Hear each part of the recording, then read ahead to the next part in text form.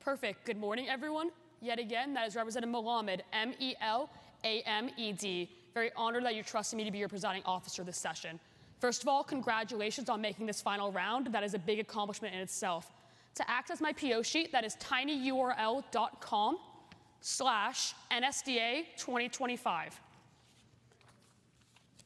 It works? Perfect. Please feel free to question me if you need it again. My procedures are pretty standard. I'll give you 1 tap at 2 minutes, 2 taps, 2 minutes 30 seconds, 3 taps at 2 minutes 55 seconds. I'll then stand up around 3 minutes and start slowly gathering you down from 3 minutes and 5 seconds to 3 minutes and 10 seconds. Seeing that questioning is a bit unique in the final round, we do have the microphone at this tournament. What that means is that if you want to question, please raise your placard from the get-go because I will be lining you up. For sponsors of first negation, there will be 4 people at that microphone. All other speeches, there will only be 2. So what that means is I'll say first I'll go to Representative Mayer, for example, second Representative Quasi. Please line up in that order so we don't mess up recency. Got it? Perfect.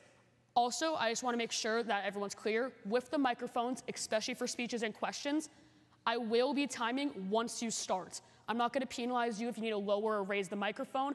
I just want to make sure that everyone has a fair chance and that we don't abuse the grace period too much. Got it? Perfect. Are there any questions? Are there any motions on the floor? Representative Adams. Open the floor for docket nominations. Is there a second? Any opposed? Seeing none, are there any nominations on the floor? Representative Benoit. Motion to nominate docket items Pharma, and EV in that order. Is there a second? Second. Are there any further nominations on the floor? Representative Tran.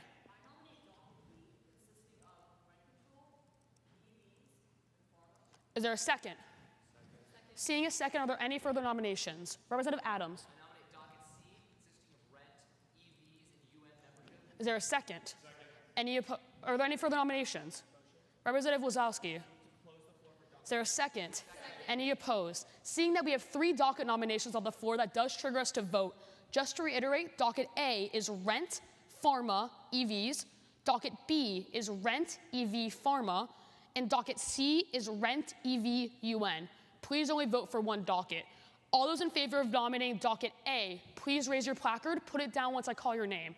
Representative Benoit, 1, Mittal, 2, Khan, 3, Wazowski, 4, Quasi, 5, Dang, 6, Mayer, 7, Jones, 8, Airy, 9, Cabra, 10, Wang, 11, Gordy, 12, Bruton, 13. And now for docket B, please raise your placard. Representative Tran, 1, Gupta, 2, Representative, how do you say your last name again? Sorry. Okokari, 3, and Ravila, 4.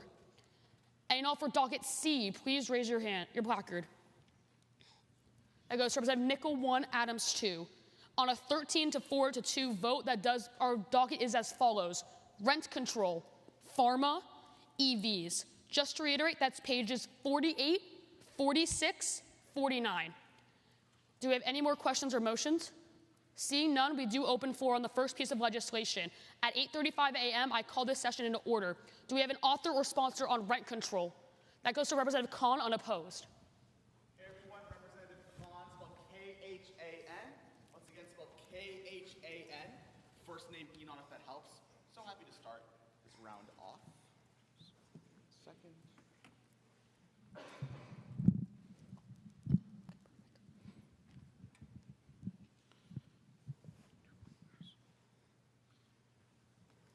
Does that sound good, everyone? Can you hear me? Great. Just give me, I'm just gonna assume that you guys are ready. Just give me a holler if you're not, okay? Great. I think we give third parties way too much hate in this country. Recently, I joined forces with a popular third party from New York titled The Rent is Way Too Damn High Party. I've been tasked with increasing membership. I plan to use this speech as a means to get you to join and to finally solve America's crippling rent problem. Please pass this piece of legislation. So, as your sponsor, allow me to clarify to you the problem in the status quo right now. Big rent corporations are spiking up rent prices dramatically right now.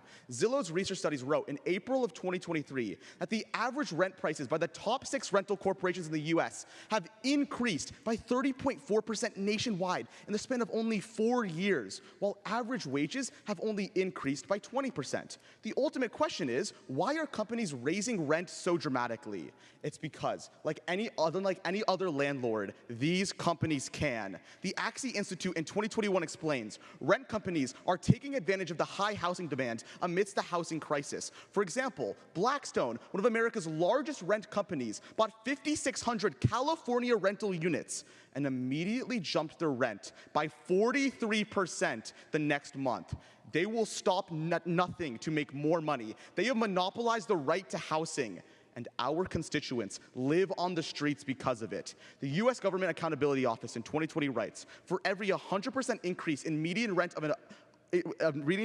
was associated with a 9% increase in the homelessness rate. Remember how I told you that rent prices increased by 30%? In that same period, the total homeless population increased to 650,000 people, a double-digit increase. They live in their cars, on the street, lacking access to food, water, and education. It is no way to live. We need to put a check on these corporations. They say the fight against injustice never ends, but give me a pen and a paper and I will end it right here, right now. Under Section 1 of my legislation, we cap the price of rent to inflation, or 3%, whichever one is smaller. Big corporations can no longer increase the price of rent at will. We specifically target their monopolies they built and make housing a right for all. The question left is there proof that this will work? Yes, there is. BBC on February 2nd of 2019 wrote, researchers led by Professor Rebecca Diamond found that between 1994 and 2010, people who were living in rent-controlled properties had benefited from lower rents by around $2.9 billion. You save millions of tenants money, and that is the key to solving homelessness, because The Hill on September 24th of 2021 wrote, nearly 1 million rent-controlled apartments in New York house 2 million renters right now, with an average income of only $35,000. Without rent control, the majority of these renters would be homeless or would have to relocate to a place with cheaper prices. It is literally working as we speak in New York City, keeping millions in homes and out of the streets. I want you to remember one more thing. After this round, you will drive home, sleep in a warm bed, and feel safe and sheltered. We take that for granted. Millions of Americans don't have that. The rent is too damn high, party. 3 minutes, 10 seconds. And questioners, please rise. That goes to Representative Gupta. That then goes to Representative Airy. That then goes to Representative Wozlowski, followed by and then that goes to Representative Gordy. Please put Representative Gordy right before Representative Airy. Hi, Representative. Are all renting corporations spiking prices uncontrollably? A majority of them, yes. They have monopolized the right of housing. You talked about specific ones like Blackstone in certain areas. Why not target them locally instead of a nationwide renting? I said on the average for the top 6 corporations who control the majority of housing, not just Blackstone, have increased rent prices by up to 34%. Yeah, that's the top 6 corporations. How about every single other corporation? Corporations are the ones who rent out the most properties to Americans. They're the target of this legislation. Can you guarantee to me that other corporations can pay for this? Hey. What's the main cause for the housing crisis right now? A lack of housing, most likely. Okay, who invests into that supply? I'm sure you can tell me. It's landlords. When we cut out their profits by passing this legislation, how can they invest into supply in the future? They're still going to make a profit. We're capping it to the price of 3% or inflation. Not nearly enough. In the past, when we implemented rent control, they lost all of their profit. No, it is working in New York right now. Large landlords have been targeted, and people are getting into houses and being able to afford it. This is just objectively untrue. In the past, we lost projects just because of rent control. Evidence it's worked. They're the only ones investing into supply. We take their profits, we take funding. Representative Airy. Hey, if the cost of rent decreases, what incentive do landowners have to keep building homes in the first place? It's their business model. They have to rent out. People need homes. But if their profit decreases, why would they keep building an abundant We're just making that profit not completely unreasonable. They're still going to be making profit. No, they're not going to be making as much as before, so wouldn't they expand? Rent control has worked in New York City. Thousands of people are in homes right now. Okay, that is a net benefit. I don't care about corporations' profits. Sure, but if they don't build homes and they don't build... Representative Wozlowski. Hey, are there any safety provisions in this piece of legislation? What do you mean safety provisions? Things like no-cause evictions and tenant constraints on this piece of policy. That is already federal law. I don't know why we need that. That's absolutely not true. Yes. How do you prevent tenants from being things like discriminatory in the housing market if there's no provisions? Okay, that is non-unique to my piece of legislation. That already happens, but you already have ways to prevent discrimination. But when they stop building housing and they're not going to stop building houses. That empirically never happens. If I can prove that in my speech, will you flip to the negative? Absolutely not, because you won't. Questioning time has elapsed. Speaker may be seated. Very quickly, just want to reiterate, because we have the microphone system, please try not to talk over each other in cross-examination. Any non-negation speakers, please rise. Between those, that goes to Representative Tran.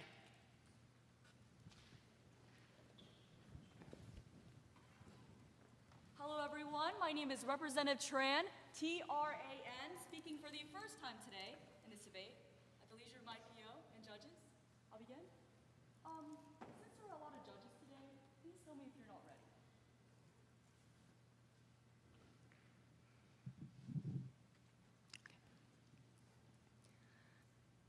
In the famous game show, The Price is Right, contestants are given a variety of different items, and they have to guess the price. But today, the game's played a little differently, because instead of Johnny Olson telling the audience to come on down, he's pegging for these rental prices to come on down. To win this game show, fail for the following two reasons. Because first, this bill significantly increases housing foreclosures, and second, there is a price for rent control. On to my first point. This bill significantly increases housing foreclosures. Representative Khan starts off this debate arguing that all landlords are predatory. But we have to understand the context behind this situation, because landlords aren't ATMs. When you push too hard, they will bail. Because Gabrielle Fahmy from America Online, May 24, 2025, couldn't agree more. She tells us that when thousands of rent-stabilized apartments in New York City are under threat of foreclosures, because an increasing number of landlords just suddenly stopped paying their mortgages. But that's not surprising, because every year, the number of foreclosed properties has been doubling due to rent control. Foreclosure attorney Alexander Paykin, May 24, 2025, explains that the issue is no one wants to buy a foreclosed property because the rent-stabilized units make it so financially unattractive to buy. Therefore, the residents living there have no choice but to be evicted. But it's not just in New York. This is a reality for all the states with rent control: New Jersey, California, Maryland, and more. So Representative Khan is right. Rent control does work, but he fails to tell you the consequences of it. Because when you pass this legislation, you turn this foreclosure issue into a nationwide problem. And it's kind of hard to implement rent control when there isn't a landlord to charge because all the properties was foreclosed.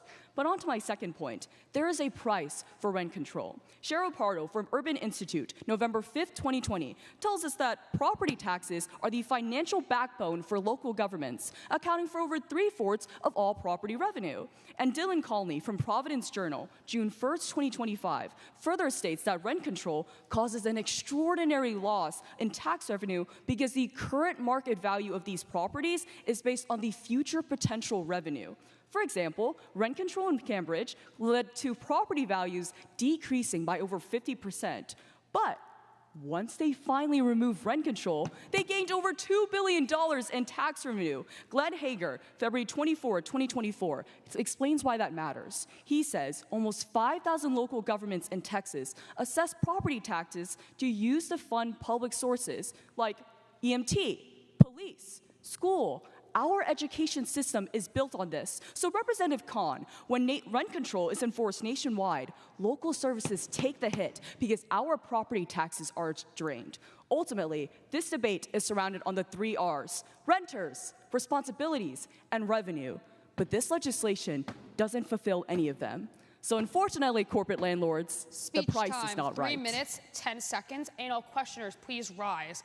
That goes to Representative Khan, followed by Representative Mayor, then followed by, oh, that goes to Representative Quasi instead of before Representative Mayor. Yeah, Representative Khan, Representative Quasi, Representative Mayor. That then goes to Representative Jones. When we had rent control in New York, did all the properties foreclose? Actually, it's just No. a significant, wait. In my America Online evidence from 2025, foreclosure properties significantly doubled solely due to rent control.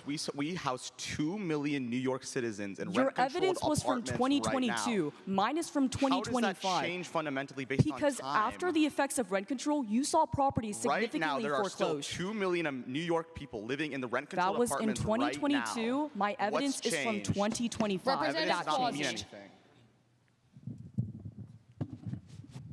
What does Section 3A of this legislation do? Oh, it just focuses on like the capping issue. Yeah, specifically, it passes off $500 million to agencies to help enforce rent control. Yeah. In areas where people cannot afford that housing or landlords can't make enough profit, why can't that section cover their losses? The issue with that is that now you're turning this into a nationwide type of mandate, right? Sure. It's extremely difficult for these federal agencies to successfully implement this. What's the warrant for that? The warrant is that we've done this in New York, and we are already struggling locally. And 2 million we can't people do were this in housed. state, Representative and we Mayor. can't do it nationwide. In the status quo, which landlords are the ones who are increasing their prices the most? Corporate landlords.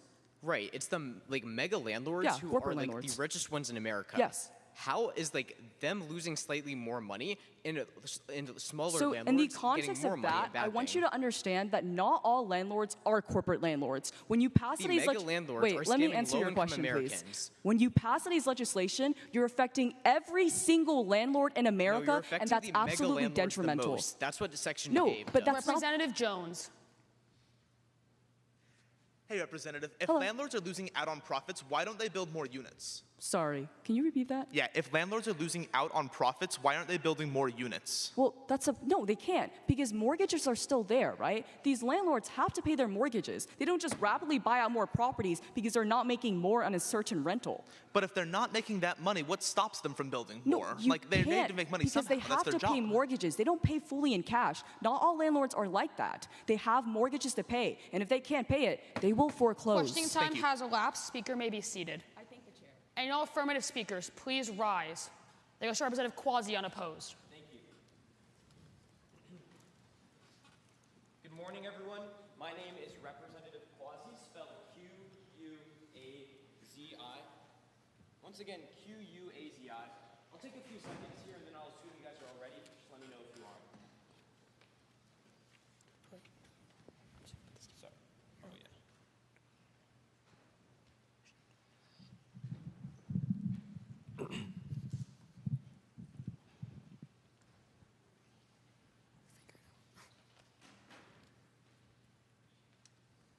All my judges good? Everything looks great. Awesome.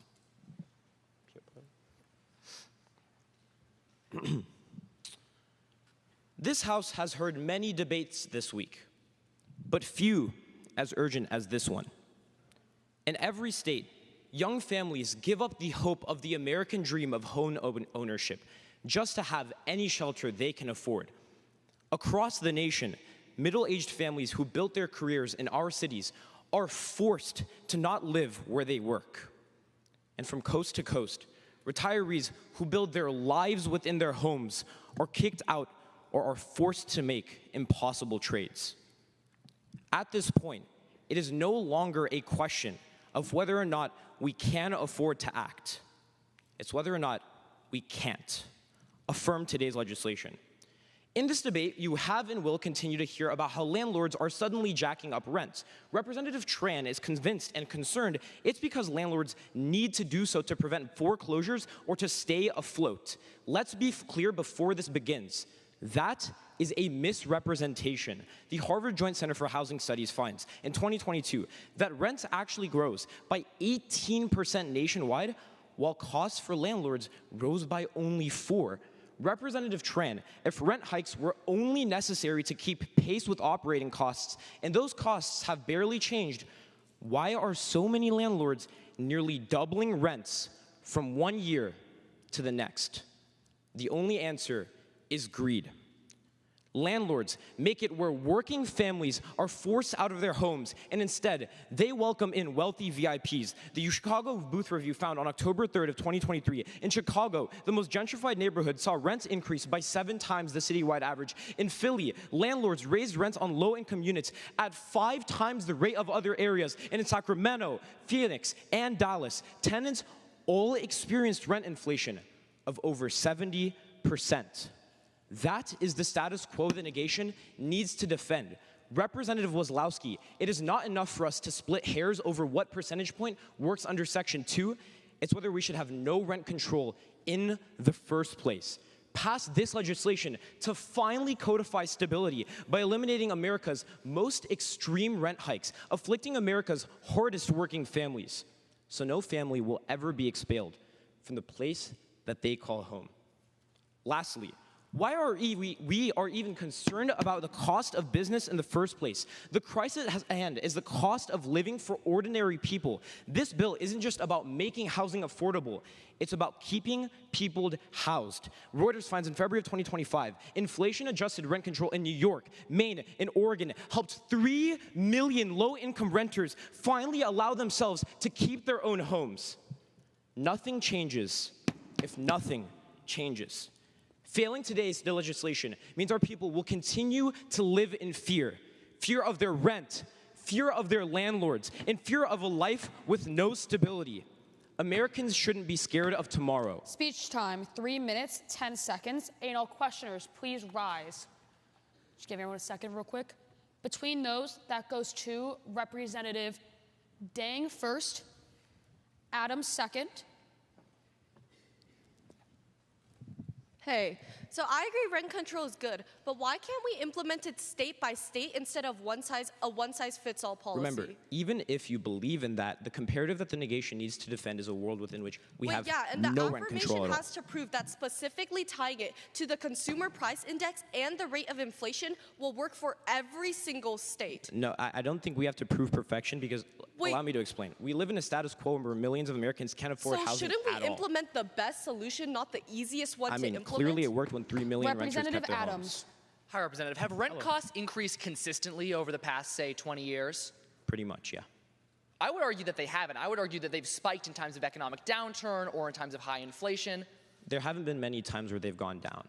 Okay, so in those moments where there's fluctuations, is that just because everybody decided to get more greedy all of a sudden? In most cases, yes. That's the point of this legislation. Allow me to explain. For those extremes, Section 3A gives $500 million if landlords need So the sole support. economic factor you cite is greed. Materials costs don't matter. The overall economy doesn't matter. For the most part, yes. We'll contest Questioning that. time has elapsed. Speaker may be seated. Any non-negation speakers, please rise. Between those, that goes to Representative Cabra.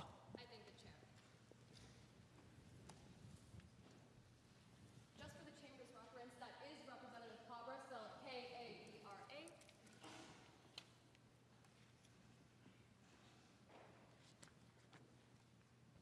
Any sign of indication from my judges, POs, and partly. Amazing.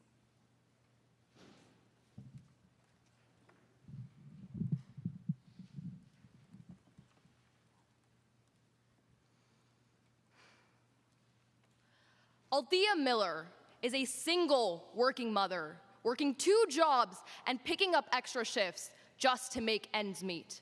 Her rent-controlled apartment in Brooklyn was supposed to be her safe haven, but as her landlord faced rising costs and strict rent caps, the building crumbled, the heat failed, and mold spread. And her calls for help were met with nothing but silence. Affordable housing didn't protect her, it trapped her, forcing her to make a brutal choice, risk her family's safety, or lose her home. I refuse to make my constituents make that choice. Fail today's legislation. Now, principally, today's legislation fails in both the short term and the long term, slamming the door on Americans desperate for a place to call home.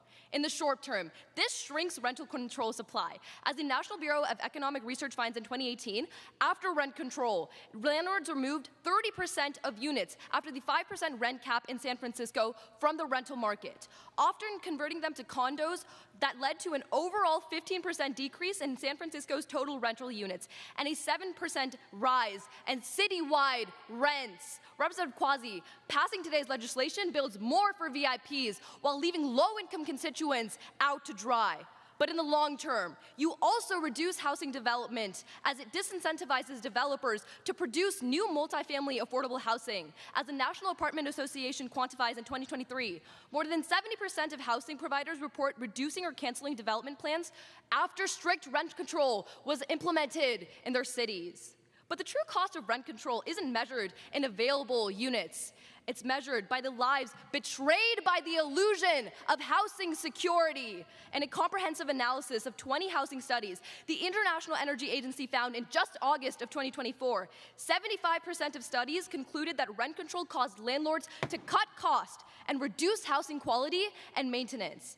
The impact of this isn't a simple leaky pipe or creaky doorway, Representative Khan. It's silent killers.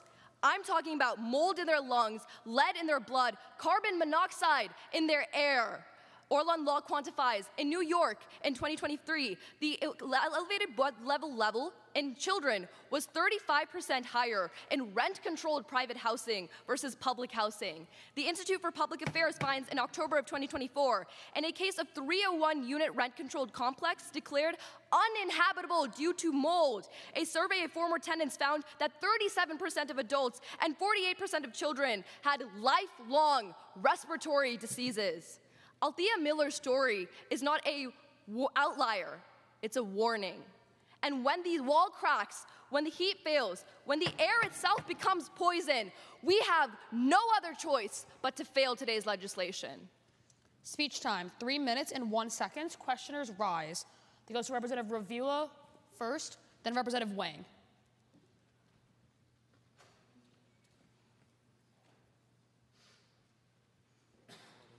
So short.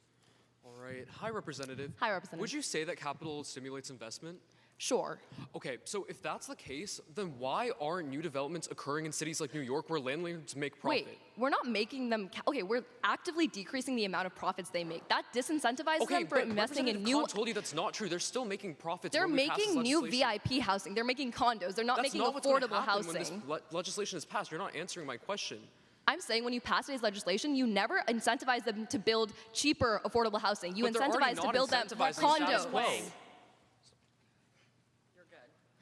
Hey, so you tell us in San Francisco that the rental houses decreased, right? Yeah. But conversions to condos increased, right? Yeah. But if today's bill has rent control for both condos and those rental properties, is housing actually decreasing? I'm saying because people pay more for condos than affordable But housing. it doesn't matter it's still, because today's bill, rent control applies to those condos. It didn't in the past. In either world, affordable housing isn't going to be But built in when the you pass SF today's world, legislation. rent control didn't apply to condo. In today's bill, it does. That still and doesn't that's a solve for the fundamental fact that change. no Time has affordable housing elapsed. is Speaker built. may be seated. Affirmative speakers, please rise. That goes to Representative Benoit, unopposed. Hey all, this is Representative Benoit speaking for the first time in today's legislative session. For my judges, that's spelled B-I-N-O-Y.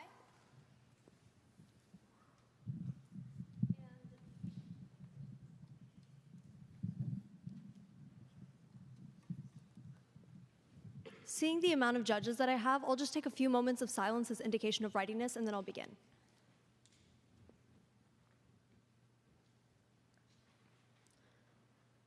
Bronzeville was once golden. In the 2000s, in the heart of the south side of Chicago, jazz filled every street, art covered every wall, and family was found in every resident. But today, the city is silent.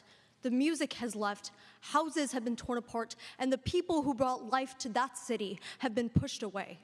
The golden lights of Bronzeville are being shut down, but not every city has to share its fate. That's why you pass this policy. You pass first to increase resources for low-income neighborhoods. So far, the largest argument made by the negation comes from Representative Airy, Gordy, Adams, and Cabra, who tell us that passing discourages new housing developments and decreases maintenance quality.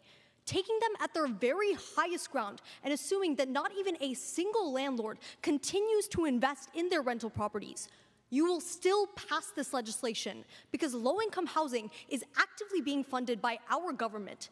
Because just last week, the Federal Housing and Transit Administration committed to $300 million to low-income housing infrastructure developments. But if this advancement is happening in both worlds, why is rent control uniquely important? It's because in the world of the negation, investment leads to increased land value, rising rents, and thus increasing rates of displacement. However, in the world of the affirmation, according to the National Low Income Housing Coalition just last year, when infrastructure was introduced in areas that had rent control, in California, displacement rates sunk by 22%. Development is ongoing, so Representative Tran, your argument on resources is completely non-unique. Thus, this debate was never about which world gets more development. It's about who gets to live in it once it's done. You don't win by building better roofs if the people can't afford to stand underneath them. But next, you pass this legislation to create more rentable properties in America. Now, the strongest argument thus far comes from Representative Gordy, Airy, Wazowski, Tran, and Cabra, who tell you that by passing this legislation, you disincentivize the development of rental properties in the first place. And I would agree. If we only cared about the old private landlord model. Representative Gordy, here's the precedent that your side forgot. The National Multifamily Housing Council in May tells us that after the introduction of real estate control in DC, real estate investment trusts increased investment into rentable properties by 35%. That's because companies demand stability within rent rates to decrease investment risk. And that's not just in numbers, because REITs actually have accountability. As the 2023 HUD study found, that they committed to 70% fewer housing and FHA violations than independent landlords. Thus, until the negation can prove to you that mega landlords can increase investment and curb abuse in the same way REITs do, your vote is in the affirmation. Today's policy isn't just economics. It's about making sure that families across the nation have landlords that answer to more than just the bottom line. Let Bronzeville be a worry, not the prophecy, and that's why you passed today's legislation. Speech time, 3 minutes and 9 seconds. Questioners, please rise. Between those, that goes to Representative Tran, followed by Representative Bruton. Oh wait, I take that. That goes to Representative Okra here, then to Representative Tran.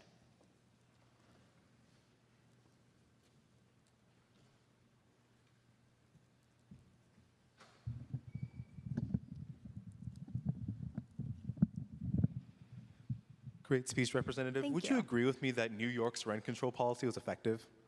Yeah, I actually would. Okay, how does New York's rent control policy compare to the one outlined in this legislation? Under today's legislation, what we're doing is that we're increasing it based on either A, the rate of inflation, or 3%, whichever one's lower. Okay, right, but in New York, it's adjusted every 2 years on a unit-by-unit basis. How can you point to New York as an example when you create a significantly more strict policy? I'd argue that it's pretty much the same thing. When under today's legislation, when we're adjusting to the rate of inflation, it changes per state. That's because it's still relevant. Tran.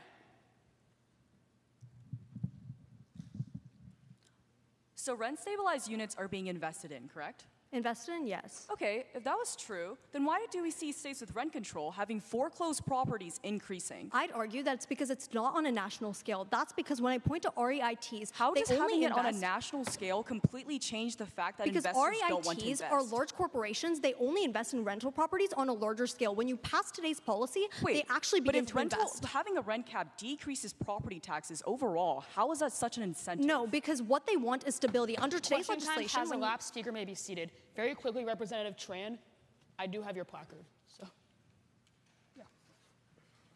Perfect. Any non-negation speakers, please rise. Between those, that goes to Representative, thank you, Okra here.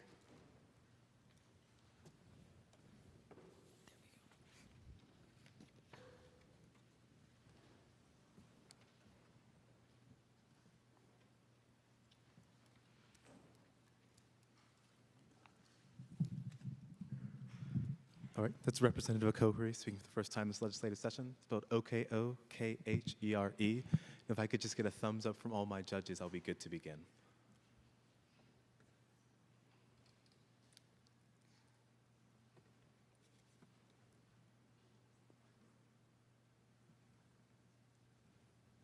Right. Fellow representatives, so far the affirmative has been pulling at the heartstrings, telling us that our constituents are struggling and desperate, and that this legislation will finally hold corporate conglomerates accountable, reducing the over-financialization of a lifeline, and improving the lives of our constituents. And when they tell you that our constituents can't afford to live, they're right. When they tell you there's an imperative to do something about rent prices, they're right. If we look at the Journal of Housing Economics, we find that a reasonable rent burden is only 30%, but the U.S. Census Bureau tells us that 21 million of our constituents have a serious or moderate rent burden over 30%. And what's the result? The affirmation hasn't even told us what this does to our constituents. Social science and medicine finds in 2019 that rent burdens of 50% increase mortality by 9%. With all of the emphasis on our constituents, why do I still stand in the negation? It's quite simple. Their policy doesn't actually solve the problem. Thus far, the representatives on the affirmation have praised New York's rent control policy. and for good reason. New York's rent control policy has housed 2 million New Yorkers at $35,000 a year. For reference, that is half of the estimated cost of living in New York. So we are to think that rent control is actually highly effective. But here's the problem. Here's what they don't actually tell you about the functionality of New York's rent control system. New York's rent control is not inflation-based. New York's rent control doesn't adapt every year. New York's rent control is not nationalized. New York's rent control adjusts every 2 years on a unit-by-unit basis. Let me repeat that for you. It operates on a maximum base rent system for each and every single unit. How in the world is that comparable to a system that goes 3% for all rents across the United States? The only reason New York's housing market has not crumbled and become less attractive under rent control is because it's adapted to each and every single unit. Fellow representatives, do not let the personal stories and the potential abstract impact distract you from the legislation we have before us today. This legislation does not offer the solution that our constituents need. It offers a blind promise and a blank check. Vote for practicality, vote into the negation. Speech time, 2 minutes, 44 seconds. And all questioners, please rise. Between those, that goes to Representative Gupta, followed by Representative Quasi.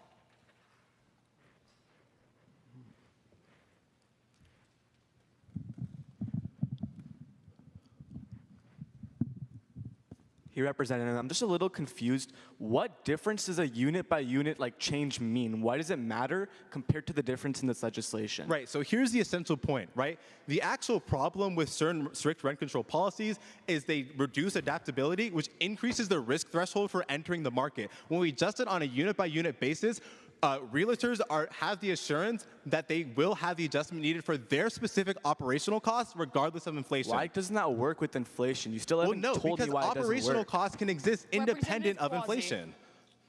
So your biggest problem with this legislation is it passes imperfect rent control, right? Ineffective rent control. It doesn't actually solve the issue that you're claiming it does. In the status quo, how much rent control exists? It's actually limited to a couple states. Yeah, very little. If you fail this bill, there will be no rent control. If we pass, there is something. Why is that not comparatively better? Right, so the actual problem here is when we look at the effective rent control policies, which are the ones that you are referencing, we talk about effective rent control. If we want the same impacts, we need to replicate the actual functionality of those pieces of legislation. Question time has elapsed. Speaker may be seated. Any and all affirmative speakers, please rise. Between those, that goes to Representative Nickel.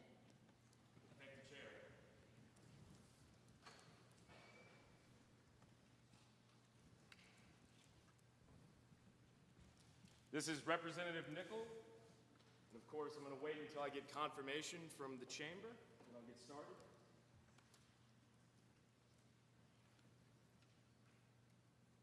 All right, that's everyone? It's tangible, it's solid, it's beautiful, it's artistic from my standpoint. God, I just love real estate. Now, that was New York billionaire real estate mogul Donald Trump. And I guess he's also the president or something. I'm not sure about that.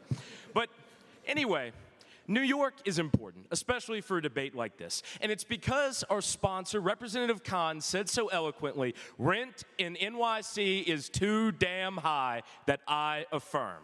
Let's get into it, and let's talk about New York. New York actually started rent control in America. In 1943, New York passed rent control laws to protect U.S. military families living in competitive rental markets. And of course, this seems very self-explanatory. While our brave young boys are across the ocean fighting fascism, dying for our freedoms and democracies, they and their families should not have to worry about getting evicted in the middle of the night. This is a principle that started rent control policy in America. And today, we pass to expand that to the rest of the country. Now, we passed the GI Bill after World War II to guarantee that veterans could have a chance at home ownership. And that's a principle that's very important. And And the reason why we affirm, most importantly, is one we haven't heard. It's because it begins the transition to decommodify housing. Now, why is decommodifying housing so important in this country? Well, it's because housing is a fundamentally inelastic market, which means that free market principles of supply and demand do not apply evenly. Let me give you an example. If I am looking for a home and I need shelter, a roof over my head, and there is only one option available to me, I will pay whatever I am able to stay in that property. Whatever I am able to stay out of the rain, out of the cold, the blizzard, anything, because that is about survival.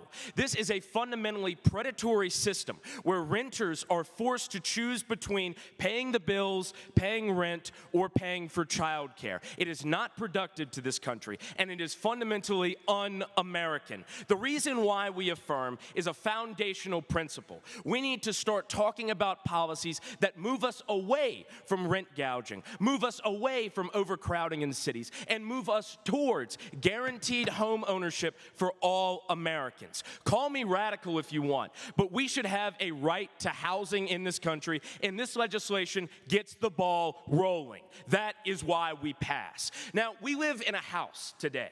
We're debating in a house today, but I might remind this chamber, most houses in America don't have marble columns. Most houses in America don't have crystal chandeliers. We should check our privilege and realize that millions of our constituents are living in rental properties which they cannot afford, rental properties in which they cannot live, in a system in which we cannot sustain. Pass this legislation. Speech time, 3 minutes, 8 seconds. Questioners, please rise. Between those, that goes to Representative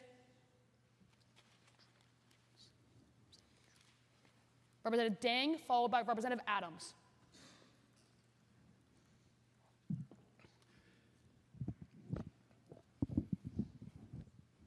Yeah, so I agree with you. Rent control is good. Why don't we implement it on a state-by-state basis instead of a one-size-fits-all policy? Well, quite frankly, the last time we left things up to the states, they seceded from the Union, owned millions of slaves, and put chains on people. If you're trying to help Americans get housed in the first place, I'd argue try implementing state by state so Americans Yes, you can have actually argued that. afford it. Yes. Wait, so yeah, why don't we just enforce legislations like those instead Because of it doesn't work. We can't leave this up to the states. Their inactivity so far is testament. Representative Adams.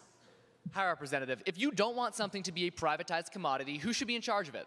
The public sector? The government, exactly, which is why we have this concept of public housing, which is funded by tax dollars, right? Right. So when we tell you that rent control reduces property values, thereby reducing tax values, reducing government revenue, there's less public housing, right? So there are different ways to fund government services than just property taxes. And if the problem is essentially that So I assume you have an alternative hold on. prepared in this If we're bill. relying just on property taxes, we can just change that. Believe it or not, we can make more than Where one in this policy. bill does it say that? Questioning time has elapsed. Speaker may be seated. I thank the chair. Any non-negation speakers, please rise.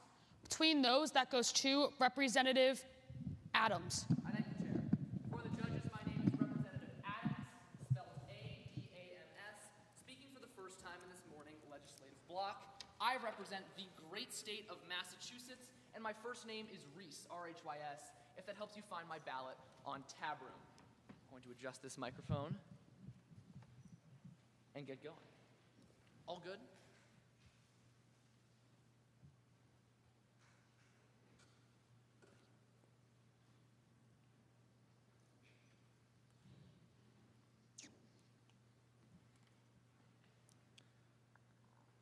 America is weak. America is broken. America was once great, and it no longer is. This kind of rhetoric, once a rarity, is now commonplace in our politics. And we've tried to fill this gaping hole in our national psyche with everything from callous immigration enforcement to haphazard tariffs. But it hasn't changed the underlying reality that Americans struggle to pursue the economic opportunity that's all around them. But the truth is that Americans struggle to pursue opportunity primarily because they struggle to move homes. Whereas 1 in 5 Americans used to move homes each year, that number is now just 1 in 13. The negation has scratched the surface of this bill's negative details, so I want to more broadly critique the broken philosophy that undergirds rent control. Rent control is a crude measure meant to keep people in place, but that is not what our country needs. fail this bill because rent control reduces affordable housing. Representatives Khan on the affirmation and Tran on the negation agree that we're living in a nationwide shortage of affordable housing. But the affirmation fails to rebut the simple logic that making housing less profitable and less competitive will drive supply down. It's not just that new rentals are not being built, Representative Benoit. Forbes tells us in 2024 that rent control encourages landlords to convert rental properties into condos, meaning buyers reap a benefit and renters wallow, which is why rent control is an embarrassing policy to pass. The government admits that its overzoning and underfunding causes a housing shortage and then throws its hands up and says, we'll introduce price controls to punish the market for our failure. Rent control temporarily cuts costs for people who are already living in the place where they wish to live and leaves everybody else out to dry. So you fail, because this bill in particular distorts the market. This bill makes it pointless to build new housing because it caps rent hikes at 3%. Representative Quasi, it's just greed is not a rigorous analysis. According to Construction Analytics in 2025, residential construction costs are increasing 10% every year. If rent can't match that in terms of yearly returns, houses won't be built or repaired. Which brings me back to the lack of physical mobility that is driving America's lack of social mobility. The fact is, America does have well-paying jobs, but there aren't affordable homes nearby, so they go unfilled. Low supply, yes, Representative Nickel, drives demand out of economically ascendant areas. In fact, per the Council on Foreign Relations in 2025, allowing working Americans to move homes maintains economic competitiveness and reduces poverty. But rent control reduces residential mobility, per a comprehensive review by the Institute for Economic Policy in 2024. It reduces people's chances of moving to the home they want. It all comes back to answering the question we've been asking ourselves as a country since 2016. Do America's best days lie in our past or in our future? If you believe that our best days are behind us, then you should vote to keep people immobile in the insufficient housing that already exists. But if you believe that we have opportunity, that our best days lie ahead, as I do, then you should fail this bill and allow people to seek their American dream. Speech time, 3 minutes, 9 seconds. Questioners rise. That goes to Representative Nickel, then followed by Representative Benoit. Representative, I just want to ask you about your legislative philosophy for a second. Should expediency delay policy? No. Okay, follow-up question then. I'm wondering, if there are problems with the nuances of the real estate market and this bill just blows past them, why can't we introduce concurrent legislation using our own agency as Congress to fix these problems? I told you at the top of my speech that I'm not trying to debate these nuances or details. I think rent control relies on a shoddy philosophy, which is that the government can't build new housing, that the government can't guarantee housing, and that it has to introduce price controls on the end. Hey, Representative, when I already told you that our government is actively funding low-income rental properties, doesn't that incentivize landlords to not only maintain the rental properties they have in the status quo, but also create new ones? No, it doesn't, because those prices are never going to be competing with each other. If you're getting a Section 8 housing voucher, you're not going to be competing. Hold on. It's direct investment into all rental properties. Isn't that— And if it were working in the status quo, then you wouldn't need to pass this bill. Wait, but didn't I already tell you that we need this so that it doesn't increase the flight of low-income Americans? I would turn you to my speech. Has elapsed. Speaker may be seated. I thank the chair. And you know, affirmative speakers, please rise. That goes to Representative Jones.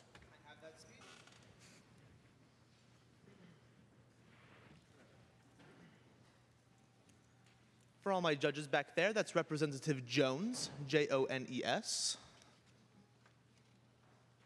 Just please let the door close real quick so it doesn't disrupt her speech. Thank you. Okay, should be all good.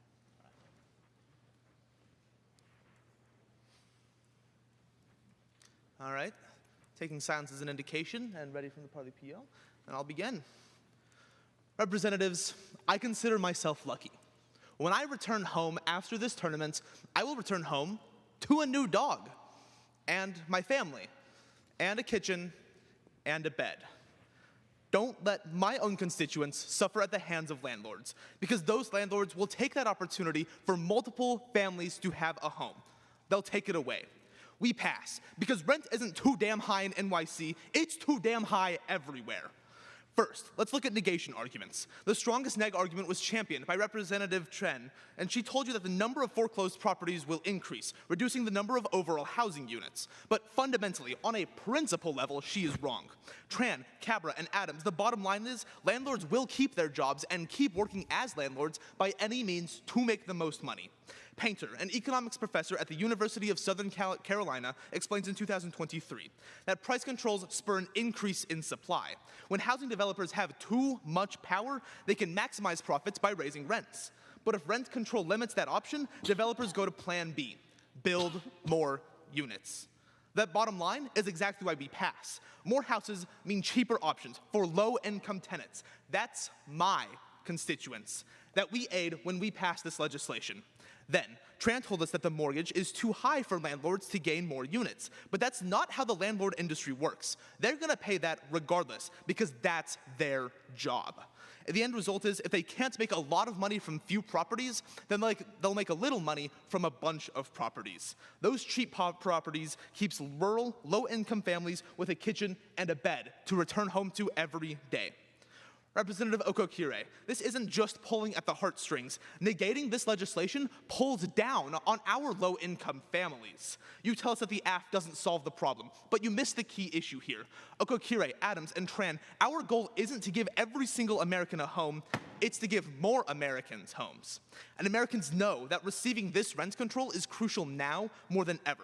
Rent control isn't perfect, but it's a priority. Weinstein, an activist and journalist, writes in 2024, that rent control is gaining traction, and more than 60% of Americans support rent control. In lieu of affordable housing, rent control becomes a necessity so low-income Americans can afford to stay in their homes. When 60% of our Americans want rent control, 60% of Americans know that passing means more people get a home to sleep in every night. Representative Adams, not everyone has access to affordable housing. Why do you think our unhoused population is growing? Rent control gives more varied options, and as Representative Nichols told you, without removing these other systems of housing. Representatives, I'm excited to see my new dog again when I get home. I'm excited to sleep in my own bed again, and I'm sure you all are as well. Don't allow families to focus on survival. Let them focus on going home. Pass this legislation. Speech time, 3 minutes and 2 seconds. Questioners, please rise. That goes to Representative Cabra, then followed by Representative Wazlowski.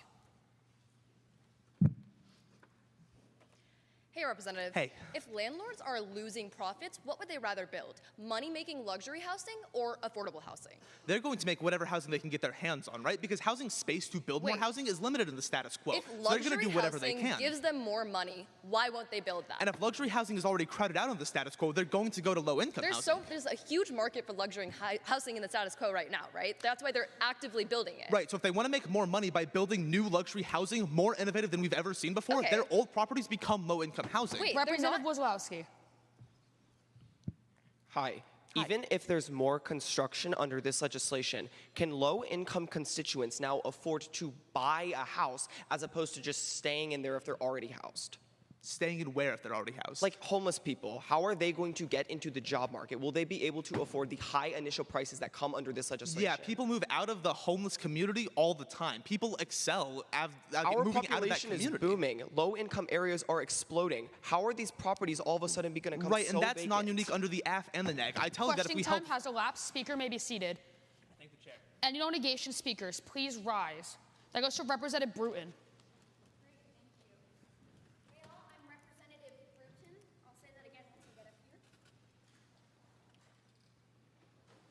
And just quick note to the spectators, please try to leave and enter in between cycles so that we don't disturb speeches or questions. Thank you. For my judges, this is Representative Bruton, B-R-U-T-I-N, hailing in from the great state of Texas. I'll begin with a sign of life.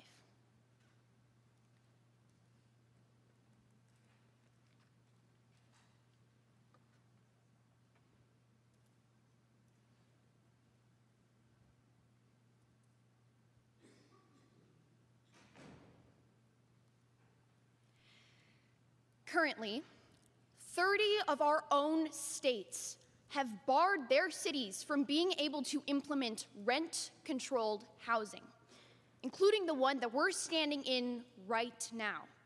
And they're right, because all that they want to do is make sure that the biggest, largest developers, the most monopolizing and price gouging ones, aren't able to take over their entire cities. Stand with them today and fail today's legislation in order to protect our low-income constituents. Now, first, let me please provide the comparative that this round has just been begging for thus far, which is the difference between two kinds of developers. You see, contrary to what Representatives Khan and Quasi will have you believe, not all landlords are evil sinners that will price gouge anyone that they can. Some of them are small developers with 1 to 2 buildings. Some of them are low-income Americans themselves. And some of them are immigrants that are just trying to get by.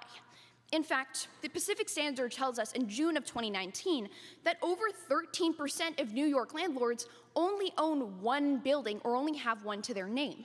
These developers are not trying to monopolize the region like a lot of large developers are, and they're who we're disadvantaging with this piece of legislation. Now, let's look to Representative Khan's piece of legislation. Essentially, what we're doing is implementing a blanket cap on every single kind of developer. That's not going to work for small developers. Think about it.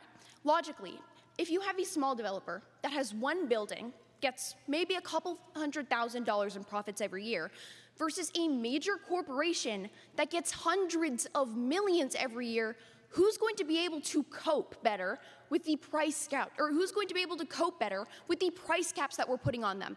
Larger developers. And 2 things happen when you allow larger developers to flood your market.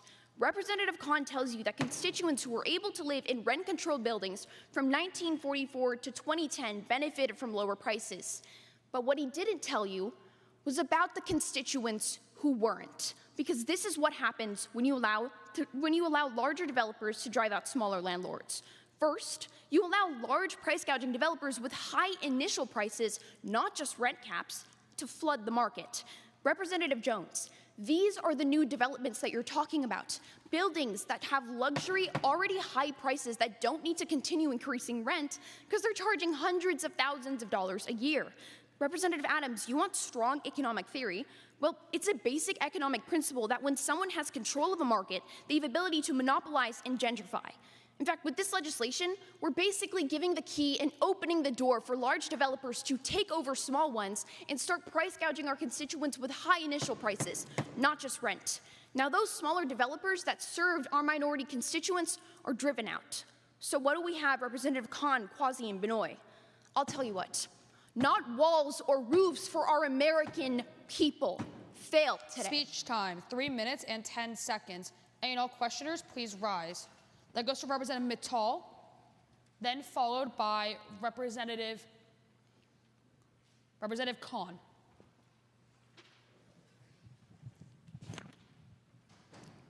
Why does the monopolization matter if they can't increase the prices? Right. The reason why it matters is because if we're creating new buildings, they're allowed to set higher initial prices, not just increase rent. Why would anyone choose to live in one of the new buildings with high prices rather than an old building which has stable rent already? Right, yeah, that's the issue, Representative. We're not giving them a choice because we're driving out all of the lower priced apartments. The apartments already exist. The prices exist in the status quo. They exist they right can't now. hike prices without accounting for a competitive market. Representative, when you pass this legislation, you remove them. Our smaller landlords are making the majority of price hikes right now. No. Okay, so that they would be really realistically fine with a price gap, right? No, they wouldn't, because you said in your own speech that the living prices are going up. They're not going to be able to sustain themselves anymore. This legislation specifically targets the larger corporations by making who are the ones making the biggest price hikes. Okay, these ones are still not making that many price hikes, but for the smaller ones, so Representative, they'll be fine. you can interpret it however you want to right now, but I can tell you that your legislation does not make any guarantee that small developers are going to be able to Time has elapsed. Speaker may be seated. State. Granted. Any all affirmative speakers, please rise. Between those, that goes to Representative Mittal.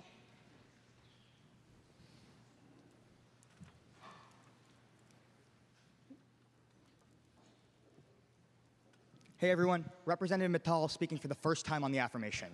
I'm gonna just take silence as an indication of readiness for my judges. If you're not ready, please just give me a holler. Owning a house has always been a core principle of the American dream. The house always symbolized something more. A home. More than just walls, floors, and doors. A home provided a sense of stability. It provided a sense of comfort. And it provided the knowledge that no matter what happened that day, you would have a roof over your head when you went to bed that night. Everyone deserves those basic rights. Pass today's legislation. Now, after 5 cycles, this round comes down to 3 layers of analysis. First, Representatives Adams, Airy, and Cabra all talk to you about how we're just gonna stop developing houses. And they cite you a bunch of empirical examples. Here's what they've been missing. The National Multifamily Housing Council explains in 2022 that we didn't just see development stop, we saw development transfer. 88% of landlords in the region didn't just stop building houses, they moved to unregulated markets. When you pass this legislation on a national level, there's nowhere left for them to go. They're left with 2 options. Either keep building houses in America or leave one of the biggest markets in the world. I think we all know which one they're going to pick. The same logic applies to what Representative Tran tells you about foreclosure. The New York Post explains in March of this year that these developers didn't just foreclose because they wanted to stop investing in these properties. They stopped investing because these properties that had rent control were comparatively less profitable. When you implement rent control on a nationwide level, there's nothing left to compare it to. That's why you're always going to pass this legislation, because when you implement this policy on a national level, everyone sees the benefits. Lastly, you hear from Representative Bruton in the last speech that mom and pop landlords are hurt. I'd argue that I'm completely okay with that. 3 responses here. First, if you're a mom and pop business owner, you're already comparatively better than the low-income Americans who you're exploiting by price gouging their rent. I think that if your business model requires exploitation of low-income constituents, I'm perfectly okay if it doesn't exist. Second, Forbes explains in March of last year that big landlord companies are always better for tenants because they're more quick to respond to repairs and management. At that point, big landlord companies, the only reason we don't like them is because they're price gouging. But remember what I just told her in Cross. They can't price gouge because when they enter the market, they have to be competitive with the housing that already exists. This government is the same one that removes park benches and puts spikes under bridges because we don't want the unhoused to find a fleeting moment of comfort. Please, stop causing the problem and then criminalizing the solution. Pass today's legislation. Speech time, 3 minutes on the dot. Questioners, please rise. That goes to Representative Bruton, then followed by Representative Gorty.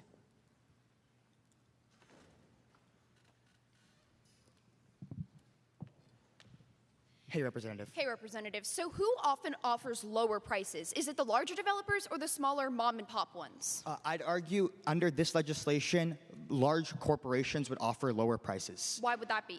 because they have to stay competitive with the current market and they're not allowed to price gouge under rent control policies. Okay, yeah, sure. That only happens in a world where you eliminate all of these smaller developers that are already offering lower prices than the larger ones. If we keep them in the market, there's no need to allow them to go out of business.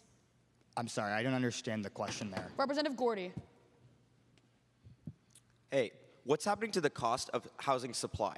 I'm sure you can tell me. It's going up, and it's on an upwards trajectory for the next few years. Sure. Because of that, if we implement rent caps or rent control, how would it be possible that landlords could invest their profits back into housing supply? I think Representative Quasi already told you that the rent prices increased by 18% and costs only increased by 4%. Yeah, because at the that total point, price it's to not invest just into cost. housing supply now is also going up. To Okay, meet and that their increase, rent is they going need up to by increase their more. profits. This legislation No, at least it's going limits up by it. the same amount. Questioning time has elapsed. Speaker may be seated. State. Granted.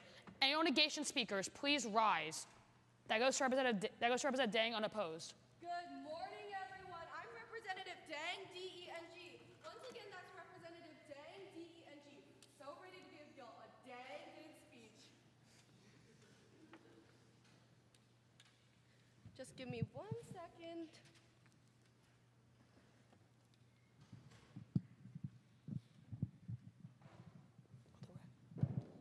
There you go.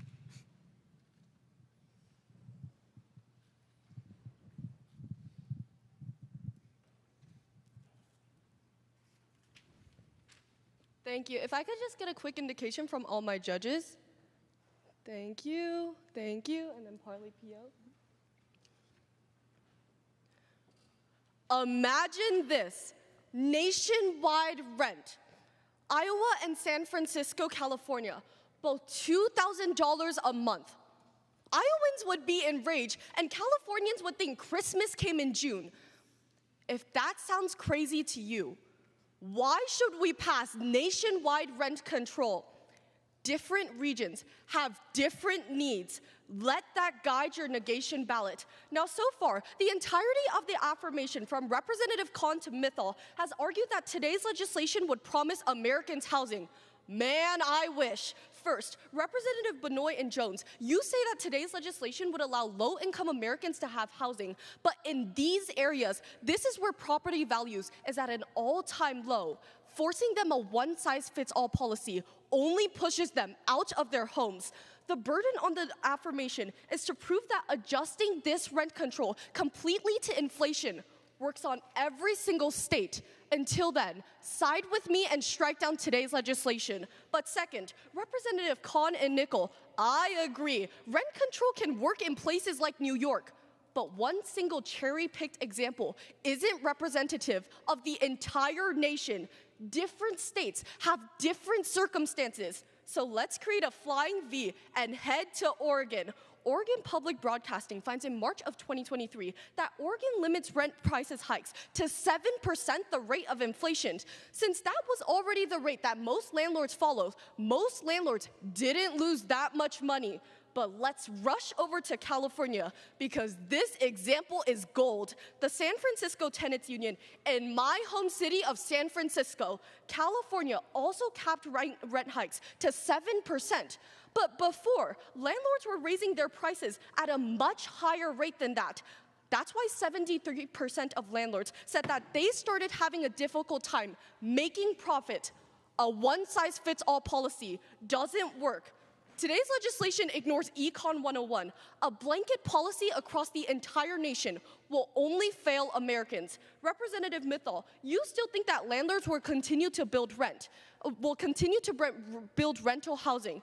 But if they can't make that much of a profit to support themselves, why would they? And if that happens, the National Healthcare Council found that Americans without a home have lower life expectancies of 30 years. Representative Quasi, you say that some rent control is better than none. But when Americans are forced out of their homes because we decided to take the easier way out by passing easier legislations, that's where I draw the line. Where you live should never determine whether you live. Don't make a mistake, one that families can't afford to pay the price. Speech time, 3 minutes, 5 seconds. Questioners, please rise. Between those, that goes to Representative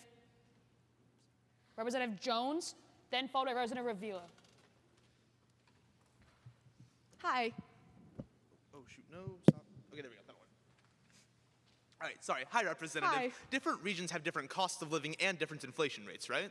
No, today's legislation is under a universal inflation. That's exactly why I'm advocating for a rent control based on specific regions. That is not today's legislation. Okay, but if it's a national inflation rate that this legislation is based off of, how does it affect different regions that because different regions follow different levels of inflation. Okay, what's the actual impact, though? Like, what actually changes? I spent my whole speech telling you that you force Americans out of their homes. Is that what you're advocating for? Okay, Representative, you've consistently criticized this notion of a national blanket thing. Yes, I but have. Just previously in the speech before, Representative Middle told you what happens in the status quo. Do you remember what happens?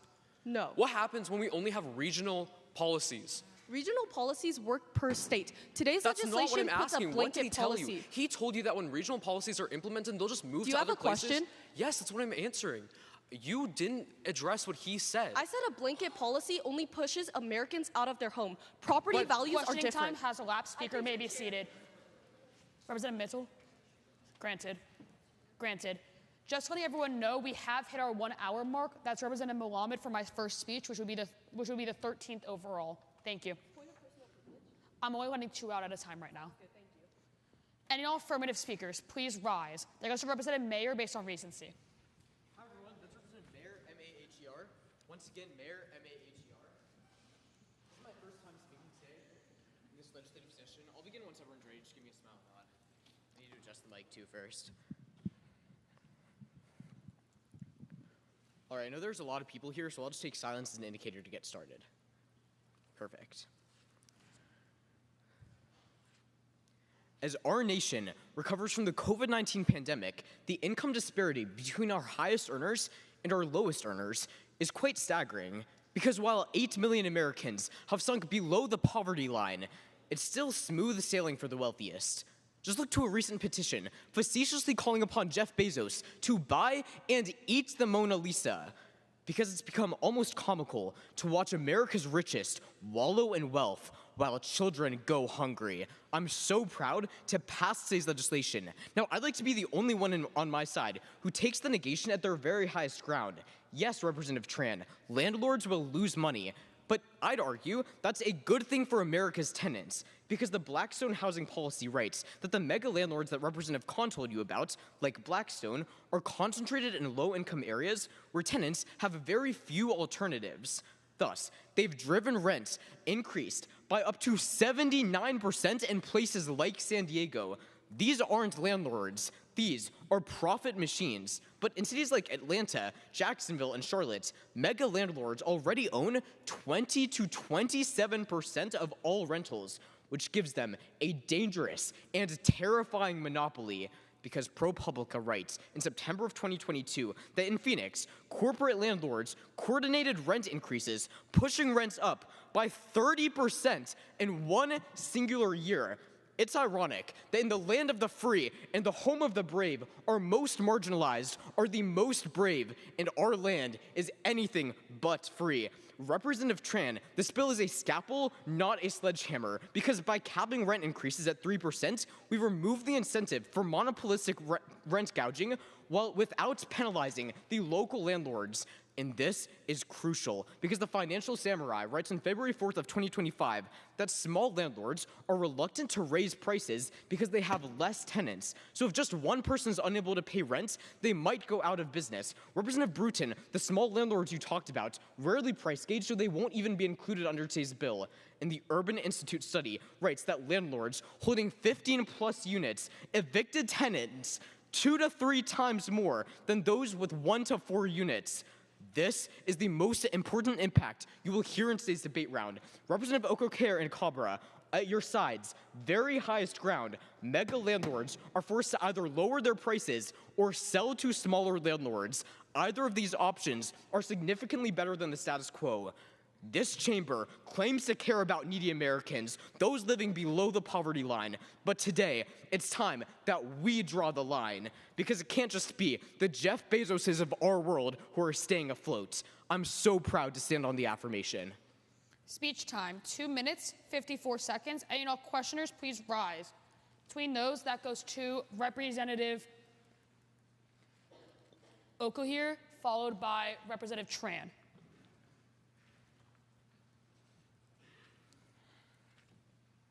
All right. Great speech, Representative. You and I are both concerned about the over-speculation of our housing market. I'm a little bit confused. You said that landlords, larger corporations, are selling their units to smaller holders, correct? So I told you that under today's bill, they'll have one of two options. Either they have to legally lower their prices under today's bill, or they'll have to sell to smaller landlords because they can't stay afloat. My confusion, why wouldn't smaller landlords sell to larger corporations to recoup the losses that they can't deal with? Wait, I said the opposite. I said that the larger corporations can you explain your rationale there? Can you explain your rationale, why that would be the case? Representative Tran. Hi. So landlords will still continue developing these residential buildings, correct? I'd hope so, yes. Yeah, okay. But the problem is, when you decrease their profit margins, wouldn't all landlords just switch over to commercial buildings? Great question. Once again, I only talked about the large mega landlords who are price gouging the most, who are going to take a hit. When landlords want to prioritize profit margins, you're still hurting all landlords. The landlords who actually care about American citizens are going to be fine under today's legislation. There is no it's innovation only the mega landlords if they affected. switch over to commercial then. Question time has elapsed. Speaker may be seated. And Representative Spravula. Granted. Representative Gordy? Granted, I am only letting 2 out at the moment. Actually, I'm going to take that back real quick. Representative Mitchell and Benoit are still out. Just realized that. I'm sorry. Any negation speakers, please rise. Representative Wozlowski, unopposed. Howdy, everyone. That's going to be Representative Jack Wozlowski. Once again, that's Wozlowski, not Mike Wazowski, the green monster from Monsters, Inc. It's W-L-A-Z-L-O-W-S-K-I.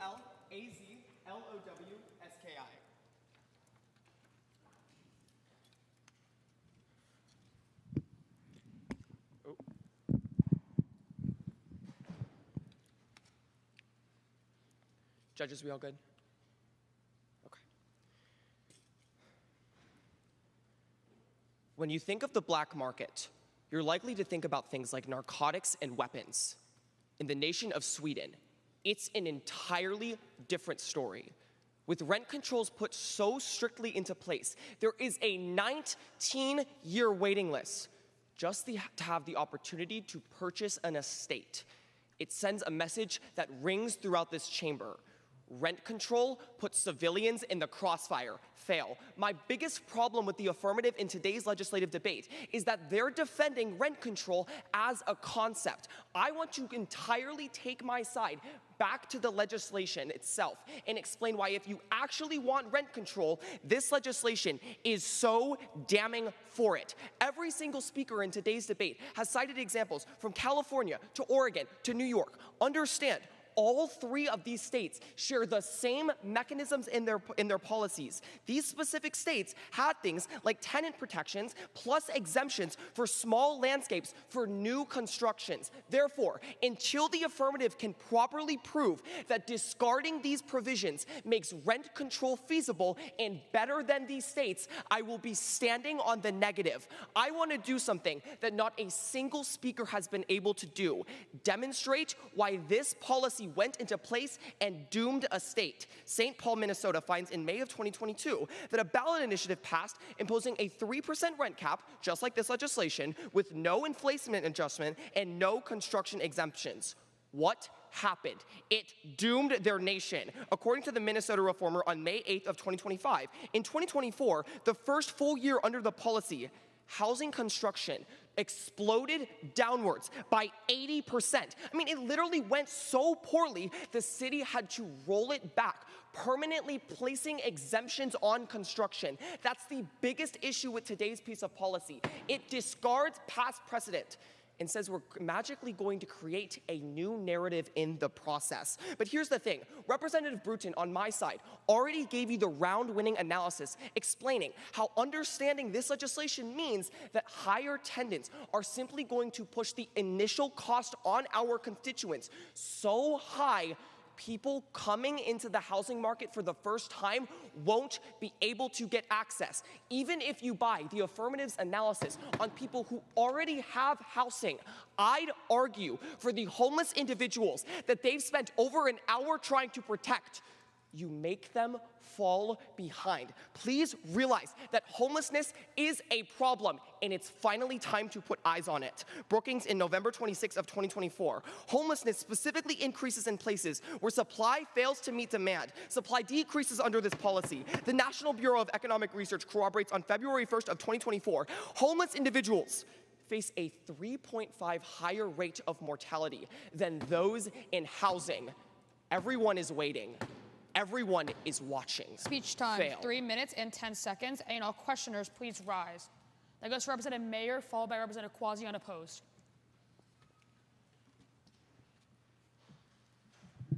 Hi. How do people become homeless in the first place? It's usually due to structural inequality, not being born into it. I would tell you Right. that's like, I'd say that it's because they can't afford rent, right? That's like fundamentally what being homeless means.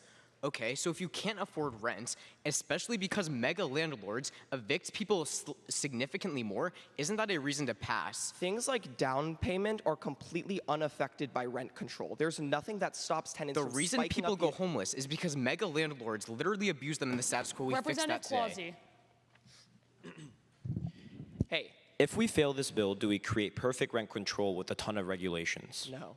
Right. At the very least, if we affirm, we're a step closer to making rent control, and then we can create exemptions. If your argument is that in states where it worked, it was exactly like that, why don't you affirm? I would tell you that if the logistics in place are actively harming our people, there's no point on taking that gamble. If we both agree we should reform the processes, do it, and then pass this legislation. Representative Dang and I both don't contest that rent control maybe not be a bad idea, but it's horrible under this specific So you agree policy. rent control is good? Elapsed. Speaker may be seated.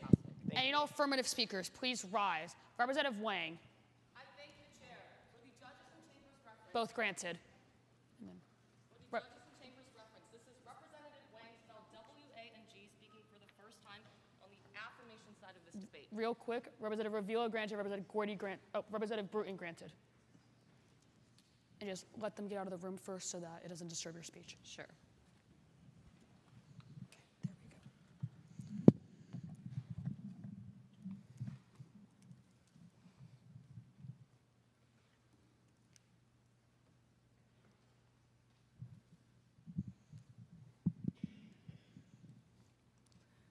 There's no place like home, except for when you lose it.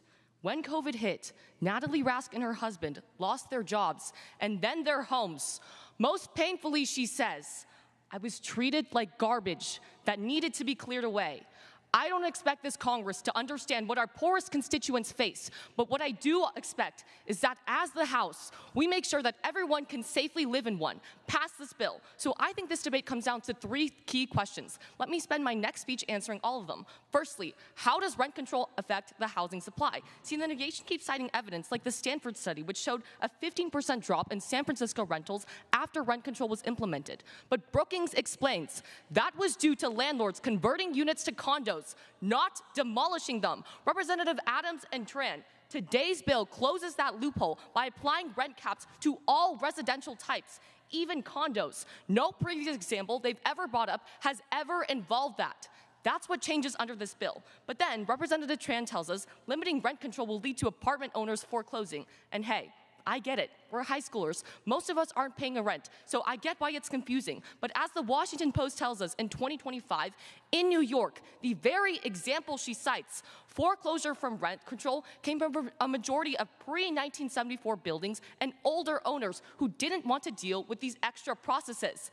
These aren't common American owners. These are outliers. But more importantly, when a 2024 Redmond survey tells us 22% of renters spend all their income on rent, like Representative Mitchell, I don't care if that dips into the cookie jar of mom and pop owners or corporate landlords alike. But secondly, how does rent control affect the quality of housing? See, Representative Copper tells us rent control removes incentive, but a 2024 meta review by the Science Direct tells us while older systems saw deferred maintenance, new rent stabilization programs with consumer price index linked increases did not degrade quality. But even if you buy that, remember, every state in the United States has a warranty of habitability law. If landlords stop maintaining buildings, they're breaking the law, and rent control doesn't change that obligation. But finally, Representative Dang asked us a really good question. Why do we need to make this a federal change? And for that, it's because of corporate power. See, I want to contextualize Representative Mayer's response. Last year, the Justice Department, joined by 9 other states, filed a lawsuit against the real estate company RealPage for a price-fixing conspiracy involving multiple real estate companies that artificially boosted rents.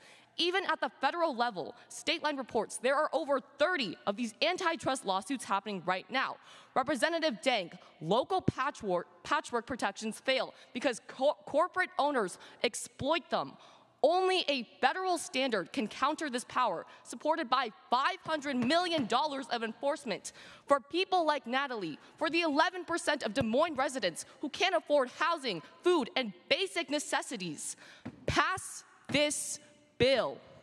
Speech time, 3 minutes, 7 seconds. Questioners, please rise. It goes Representative Airy, then followed by Representative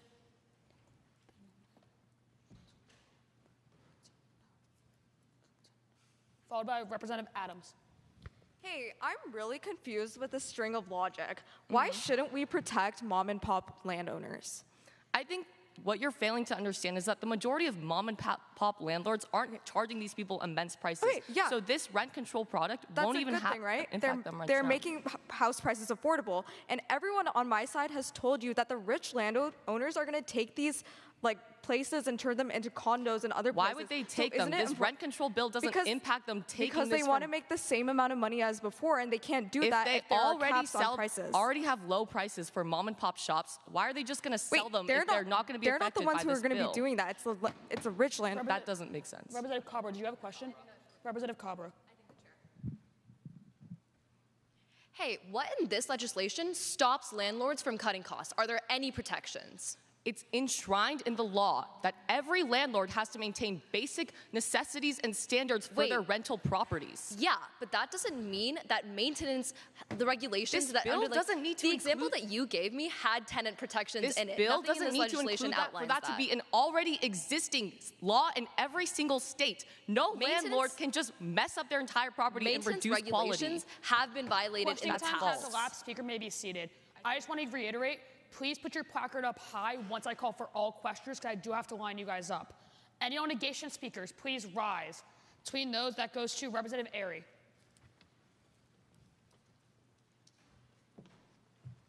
Thank you. That's Representative Airy, spelled E-R-R-Y, speaking for the first time today.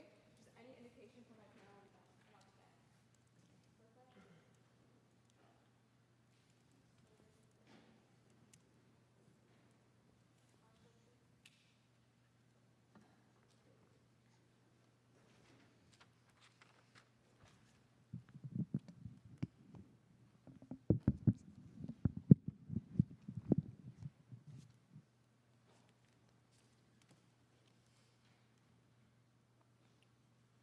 You know, you don't need to look at Zillow to know that our housing market is in trouble.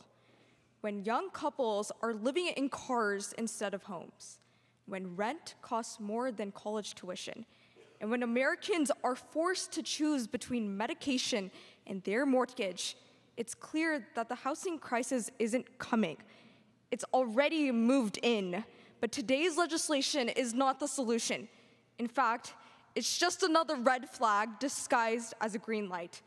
First, you fail to protect Americans from long-term unaffordability. At the end of this debate, it has boiled down to a simple question. Can the government successfully intervene to regulate the housing market? And the answer is a clear no, because our country simply doesn't have a large enough supply of houses, and two, rent control artificially inflates American home prices. First, let's talk about inflation. Everybody on the affirmation, from Representative Benoit to Quasi, advocate that this bill will somehow alleviate every low-income American. And then Representative Quasi tries to question everyone on my side that isn't a little rent control better than nothing? Absolutely not. And here's why. Let's take Cambridge, Massachusetts. When rent control was repealed in the 90s, a Harvard study found that those buildings' value jumped 25% just by being freed from regulation. Why? Because rent control made them less valuable, less cared for, and less likely to be rented in the first place. And once that cap was lifted, the market corrected itself. And every single person benefited. Americans could find homes after. But this isn't just a US problem. I'm surprised it's been this long, and I'm the first one to bring this up. Reuters explains, in Argentina, rent control was repealed just last year after a massive housing crisis. For 3 years, their rent caps backfired. Landowners withdrew properties. Availability plummeted 45%, and prices still rose. Representative Quasi, Argentinians couldn't pay for this home after this type of legislation was passed. There are no benefits. But second, rent control hurts the very people it claims to help. Representative Nichols and Jones' idea of affordability is built on a crumbling foundation. The minute you cap rent, housing developers back out. Why build if your return is capped? Why rent if you can't adjust to inflation? And while some lucky tenants might get short-term relief, the rest of the population gets left out in the cold, because the Washington Post explains just last week that the US housing market faces a historic shortage of 3.2 million homes. We don't fix that by squeezing the supply tighter. We fix that by encouraging construction, creating incentives, and making our housing rental accessible for everyone. Bail this bill. Don't put rent ceilings. Speech time, 3 minutes and 10 seconds. Questioners, please rise. Between those, that goes to Representative Nickel, then followed by Representative Benoit. That goes to Representative Wang, followed by Representative Nickel. Yes. Hey, is the United States and Argentina comparable?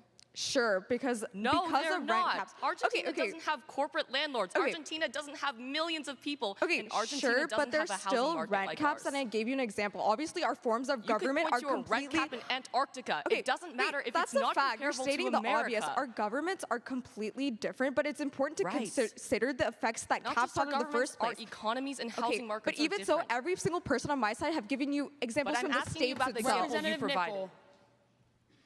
I think the chair, let's talk about Representative Wang. During Sure. questioning, you asked her about mom and pop renters, or mom and pop landowners, Yeah. landlords, whatever, right? Yeah, and I think they're My important. question is, does your advocacy also extend to mom and pop tenants, mom and pop renters? What about those people? Yes, I think that mom and pop, Okay. like landowners give Final question. Americans. Yeah. Final question. So, does owning only one property change the predatory dynamic between landlords and tenants? In what scenario? In the scenario that it's an Questioning time inelastic has market. elapsed. Speaker may be seated. I think the chair. State. Both granted. Representative Quasi? Granted. Representative Mayor? Granted. Any all affirmative speakers, please rise. That goes to Representative Ravilla.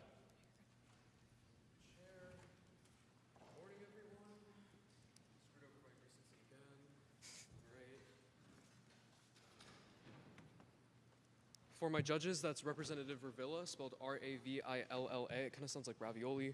All right.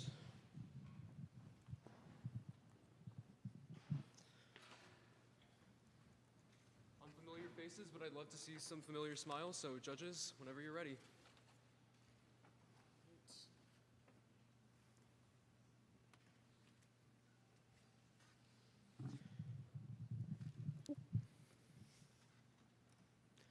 Throughout the entirety of today's debate, we've consistently heard that housing prices are going up. And I agree. They're going up faster than an LD or running away from deodorant. But it's clear that we have to do something about it. And the way to do that is by passing today's legislation. Allow me to prove that. So first, let's start off with the biggest question that essentially frames today's entire debate. Why are we in a housing shortage to begin with? I mean, isn't that what we're meant to be solving in the first place? And the answer is simple. I might be the only Indian who can't do math, but even I can tell you 2 + 2 = 4. So let me answer this for you. First, there's simply not enough space. And then second, there are overly restrictive zoning laws. That's what allows the housing crisis to occur. That is why rent is going up, because we're seeing increased demand without increases in supply. Representative Jones tells you that in the status quo, there simply isn't enough space to develop. That's why landlords don't want to develop. But despite the profits that Representative Khan and other representatives on my side tell you occur, even when you pass today's policy, you don't see people building apartments. Now, why is that? Well, using the same source that Representative Quasi quoted, the Joint Center for Housing Studies at Harvard University, on July of 2023, large renting companies in big cities like Blackstone invest only around 7% of profits into new construction because, simply put, even if they wanted to, they can't invest more into construction because there's simply not enough space. Reason as to why rent is so high to begin with. And for all of the negation, I want to make one thing clear. Investment isn't going anywhere in cities where demand is so clearly high. I assure you, even the negation has to concede that demand is high. And quite frankly, investors are kind of like me at Taco Bell.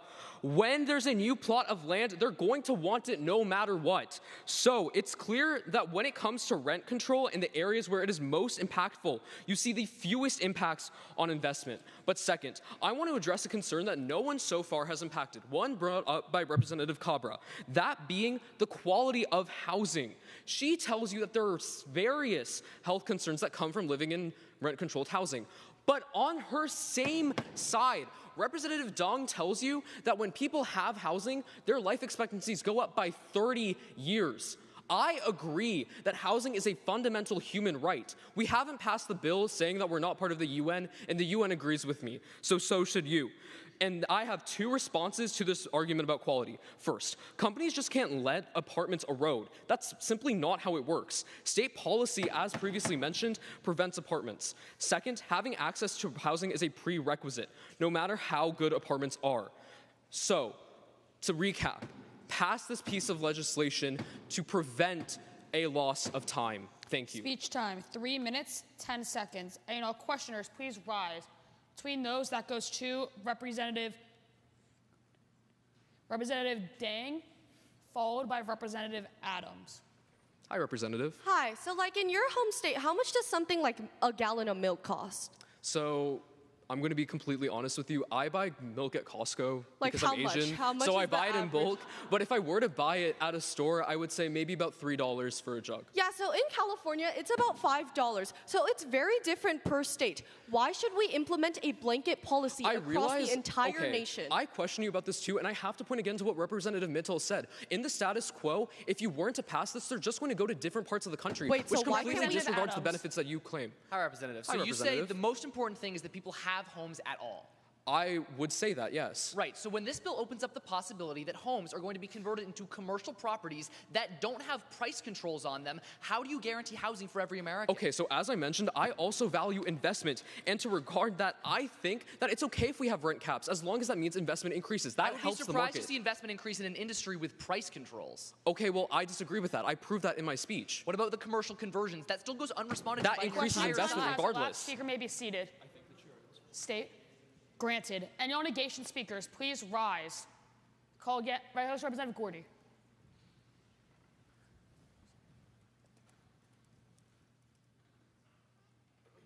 Hey everyone, that's Representative Gordy, spelled G-O-R-T-Y, for all my judges, speaking for the first time in today's legislative session.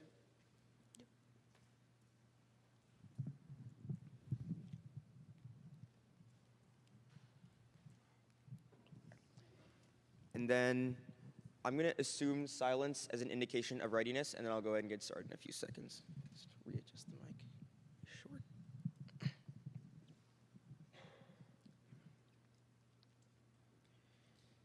Ever since the inception of the housing crisis, our government has forced the American public to choose between survival and stability. And if I'm being honest, this choice is a death sentence either way. If they choose survival, they risk their safety, their health, and their future. But if they choose stability, this means they risk losing absolutely everything trying to afford it. Don't make them choose. Fail this legislation. Now, I want to take everybody back to the first cycle of this debate. Representative Khan told you that the reason that we have a housing crisis right now has to do with the fact that demand far outpaces supply, and I agree. That means we ask only one question for this legislation. Does it stem the shortage? Unfortunately, the answer is no. That's why you fail. 2 layers of analysis for you. First, I want to start on the empirical example that everybody on the affirmation has been talking about, from Representative Benoit to Tran to Khan to Quasi. The empirical example of New York was a miscalculated risk. The Hoover Institution explained last month that 90% of all economists predict that in the short term, rent control in New York did work. But in the long term, eventually, the quantity of total housing and rent-controlled properties will go down monumentally. And without rent control, it would have been so much more successful. This means the quantity will eventually go down. So especially in New York and in other areas too, if we implement rent control, there isn't a chance at increased supply in the future. Representative Quasi, I understand that rent control could be good in the short term, but eventually it only decimates the quantity of housing that we have. But second, I want to address an argument made by Representative Mittal and Representative Quasi earlier in this debate. The fact that landlords are evil and they're going to increase prices no matter what. Let me do the math for you. In an article published by the Brookings Institution in June of 2023, they explained that landlords don't just artificially increase prices whenever they want. They do it to a sufficient degree so that they can invest into newer housing. This is analysis that nobody on the negation has given you so far, so allow me to do the math. The Eviction Lab explained in September of 2023 that over the past 3 years, the increases in price of investment into rent-controlled properties has gone up by 270%. That's around $2,000 for the construction of every property. And what do you know? The increase in the total price on average of rent-controlled properties has gone up by $1,500. That means for each person, they now have an opportunity to invest into newer construction. That's why rent control is so bad, because it prevents those very same landlords from being able to construct newer housing in the future. But last, I want to address the argument made by Representative Ravila about changing zoning laws, because nobody on the negation so far has used this to our advantage. Changing zoning laws is an alternative solution that can preserve profitability to landlords and also reduce housing prices. This legislation attempts to tear down a housing industry that we've built brick by brick for years. Don't let them do that. Fail this legislation. 3 minutes and 10 seconds. Questioners, please rise. That goes to Representative Benoit, unopposed. Followed by Representative Khan, unopposed. Hey, Representative. Hey. When our Congress just passed policy to increase the number of houses in the U.S. by 10%, why is the housing crisis still an issue when your side concedes we only need 3 million houses to combat? Well, I told you, it's because private investment from landlords is the real way we increase supply. Government-funded increases in housing hasn't worked in the past, but what did work is when we used private landlords to invest into newer supply. 2 years ago, what happened when we increased our funding towards our housing market? I just told you it doesn't matter. It's private landlords that matter. Wait, when private landlords invested 2 more, years ago, we were when able to stem the funding, supply. didn't we directly combat? Representative Khan. Hey, you said that companies increase prices so they can invest in more land. That's the main warrant for why. So when they were caught in illegal price-fixing scandals right now, that isn't out of greed, right? Like, look, there are obviously a few outlying examples, but in the general, top a majority rental of landlords companies are not a few outlying examples. This is just not true. In Washington, D.C., when we implemented rent control, we saw 7,000 construction projects scrapped immediately as a result of landlords not being able to invest anymore. We saw 2 million Americans get in rent-controlled apartments and live off our their homes only on opportunity is landlords right now. It's good that we give them money so they can increase supply. Speaker may be seated. State. Granted. And all affirmative speakers, please rise. Representative Gupta. Speaking for the first time in this legislative session. Once again, Representative Gupta, G-U-P-T-A.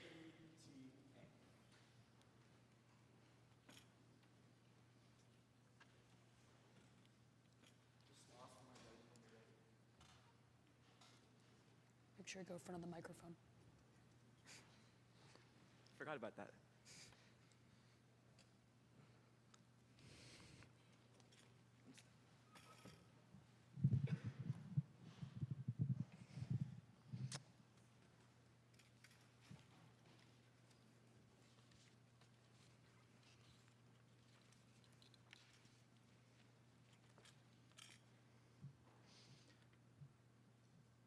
In 1937, we created the Wagner-Steagall Act to help people buy homes, all while pushing them into risky loans that left them in years of debt. In 1949, we passed the Housing Act to revitalize communities, all while pushing people out of the city. And in 1956, we passed nationwide zoning laws to regulate land usage, all while imposing racial barriers on housing. For years, our housing policy has ignored millions. Today, you prioritize them.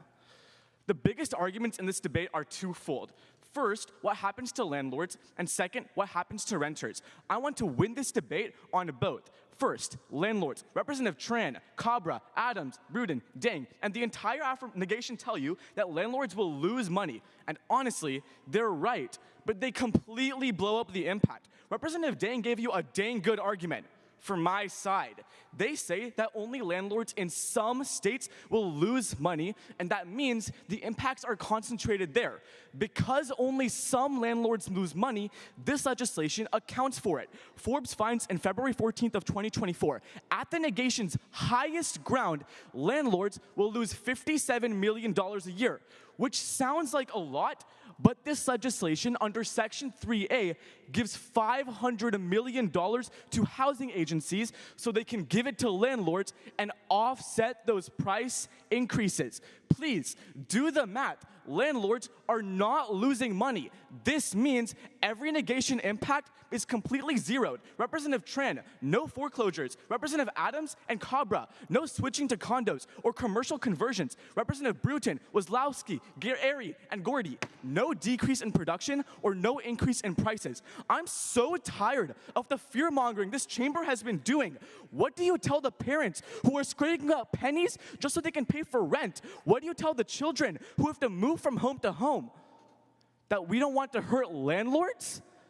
This legislation helps people out and is effective. And when all negation impacts are zeroed, the only impact left in this round is from Representative Khan, our sponsor. What happens to people who need housing? The impacts are right down this capital step. Axios finds on April 29th, 2021, 2,000 people in Des Moines, Iowa alone were evicted because rents were spiked too high. They're watching this broadcast, hoping somebody is there to speak for them. And in $1 million building, we tell them it's too expensive. Speech time, 2 minutes and 57 seconds. And all questioners, please rise. Between those, that goes to Representative Wazlowski, followed by Representative Gordy. Oh wait, that goes to Representative Bruton first, then to Representative Wazlowski.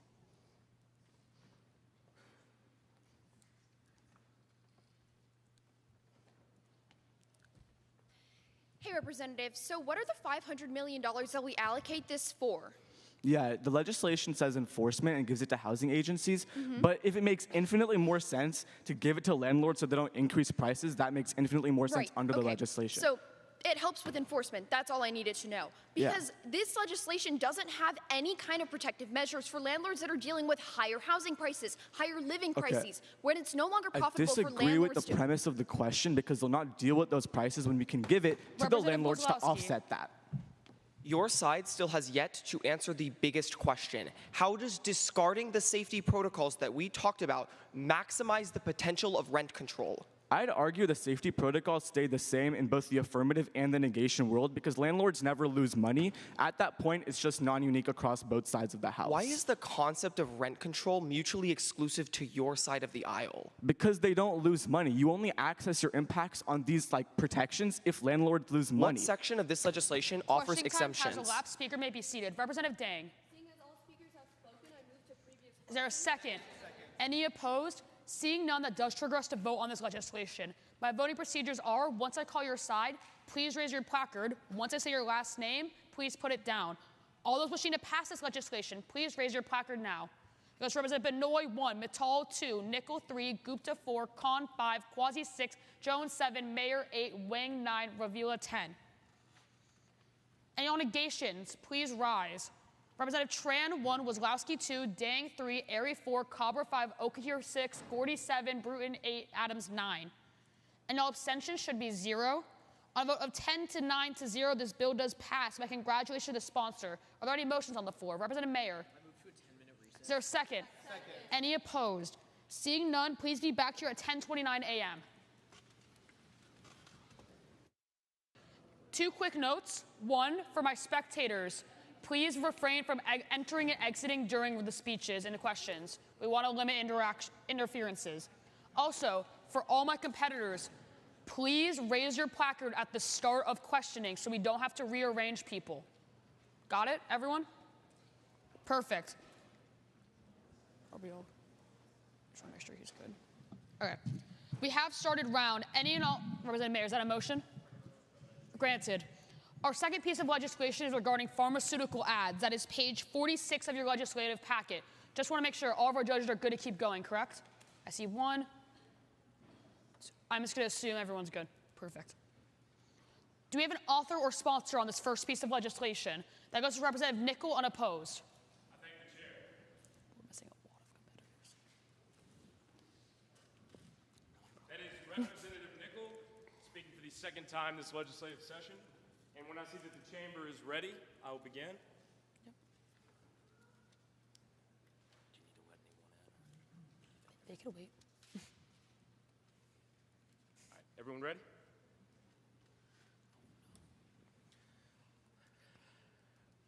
Only $456 for a month's supply. Buy your new Trump brand hair gel and hair pills. Are you bald, over 40? Do you need a pick-me-up? Lost that flair in your relationship? Just come in and get the new Trump pills. New hair, new you. Only $459. Now, sometimes when I need entertainment, I turn on Fox News. And funnily enough, the only thing crazier than the programming are the advertisements. Now, Johns Hopkins University tells us that around 70% of drug ads are for, quote, embarrassing afflictions. I think you all know what I'm talking about. You know, things that you don't just bring up at the dinner table or while someone is eating or wanting to enjoy their mind. But there are problems with this, and it's a problem of shame. And I'd like to give you an example. So just a few days ago in my hotel room, one of my teammates, Jasper Parsons, he's sitting right up there, he actually clogged the toilet because I think he was suffering from diarrhea or maybe stress. I mean, policy debate can be stressful, you know, just anything like that. And I'd like to prove a point to you for just a moment. His reaction up there, the giggling, the shameful cowering in the seat, I don't even know what he's doing now, but all of that is proof of my point.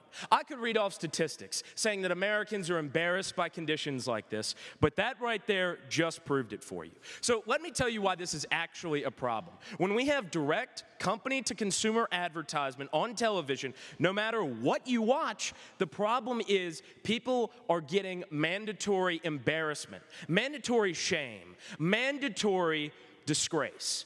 And that is not something I think we should permit in this country.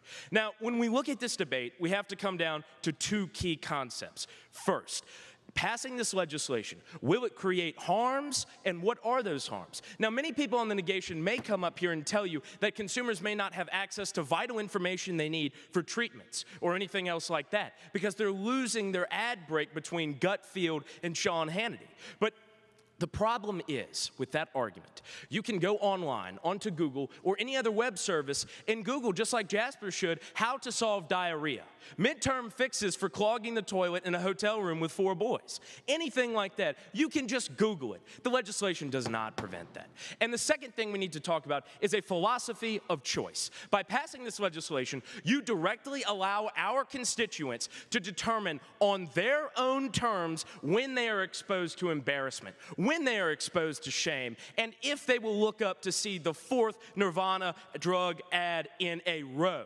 That is the philosophy we give our constituents. That is the freedom we give back to them. For a country founded on the principles of freedom, we need to understand that that freedom should be granted whenever possible. And this legislation does exactly that. That is why we affirm. That is why we give this power back to our constituents and we end mandatory embarrassment. Speech time, 3 minutes and 10 seconds. And all questioners, please rise. Representative Kahn, unopposed.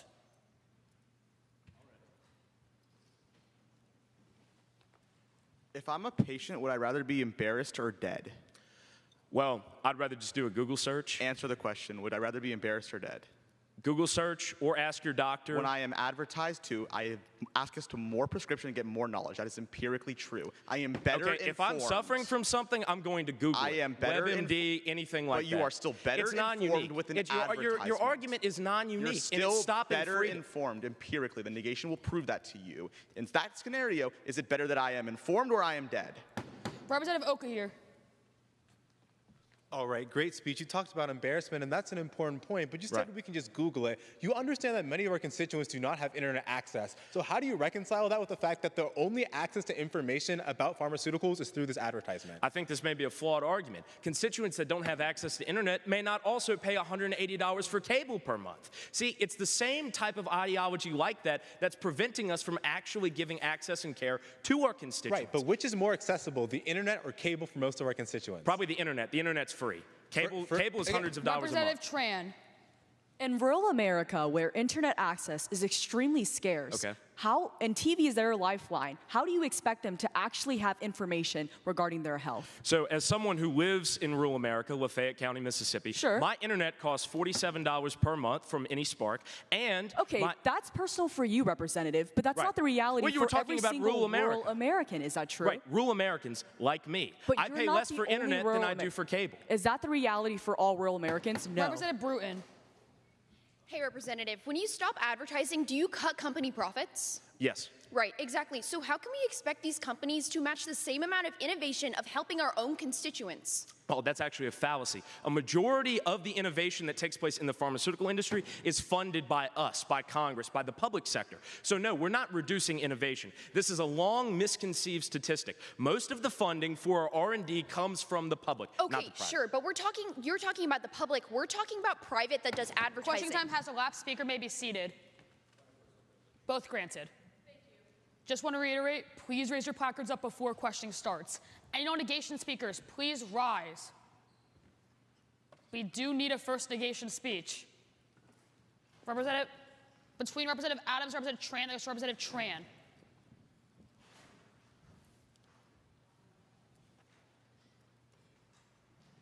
Hello, everyone. My name is Representative Tran, speaking for the second time today in this debate. I believe you're my judges and PO. Judges, if you're not ready, please. Oh.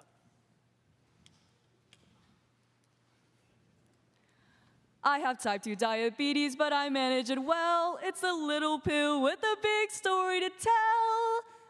Jardiance is a popular drug diabetes commercials that tells a story in every single living room of Americans. Don't turn down the volume on the stories that matter the most. Fail today's legislation for the following 2 reasons. Because first, pharma ads become more deceptive and misleading, and second, 0 equals 0. On to my first point, pharma ads become more deceptive and misleading. Gary Young, the director of the Northeastern Center for Health Policy, February 16, 2024, tells us that direct-to-consumer advertising is actually really consistent because the FDA and FTC regulate exactly what drug ads can say on TV. So it's not the Wild West. And the enforcement has been extremely effective because companies actually follow the rule. That consistency is our #1 priority, which is why Alan Wolk, the director and analyst of TV Rev, March 4, 2024, explains why you fail. He states that pharma ads aren't going to stop suddenly advertising. Rather, they'll just move to social media and online to other platforms like YouTube and Amazon. So Representative Nicole, you worry about embarrassment. Well, actually, it increases because more people are online than TV. And Public Interest Research Group, November 4, 2024, shows us why that's an issue. He says, rules established for pharma ads on TV don't apply to social media. In fact, the FDA doesn't even regulate what social media influencers post for pharma. So it's all or nothing, Representative Cole, because you can't cherry pick where danger is acceptable. But on to my second point, 0 equals 0. The First Amendment of the Constitution clearly says that Congress shall make no laws abridging freedom of speech. And to put this in mathematical terms, shall make no laws equals 0. So 0 equals 0. That doesn't mean sometimes you pass, sometimes you don't. In fact, let's list every single time Congress has abridged freedom of speech in ads. Join me while we go through them. Oh, you're right. We've never done that before. That's 0 laws. And if you're confused, wondering, what about banning cigarette ads on the TV? Well, that was the FCC that did that, because even the FCC knew that Congress could pass 0 laws regarding this issue.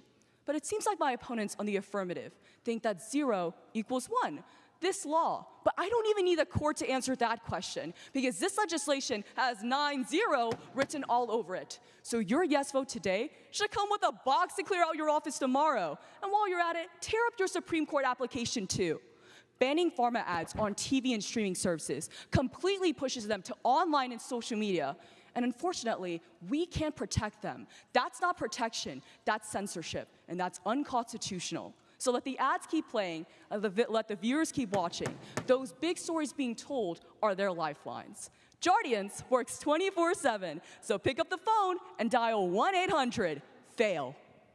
Speech time, 3 minutes and 5 seconds. Questioners, please rise. They go to Representative Mittal, then followed by Representative Ravila,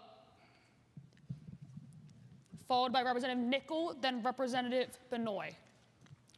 Why are pharmaceutical companies not already advertising on social media? Well, they are. So then why is this legislation uniquely harmful? But it's actually not substantial because their #1 target is old and elder people. That's not true. That is The substantially reason they're not true. Wait, let me advertising on answer your social question. media is because we have Please let me answer your regulations. question. Elder people are more focused on TV. That's their number one group because they know they need these type of medications, like diabetes, Alzheimer's, and all these other issues. Okay, older people also use online platforms. No, but it's not as substantial as Representative TV. Okay, so it shouldn't come as a surprise that I don't exactly understand your mathematical terms. So, Oh, okay. first of Zero all, equals zero? no, has the FDA ever Shall make passed, no laws equal has zero? the FDA ever passed a bill that restricts advertisements The on drugs? FDA is not Congress. They Please have. let me report that. The FDA is in Congress. Congress said has, that there's never Please been let a- me answer your question. Congress has no authoritative ability to pass these laws that abridge freedom of speech, and that is the fact in our Constitution. All right, so let me finish my question. Representative Nickel. I thank the chair. Speaking about the history of free speech and advertising, has the government ever taken down advertisements or restricted it in the past? Not Congress. And but not Congress for abridging freedom of speech in ads But specifically. the FCC, right? The Federal Communications Yes, the Commission. FCC. Right, they took down terrorist ads that endorse Yeah, domestic the violence, right? FCC is in Congress. They don't make laws. But we have do. authority over them, right? No. So there is precedence I'm for us telling you to do that this, Congress correct? cannot pass these There laws is precedence that for us to abridge do freedom this, of- correct? For the FCC. Representative Benoit. Does the FDA have to approve all types of pharmaceutical TV commercials?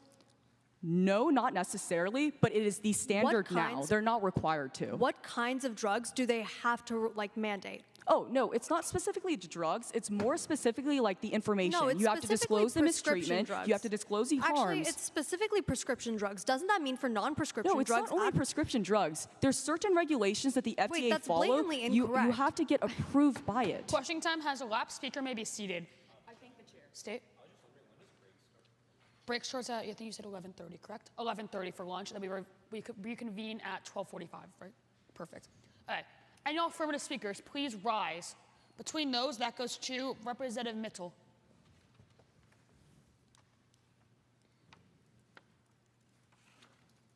Yeah.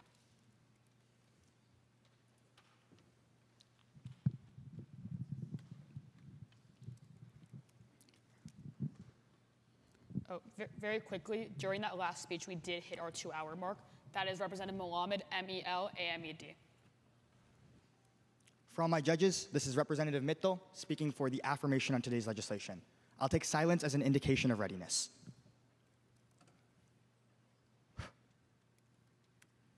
The next generation is done for. I think it's so crazy we live in a time where Ozempic advertisements are playing in the Super Bowl talking about how bad pharmaceutical companies and the American healthcare system is. Yeah, you're the problem. You're the reason the 9-year-old I tutor can't stop saying, oh, Ozempic every time I hop on a call. Please, I am so done with that meme. Pass this legislation. Now, really quickly, I think everyone can agree that in the status quo, pharmaceutical companies are spending billions of dollars on advertising on television.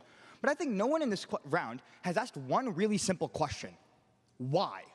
Unsurprisingly, the answer is very simple. As Ford reports on February 7th, in the pharmaceutical industry, after IP expiry, it's largely impossible to have a defensible moat.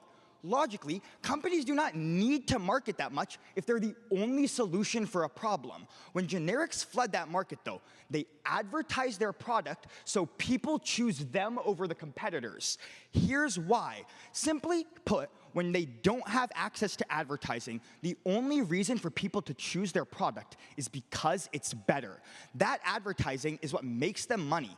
Representative Tran, when you pass this legislation, you're not going to spend the money switching to social media platforms, because if that was incentivized right now, they would be doing it.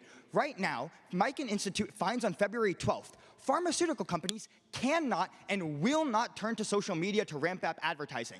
Regulation from both the law and platform guidelines make it functionally impossible for pharma companies to advertise on these platforms. And the picture of the status quo backs that up. Think about it. That's the core reason why pharma companies comparatively put so much more money into television, even though social media platforms would allow them to target specific populations and get more bang for their buck. That means that there's only one possible outcome for where they spend their money. Remember, pharmaceutical companies have a vested monetary interest in retaining a moat in some shape or form. The question is in an age with no advertising, how do you do that? A study from America's health insurance plans answers that question on October 27th when they find the only way that these pharmaceutical companies could retain their moat is by redirecting the billions of dollars they spend on advertising on making better products or investing in life-saving drugs. And I'm not saying that these pharmaceutical companies are altruistic. It's purely so they can make more money. But despite the intentions, it also means that American consumers get better products and more chances of life. I'm taking that outcome any day of the week. To be very concrete about this, as the National Institute of Health finally concludes on September 2nd, that amount of increase in research and development would at the most, or would at the least, save over 100,000 lives every single year. It comes down to the basics. The next generation is going to suffer. That's me. That's you. That's our children. Please, prevent their pain. Pass. Speech time, 3 minutes and 9 seconds. And all questioners, please rise. Between those, that goes to Representative Mayer, followed by Representative Cabra. Hi. Hi. Right now, the only way that drug manufacturers can actually stay afloat is if they make a profit, right? Sure. So the only way that when you limit their ability to broadcast on TV, they just have to go to physicians instead, right? No. So how would they actually make money and stay afloat? Because they make better products. That's like not how it works, because you need research and development and you need funds to do so. Yeah, that's what how they do you get those funds in the first place? They redirect the billions that they're spending on pharmaceutical advertising and television. Do not just market to physicians and other doctors? No. Representative Cabra. Hi, Representative. When was the last time that the FDA updated its regulations on social media drug ads? I give you two responses here. One, I would say that social media platforms already have their own regulations on what type of advertising they allow. That's completely empirically false, as 2014 was the last time the FDA updated Yes, it. the FDA. I tell you, specific platforms have their own regulations. Okay. Things like Instagram don't want those advertisements on their platform. Instagram historically known for having good regulations on content? I would argue that they have regulations right now. Question time has elapsed. Speaker may be seated. Negation speakers, please rise. Between those, that goes to Representative Adams. I thank the chair. For the judges, that's still Representative Adams, still spelled A-D-A-M-S, speaking for the second time in this legislative session, and the second time today, still representing the great state of Massachusetts. Please give me a friendly nod when you're ready. Thanks very much. Watching TV in Boston is interesting. I find myself flicking through the Karen Reed trial, reruns of Good Will Hunting, and then a crowd of happy people dancing aimlessly on a field. Now, full disclosure, I don't always know if that last one is an ad for medication for plaque psoriasis or just the New England Patriots offense. But the point stands that pharmaceutical advertisements are a charming quirk of American life. So ultimately, I say, fail this bill, because it pushes pharmaceutical companies' ad dollars from relatively benign TV ads to something far more sinister. Let's take an endoscopy inside the intestines of a pharmaceutical company for a second. EBSCO information tells us in 2025 that advertising departments within pharmaceutical companies do three things, speaking broadly. First, you have direct-to-consumer advertising. That's what we've been talking about all today, and we understand that pretty well. It's the ads you see on TV and online and here on the radio. Then you have consumer research and outreach, which tries to judge pricing based on how much insurance companies are willing to pay. Finally, you have direct-to-physician advertising, where pharmaceutical lobbyists will speak to large groups of doctors to market their drugs. But Savanta tells us in 2024 that consumer research is the most often outsourced, meaning that advertising to medical professionals will skyrocket if we ban direct-to-consumer advertising and shift ad dollars towards that. Before we get to how detrimental that is, let's recap how the negation has shown you how direct-to-consumer ads aren't so bad. Representative Tran tells you that FCC regulation of pharma ads has been robust and effective, and I'm inclined to agree, because I'll add that the scope of the impact is very minimal. The Kaiser Family Foundation found in a nationwide survey that only 4.2% of drug ad viewers talked to their doctor about that ad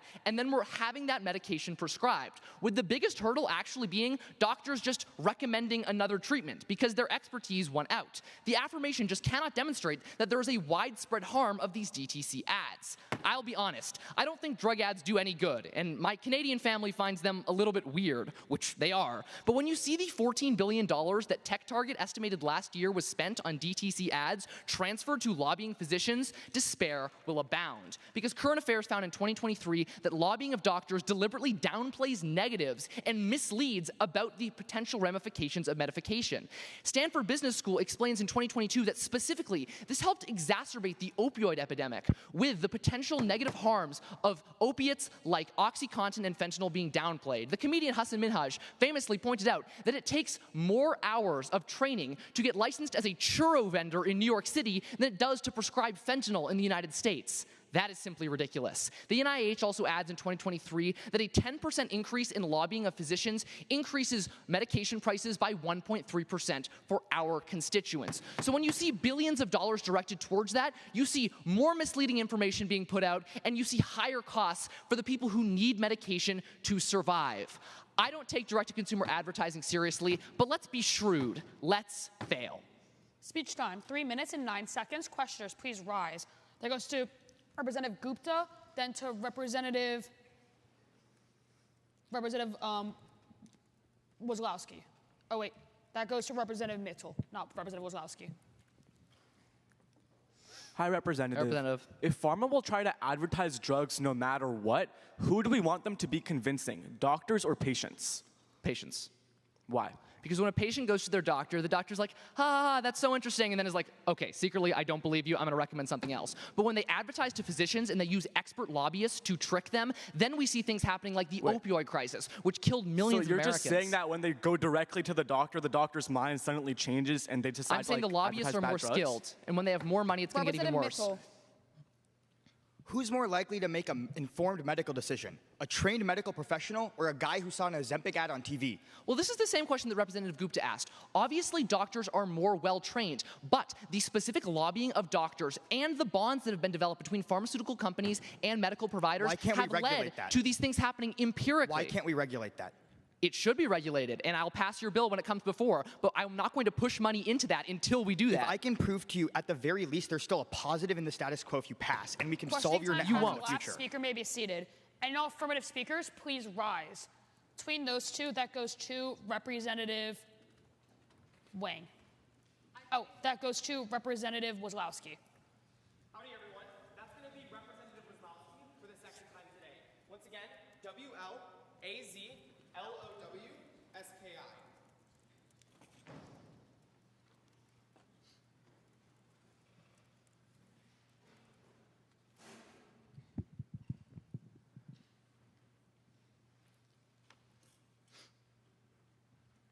Judges, we all good? Just wait for the spectators to settle down. Got it, yeah.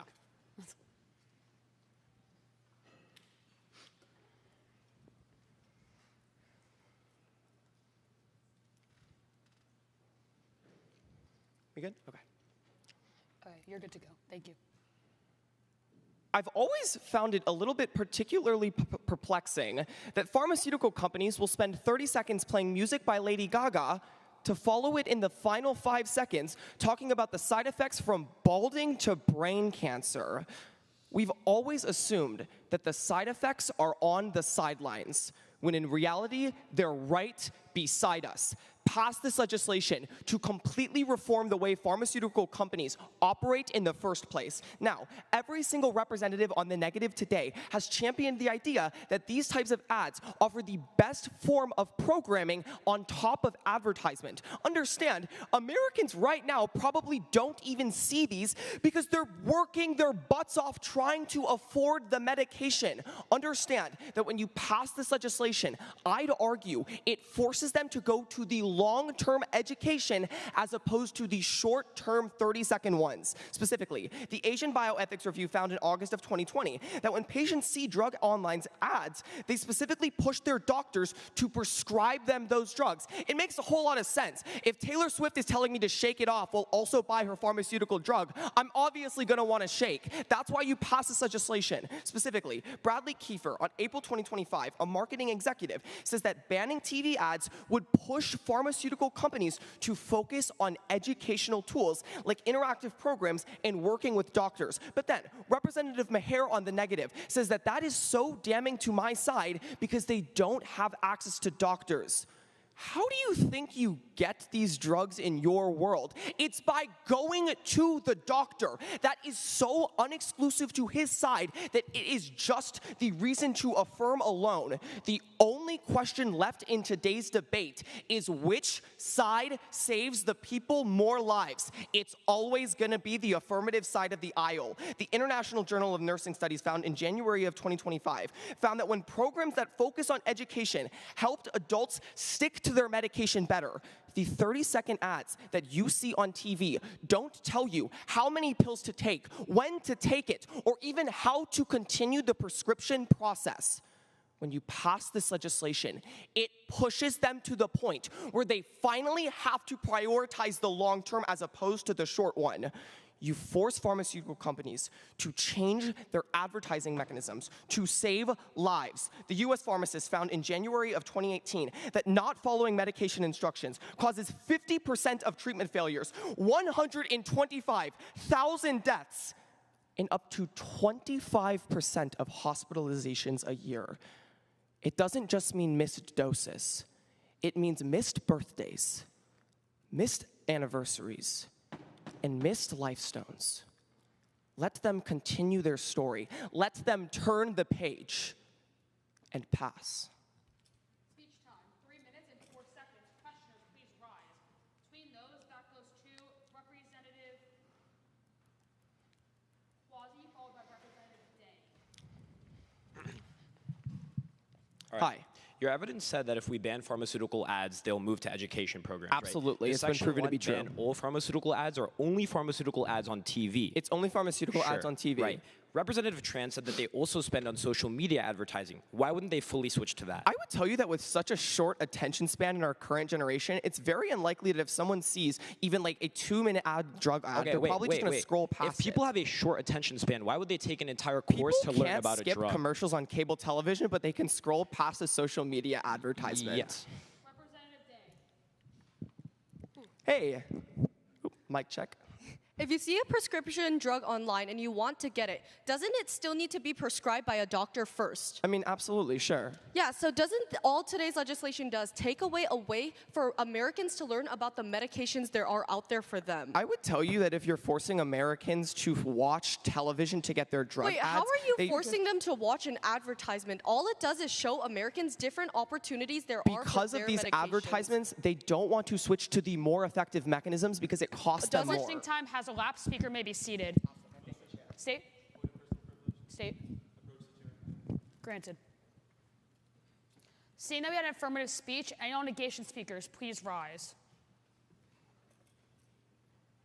All right, between those, that goes to Representative Quasi. Thank you. For the second time today, my name is Representative Quasi, spelled Q-U-A-Z-I. Once again, Q-U-A-Z-I. Just let me know if you're not ready, or else I'll be happy to begin.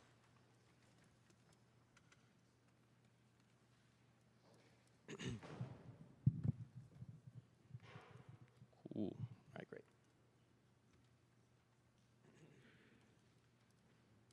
Everyone good? Awesome. I'm going to be honest here. All this debate about pharmaceuticals has reminded me a lot about my high school chemistry class. And it's totally not because I failed the class. It's because I failed the class. But even I would know that Representative Nickel did not mix the right amount of solute and solvent because his legislation isn't the right solution for this problem. It's because the affirmation is nothing more than fear-mongering towards our constituents that all of us are obligated to fail. First, Representative Nickel, Mittal, and Wazlowski all come up here and tell you to pass this legislation to shield Americans from misinformation perpetuated by pharmaceutical ads. I'm going to offer 2 layers of analysis and response as to why, at best, this argument is a wash, and at worst, it's a death sentence. First, Representative Wazlowski, note, Section 1 of this legislation only bans pharmaceutical ads shown on TV, not every single pharmaceutical ad in existence. I want to reiterate Representative Tran's argument. That means that corporations have an incentive to now switch to advertising on social media. That's been empirically proven. But why does that matter? Representative Mittal and Wazlowski, every example you give us about pharmaceutical ads being misleading for our constituents can still happen on social media. Nothing changes on that end of the debate. But second, if I at least can agree with Representative Wazlowski in questioning that advertisement can sometimes be good for our constituents, it's more important for us to consider how to regulate those ads and make it beneficial for our constituents than banning them altogether. Allow me to give you the evidence of regulation that Representative Adams couldn't. The MedShadow Foundation shows on March 3rd that the FDA, specifically for TV-based pharmaceutical ads, now requires stricter screening for high-risk drugs, mandates clearer side effect disclosures, and even alerts healthcare providers about misleading ads, slashing reports of misinformation in half. This conclusively proves that the negation when you preserve the status quo is at least trying to fix these ads instead of banning them altogether. Because instead, when you affirm this legislation, you cut off pharmaceutical information for our most vulnerable constituents. A research paper in the Journal of Public Economics from May of 2023 reveals that Americans 65 and up watch more TV than any other age group at nearly 40 hours a week. As a result, for seniors managing chronic conditions like diabetes, hypertension, and osteoporosis, drug ads don't just raise awareness about new medications, they also lead to more consistent habits for medications that they're already on. And look, I know we all make fun of daytime TV, but please just hear me out. Give Jeopardy a chance, and so you'll be watching 40 hours a week as well. Representative Wazlowski, that's the problem. There's not an alternative that's feasible for those constituents. They rely on these ads to be a lifeline for them. But when you take them out of the status quo, they no longer have anything to rely on. And what does that mean? Magellan Health Insights found on February 19th of 2024 that a lack of medical adherence without those ads can have an up to 10-fold increase in mortality. Because even though I failed my chemistry class, the bigger thing here is to fail this legislation. Speech time, 3 minutes and 9 seconds. And all questioners, please rise. Between those, that goes to Representative Airy, then followed by Representative Wang.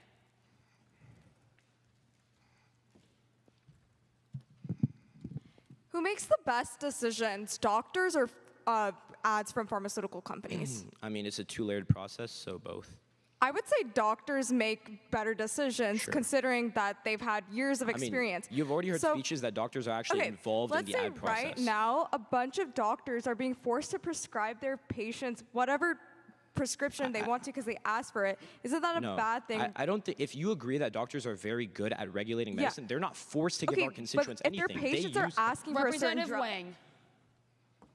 Hello. Hey, if pharmaceutical companies switch from TV ads to social media ads, what's actually the net harm? Okay, two things here. First, for constituents who rely on TV, they no longer have that information. If they have TV, wouldn't they have social media? No, because like I explained, they typically aren't on social media.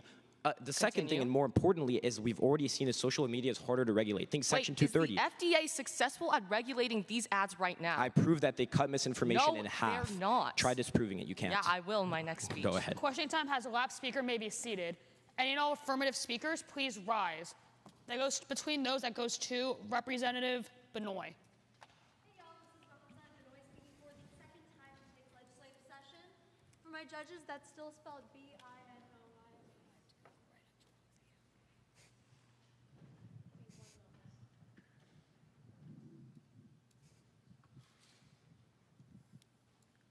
And I'll just take a few moments of silence as indication of readiness, and I'll begin.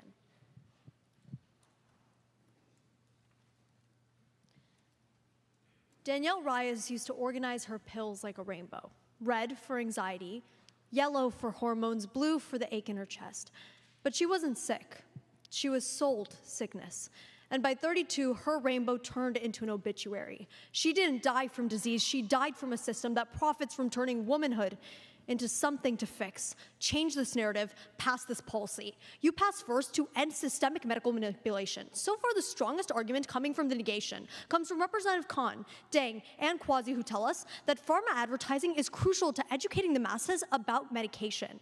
However, the ads from Section 2 that are barred don't just inform people about new medication. They try to prove to people that they're sick in the first place. But the entirety of the negation has completely miscategorized who the biggest stakeholders in today's debate are. That's because no one is more targeted than women in the status quo. As Harvard Health tells us on June 2023, that these ads reframe menstruation, menopause, and even fatigue as if they're diseases, as if the reality of womanhood is something to medicate out of existence. These companies don't see women as people. They see them as symptoms to be cured and markets to be harvested. But that diagnosis comes with a price. As according to the University of New South Wales in October, women are 75% more likely to be prescribed medication they don't need through advertisements, more likely to suffer through adverse reactions, and more likely to die because of it. Representative Maher, this isn't about public health. It's about profit. Don't let one more woman pay for with her life.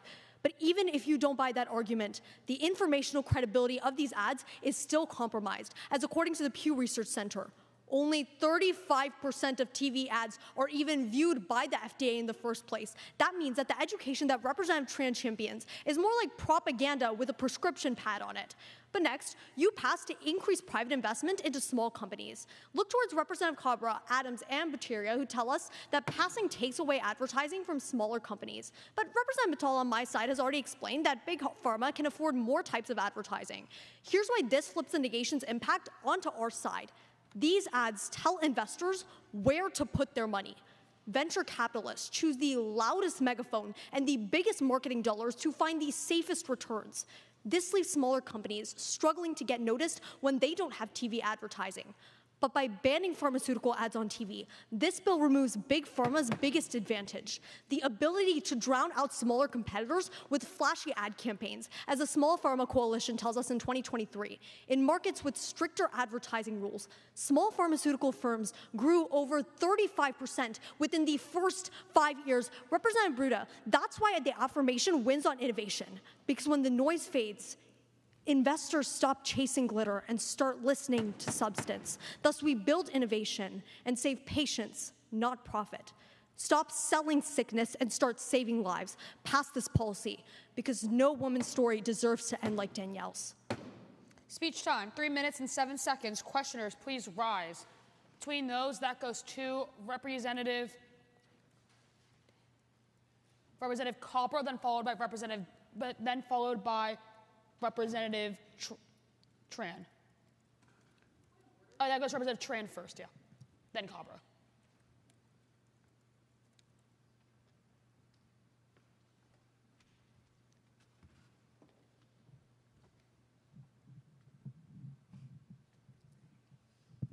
So women are deceived by advertising, correct? Yeah. You never stated any expert that specifically says TV ads are deceiving women. No, that was actually specifically in my source. It was about Harvard Health, and it was specifically about TV advertising. And if you look down, it specifically says social media advertising. That's not correct. Not you can TV. pull it up together if you want. Yeah, the Harvard Law Review you're arguing for says social media and online That's completely incorrect because it's more specifically aimed towards older women who are focused on television ad campaigns. Does it specifically say TV? Yes, it does. No, it does not. Yes, it does. We can pull it up together. Hi, Representative. The conditions you mentioned in your speech are not really well known in the communities, right? That The you're conditions talking for about. women? Yeah, the ones that you don't know how to treat or they don't know that they have. They're hard to diagnose, right? No, we're talking about generic, not even diseases, conditions like menopause, menstruation, things that every woman goes through. So why is it inherently bad that these ads are giving some information and telling them to information. go to their doctors? What they do is they overprescribe women. These advertisements Why is it bad that they're going to their doctors? Questioning time has elapsed. Speaker may be seated. Negation speakers, please rise. Between those, that goes to Representative Okohir.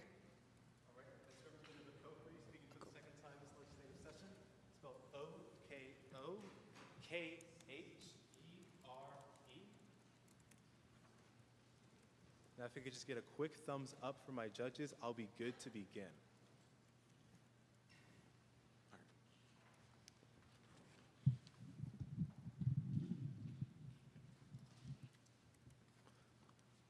Fellow representatives, we are multiple rounds into this debate, and I'm almost convinced that none of you have actually read this legislation. So I'll give you a moment to do it. Let's go to Section 2. What does it actually say? Does it only ban advertising for medication companies? No, it also bans it for pharmacies, the essential piece of this legislation that this entire debate has ignored. Fellow representatives, understand that this debate thus far has rested on a fundamental conflation between the incentives of large pharmaceutical companies and the actual community pharmacies. Now, before I begin, I'm not actually asking you to negate. I'm going to ask you to move to amend, to remove pharmacies and actually maximize affirmative impacts. That's right, President Trump, I mean Representative Nickel. We're not making America great again, we're making amendments fashionable again. So let's look at the impact here. We need to understand that in 2020, the National Library of Medicine found that community pharmacies are failing. Community-based pharmacies need the ad revenue from these contracts, but also these community-based pharmacies are more likely to be found in the exact communities where people don't have necessary medical access. Pharmaceutical advertisement at pharmacies is some of the only medical information and advice our constituents are getting it. And you have been so distracted by the corruption of pharmaceutical companies that you have absolutely no problem cutting off this essential communication. Fellow representatives, if you pass this legislation, it doesn't matter if you lower the cost of insulin, because a pharmacy can't let their communities know it's cheaper. It doesn't matter if there's a new generic solution to common problems, because the pharmacies cannot advertise it. Representative Nickel, you're not the only one from a rural area. I come from a small town in Middle Tennessee, and let me tell you, the COVID denial was serious. But you know what made the difference in my community? It was the fact that our local pharmacies had the ability to advertise boosters, to advertise COVID-19 vaccines, and the individuals who couldn't have those conversations with their doctors, you know what they did? They walked through that door, and they got the medical advice that they wouldn't have gotten if the pharmacies did not have the ability to speak to them first, to make the first move, to get them through the door. You can say all you want about pharmaceutical companies, but I refuse to let you take down community pharmacies with them. Move to amend. Speech time, 2 minutes and 45 seconds. And all questioners, please rise.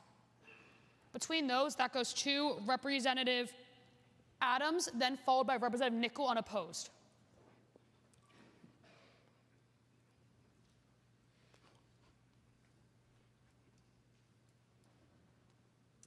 Hey, Representative, great speech. I will be voting for your amendment. But once amended, I'm assuming that you're going to vote to pass this bill. I would probably find myself in the affirmation. Okay, so if your biggest issue is access, and I show you in my speech that we're going to be directing resources towards something that is increasing on a percentage basis the cost of medication for Americans, how can you still vote to affirm? Sorry, what are we moving to that's increasing the cost of medication for Americans? Of lobbying doctors. Okay, right, so doctor lobbying is a separate issue. The fact of the matter is— And I'm showing you that we're directing more money towards it. Representative Nickel.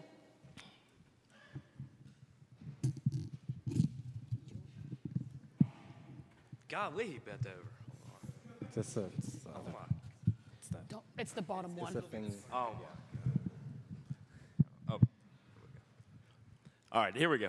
So actually, I will be voting for your amendment. I'm glad you're amending it. And I actually want to help address some concerns that Representative Adams has so we can vote for the legislation and the amendment. So in your opinion, don't you think that state medical boards are already investigating pharmacies bribing doctors? Right, exactly. We saw that actually, and we're looking at the opioid crisis. Who actually prosecuted the Sackler family? It was Kentucky. The state of Kentucky brought up the first lawsuit. So you're completely correct. States already have the vested interest to deal with these problems. Thank you. And so we're going to urge everyone to vote Questioning for this time as the last speaker may be seated.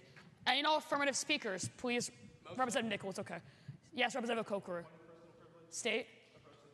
Granted. I'll call again. Any and all affirmative speakers. Between those, that goes to Representative Khan. But before. Thank you. Very quickly, seeing we have an amendment during the next speech or so, the parliamentarian and I are going to determine its germane, and then we'll follow through with the amendment process. Yep, Representative Khan, K-H-A-N. I think he's speaking on the affirmative of this piece of legislation. Okay, cool. Perfect, thank you. I'm just going to assume everyone's ready. If you're not, just give me a quick holler. Very quickly, just one. Yeah, no problem.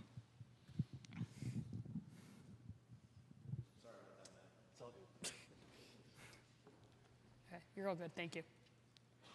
Medicine saves, but marketing kills. It's not that the drugs are bad, or the message is bad, or even that the ads are harmful in and of themselves. But advertising is above all psychological. And right now, pharmaceutical companies are waging psychological warfare on the people that control the pills. And it's working.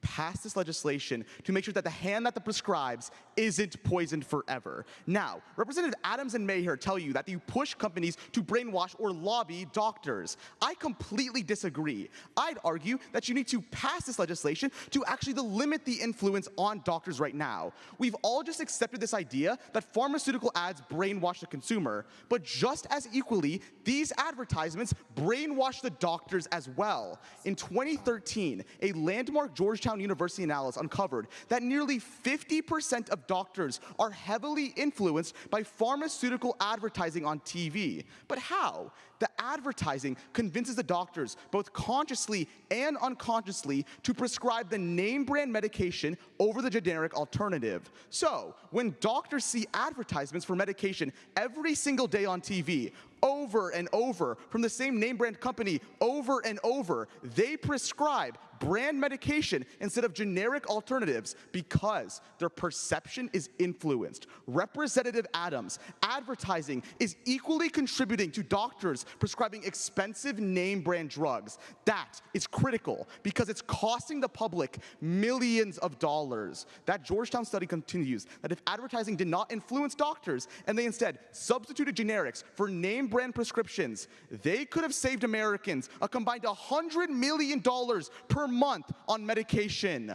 In 2025, where generics are safer than ever and name brand medication is more expensive than ever, there is absolutely no reason for anyone to not be using generic drug alternatives. And when you pass, you push doctors to prescribe these cheaper alternatives that are just as safe.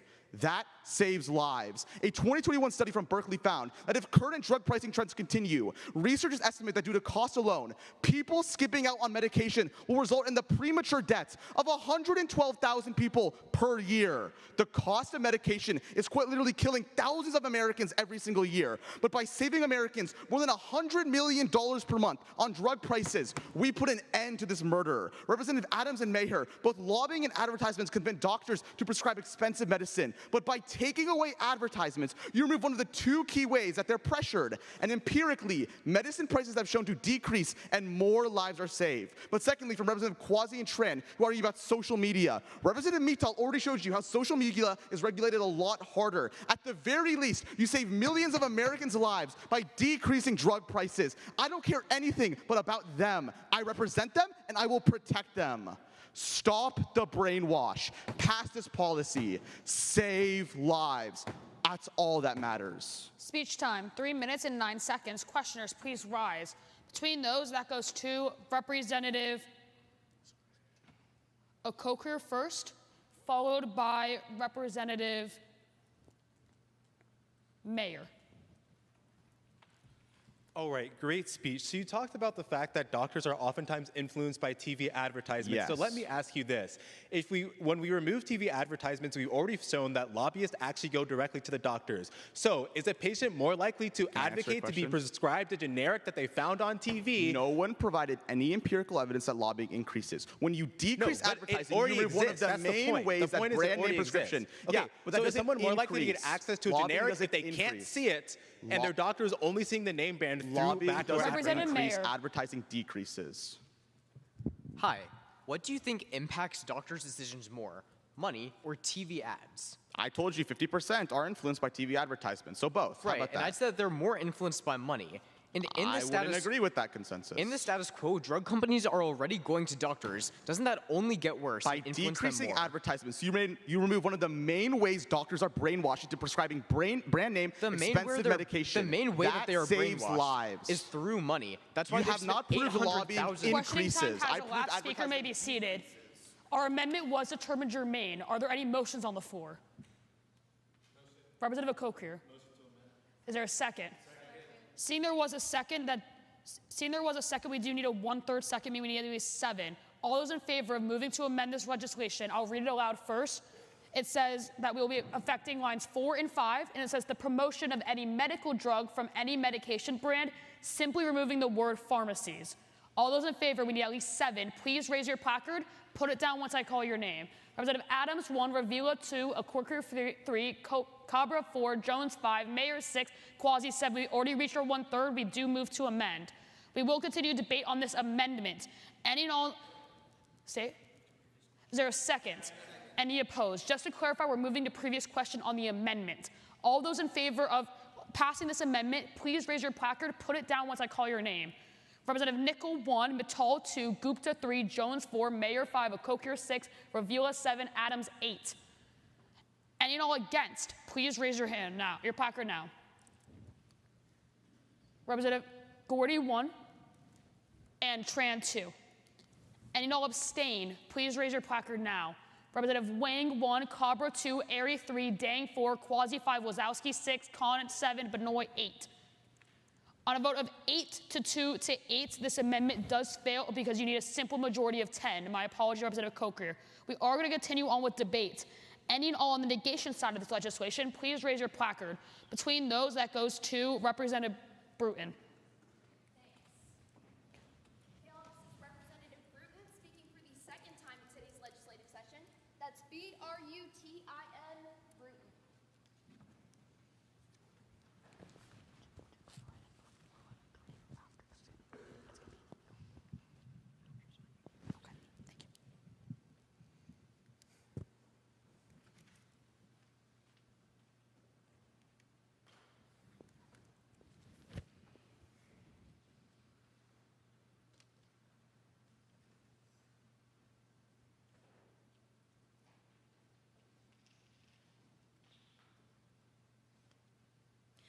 Warning. May cause headaches, migraines, amputation, coughing, sore throat, strep, hollow bones, allergies, mood swings, and diarrhea to Representative Nichols' teammate. No, that wasn't my impression of a terrible LDer. That's my very awesome impression of the end of every single pharmaceutical ad ever. Well, actually, I'd say it was pretty misguided, given that I think the diarrhea was maybe something else. But that's the exact reason why you fail today's legislation, because the affirmation simply does not understand what this bill is going to, the impact this bill is going to have on their own sector. Fail to protect innovation. Firstly, Representative Nichols told you and me in questioning that most pharmaceutical innovation is derived from the government and public funding. That's just simply not true. According to the National Library of Medicine in September 2022, government funding of 18 newly developed medicines just last year came from public funding, $670 million, that's all right, and then from private and advertisement funding, $44 billion. That is an insane amount of money that these pharmaceutical companies are going to be losing when we pass today's legislation. Now, Representative Mittal and Benoit might have you believe that when big pharma stops spending on advertisement, they're just going to reroute those funds to development. That would be wonderful if those funds existed, when simply they don't. Let's look at the facts. For example, in 2023, Ozempic spent $500 million on advertisement. In return, they got $34 billion. If any pharmaceutical companies made a net negative on advertising, they wouldn't be doing it in the first place. All we're doing is eliminating a major stream of investment and funding for them. But now, before Representative Benoit and Khan ask me in questioning about investment in small pharmaceutical companies, I direct you to Representative Wazlowski on your own side and say that these startups should have to prove their efficacy before we allow them to go to our consumers and sell them massively, just like all businesses do. These medical businesses don't get a pass just because of this. But what does this loss of investment actually mean? Well, these lost dollars become lost heartbeats when we as a nation lose out on privately funded innovations. Like the NIH provides, just last year, we created semaglutide, a mega blockbuster for type 2 diabetes, Arexvy, the first FDA-approved RSV vaccine, and Zurzuvae, the first SSRI for paranoid personality disorder.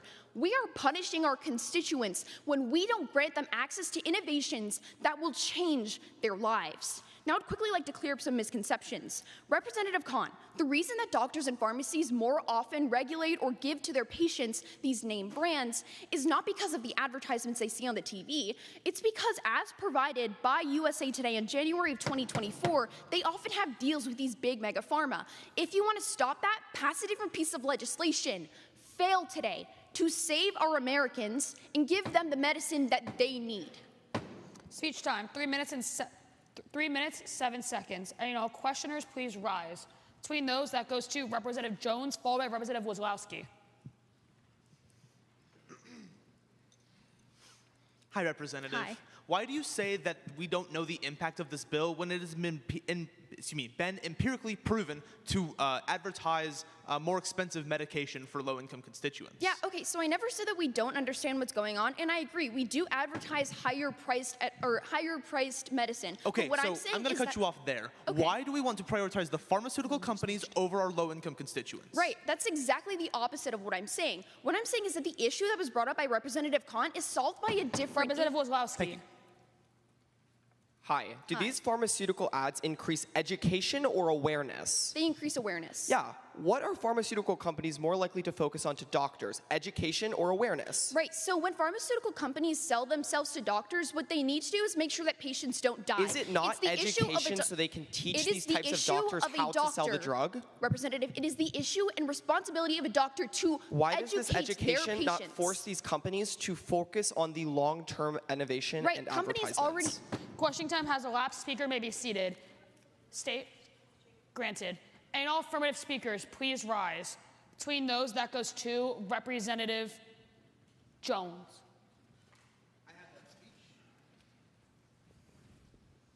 And just a quick note to the chamber, this will be our last speech before lunch. State? Yeah, you're just continuing debate. It's just, think of it as an extended recess. Yeah, for my judges, that's Representative Jones, speaking to you for the second time before our lunch break. And then if all the judges are ready, 2, 3, you ready? Yep. Actually, hold on. Let me move this up.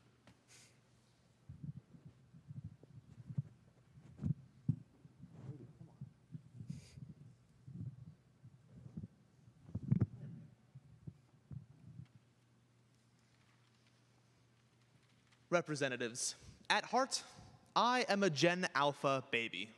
Although I'm technically Gen Z, I'm young enough to rarely see ads on TV these days. Instead, I watch Netflix, Hulu, Disney+, and the worst offender of them all, YouTube Shorts. But just because I'm not experienced in the world of ads on TV doesn't mean I don't know this legislation. We need to pass this legislation. Representatives wanting to fail this legislation, Tran, Adams, etc., claim that the FDA ensures no misinformation is spread when we look at pharmaceutical ads on TV. But let's be clear, that's a misunderstanding of what the FDA actually did. According to Shepard Mullen and Foley & Launder LLP in 2024, the FDA hasn't banned misinformation in pharmaceutical ads outright. They have been updating a 10-year-old draft guidance. That is not the same as other representatives have made it out to be in today's debate. Regardless of the revamps that the FDA has done, they haven't banned misinformation. So, advertisements will always find a way to get around it. That's their job, to maximize their pitch drug sale. That leads to an insistent patient who thinks they know what they want. But here is where I distance myself from the affirmation and champion a new idea this late in the debate. This doesn't necessarily lead to patients getting the wrong medical services from their doctors. It ruins the patient and doctor relationship, which is the net harm in the status quo. Or rather, when we pass, we improve relationships between doctors and their patients. According to Robinson from PubMed, most physicians view DTC, that's direct-to-consumer, advertisements negatively, indicating that such advertisements rarely provide enough information on cost, alternative treatment options, or adverse effects. Let's quantify that. 99% of ads rarely provide enough info on cost for constituents to make a knowledge decision. 95% don't give alternative treatments, and over half of them don't explain all the adverse impacts, even after FDA has updated its regulations on TV ads. To all the representatives who champion the arguments of social media ads, Tran, Adams, Quasi, Okokere, and more, even in the status quo, the FDA ads are no better than the ads that we're seeing on social media. And even if it is better, that difference is menial. Passing means we cut out another strand of misinformation that flows directly to our constituents. Next, let's talk about Representative Khan. He told you that doctors exposed to medication ads sell those same expensive medications. And I completely agree with that. Because knowing about a drug doesn't make it affordable. The DTC promotes expensive brand name drugs that still remain out of reach for patients. And let's weigh that separately. The high cost of prescription drugs advertised to our constituents has caused more than 9 million adults to skip doses, take smaller amounts, and delay refills. That's 8.2% of adults in 2021. While a lack of pills can kill, pills can also kill. Representative Bruton, don't tell me I don't know this impact. I save our constituents when I pass. Speech time, 3 minutes and 10 seconds. Questioners, please rise. Between those, that goes to Representative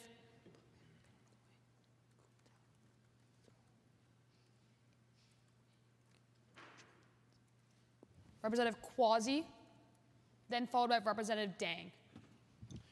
What happens to seniors who rely on pharmaceutical ads within TV for medical adherence? They are misled by the pharmaceutical ads because the FDA has not properly regulated it, even in the status quo. If I showed you statistically that the FDA slashed misinformation in half, how has regulation not worked? If they slashed it in half, that doesn't mean misinformation is gone, Representative. I mean, banning misinformation, if it was that easy, it would have already happened, right? If it's cut in half, isn't that comparatively better and we should keep those ads for the people who rely on them? Yeah, but that's not unique because we're still putting misinformation into pharmaceutical ads and we're still getting plenty of misinformation on social media.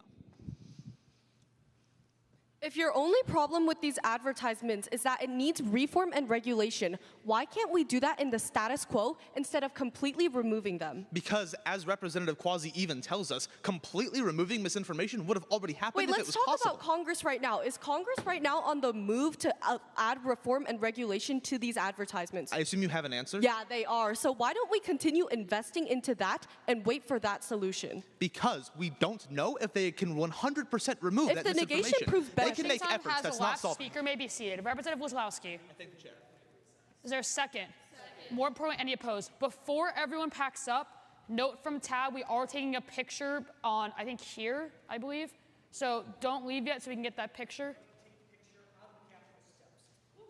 On the Capitol steps. All right. Perfect. Enjoy lunch, everybody. I can't hear you. FCC and social media platforms themselves. Multiple senators on my side have told you that FDA regulations haven't been improved since 2014 and that social media platforms don't actually regulate harmful misinformation. I just completely flat out disagree. There's Question always time has incentive for them elapsed. to do Speaker so. may be seated. Affirmative speakers, please rise. State. State. Granted. Affirmative speakers, please rise. Between those, that goes to Representative Wang. I thank the chair. For the judges of Chambers records, this is Representative Wang, spelled W-A-N-G, speaking on the affirmation side of this debate. Can I just get a thumbs up when you're all ready? Good, great. Oh, good, good. He's good? All right. Sorry, I'm not as tall as Senator Cabra.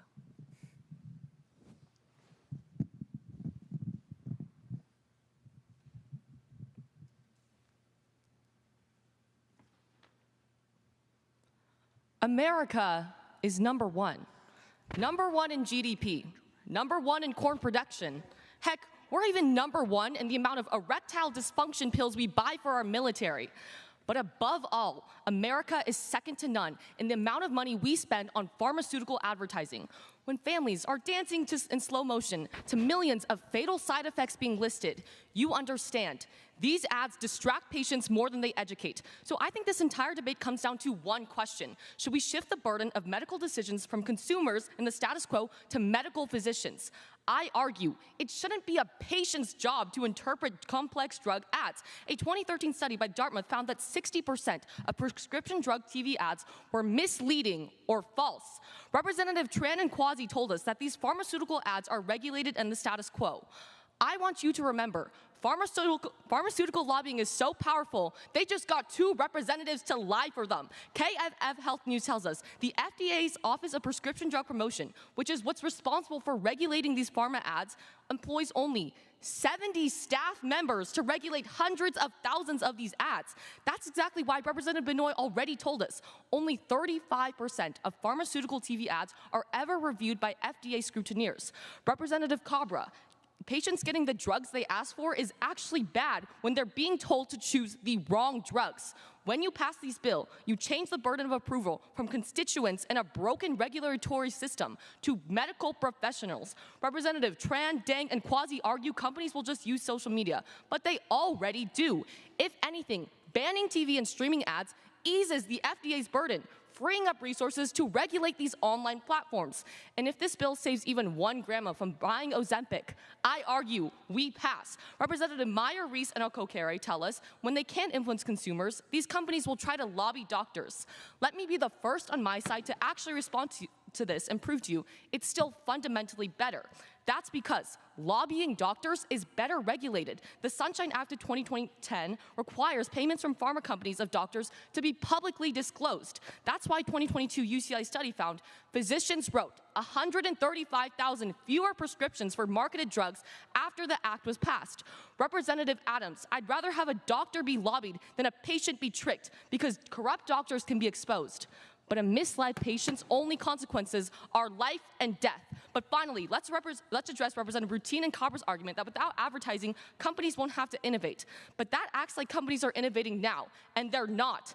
According to Generics and Biosimilars Initiative, companies market drugs that are nearly identical to existing ones, yet price them even higher. They call them innovative, even though they have no meaningful clinical benefit. They're just patent tweaks paired with aggressive ad campaigns, convincing patients to ask their doctors for these drugs, even when they're not better. If anything, removing these ads forces companies to compete on actual quality, not clever marketing. For far too long, we've let corporations trade health with profit. 3 minutes and 10 seconds. Pass. Questioners, please rise. Representative Gordy, then followed by Representative Bruton.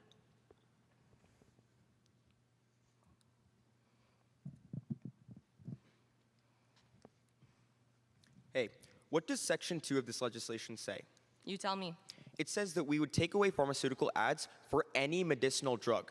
This includes vaccines. If we can no longer advertise life-saving vaccines, how would people who don't have access to it even know about them? Because their doctors have access to it. Wait, look, if I bring up statistics in my speech that people only know about vaccines from advertisements... Wait, that's great, but you haven't. And doctors can still promote these vaccines to their patients. Wait, it's not about promoting them. A majority of people only get access through ads. What happens when they're gone? What does it matter if the ads... Representative Bruton. Hey, Representative, so what are these copy and paste drugs that you're talking about? They're called Me Too drugs. What companies do is they try to market a new drug as innovative when actually they recreate the same thing. Right, and this marketing leads patients to choose it even though it has no clinical Representative, is that not just considered a lower-priced generic brand drug? Aren't we supposed to be because they fan of increase the those? prices because their marketing allows them to convince people that these drugs are better when they're not. Are medications the only thing that these pharmas produce, or do they also make vaccines like Pfizer? Yeah, sure. Doctors Question can time tell has patients elapsed. about Speaker may be seated. State.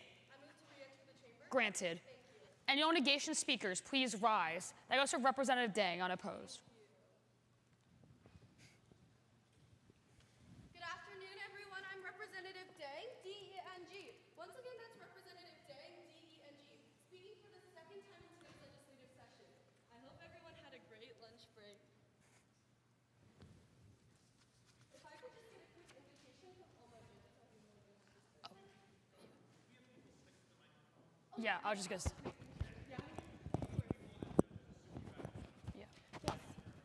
Of course.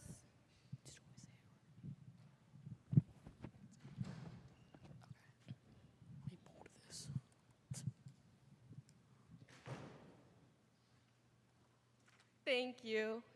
Judge in the purple. Okay, and then Tijit Paralipia. Thank you. We've all seen pharmaceutical ads that end with, ask your doctor if it's right for you.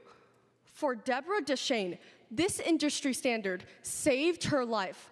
After watching a TV commercial that told her the side effects of hepatitis C, it prompted her to request a blood test, just in time, before the disease nearly took her life.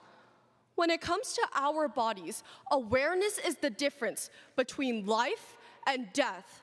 Representative Kwasi gets us started with the ideology, but doesn't show us how it impacts everyone from all age groups. Pharmaceutical ads are rated E for everyone. You negate to prevent a decrease in medical awareness. The entirety of the affirmation has given you examples of how pharma TV ads can be bad, but as long as there's some unique benefits, you can't outlaw them entirely. Always prioritize reform. But the real question, is there any real reform out there?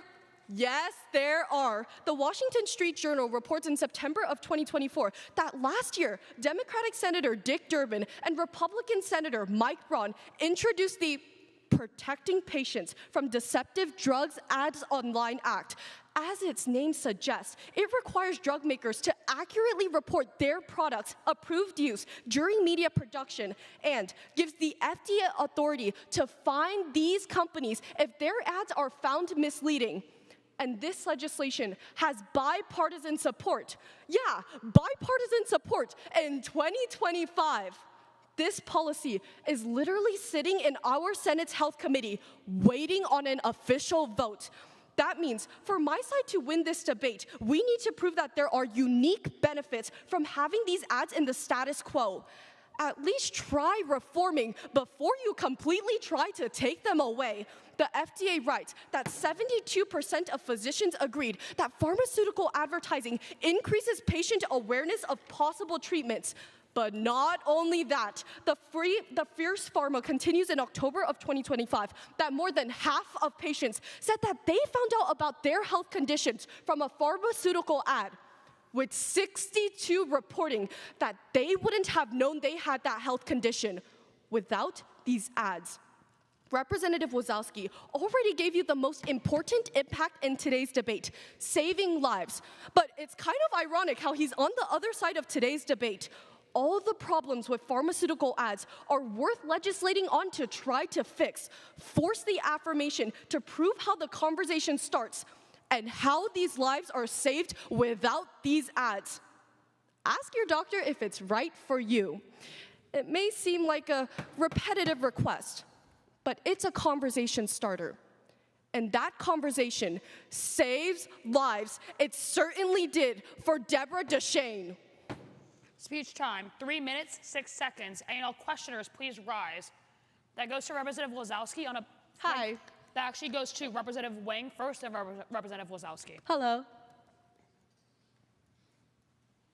Hi. Hi. Just because patients would not have found out about these diagnoses without ads, does that mean that their doctors wouldn't have discovered this? I think what's really important is that patients themselves are aware of the medications for them. But when a majority of these ads are literally for low-value drugs or misleading, why is it a good thing you're for not responding patients to my do argument this? of saying how awareness, at the very least for patients, is still a net benefit. But if your doctors, problem, if your problem is deceptive what good ads, is awareness of bad Wazowski. drugs? Hi.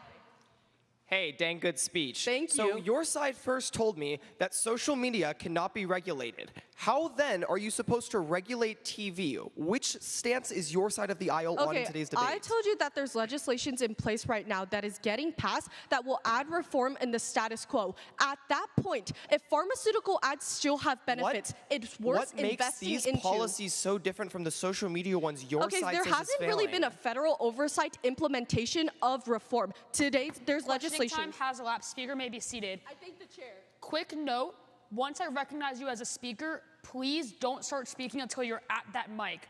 Also, please assume I'm just going to reiterate what the other judge said already.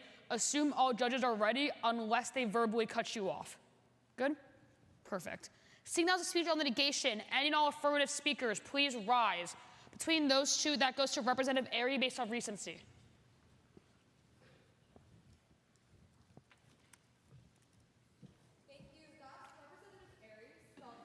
Representative Airy, please, in front of the mic. They want that.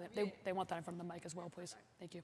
That's Representative Airy, spelled E-R-R-Y, speaking for the first time today. Just any indication from the back, and I will begin. Perfect. Just thumbs up. Awesome, and then awesome, awesome.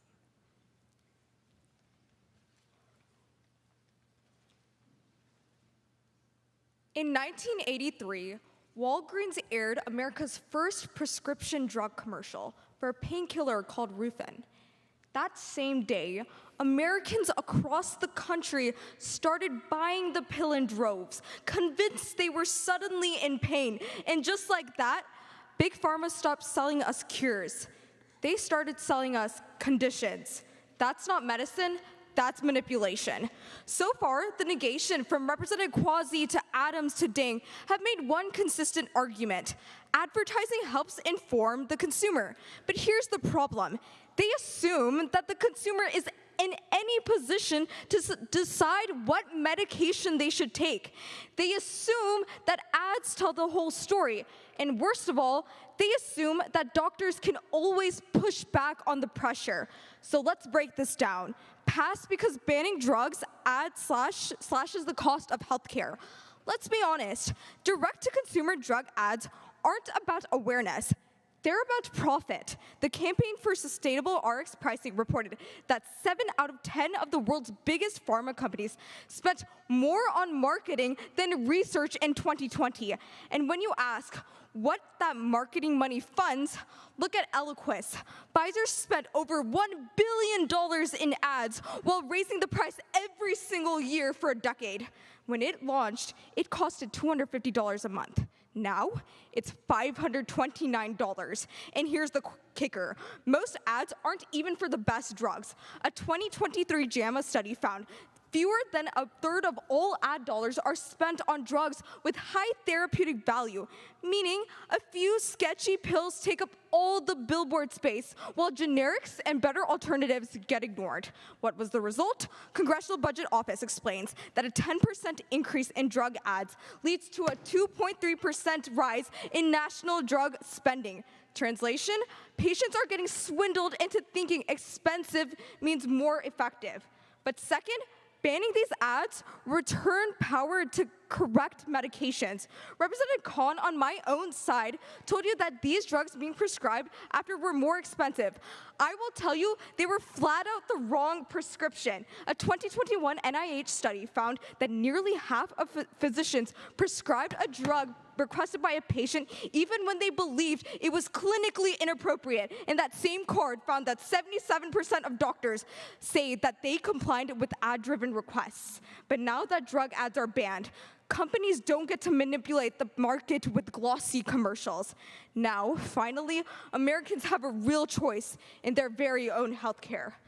As Americans, we have witnessed the abuse of Ozempic and Rufen and Eliquis and morphine and Zelgenix and Humira and Rilibis. Today, it is so obvious that we have no more ands to spare. Speech time, 3 minutes and 10 seconds. And all questioners, please rise. Between those, that goes to Representative Tran, followed by Representative Cabra.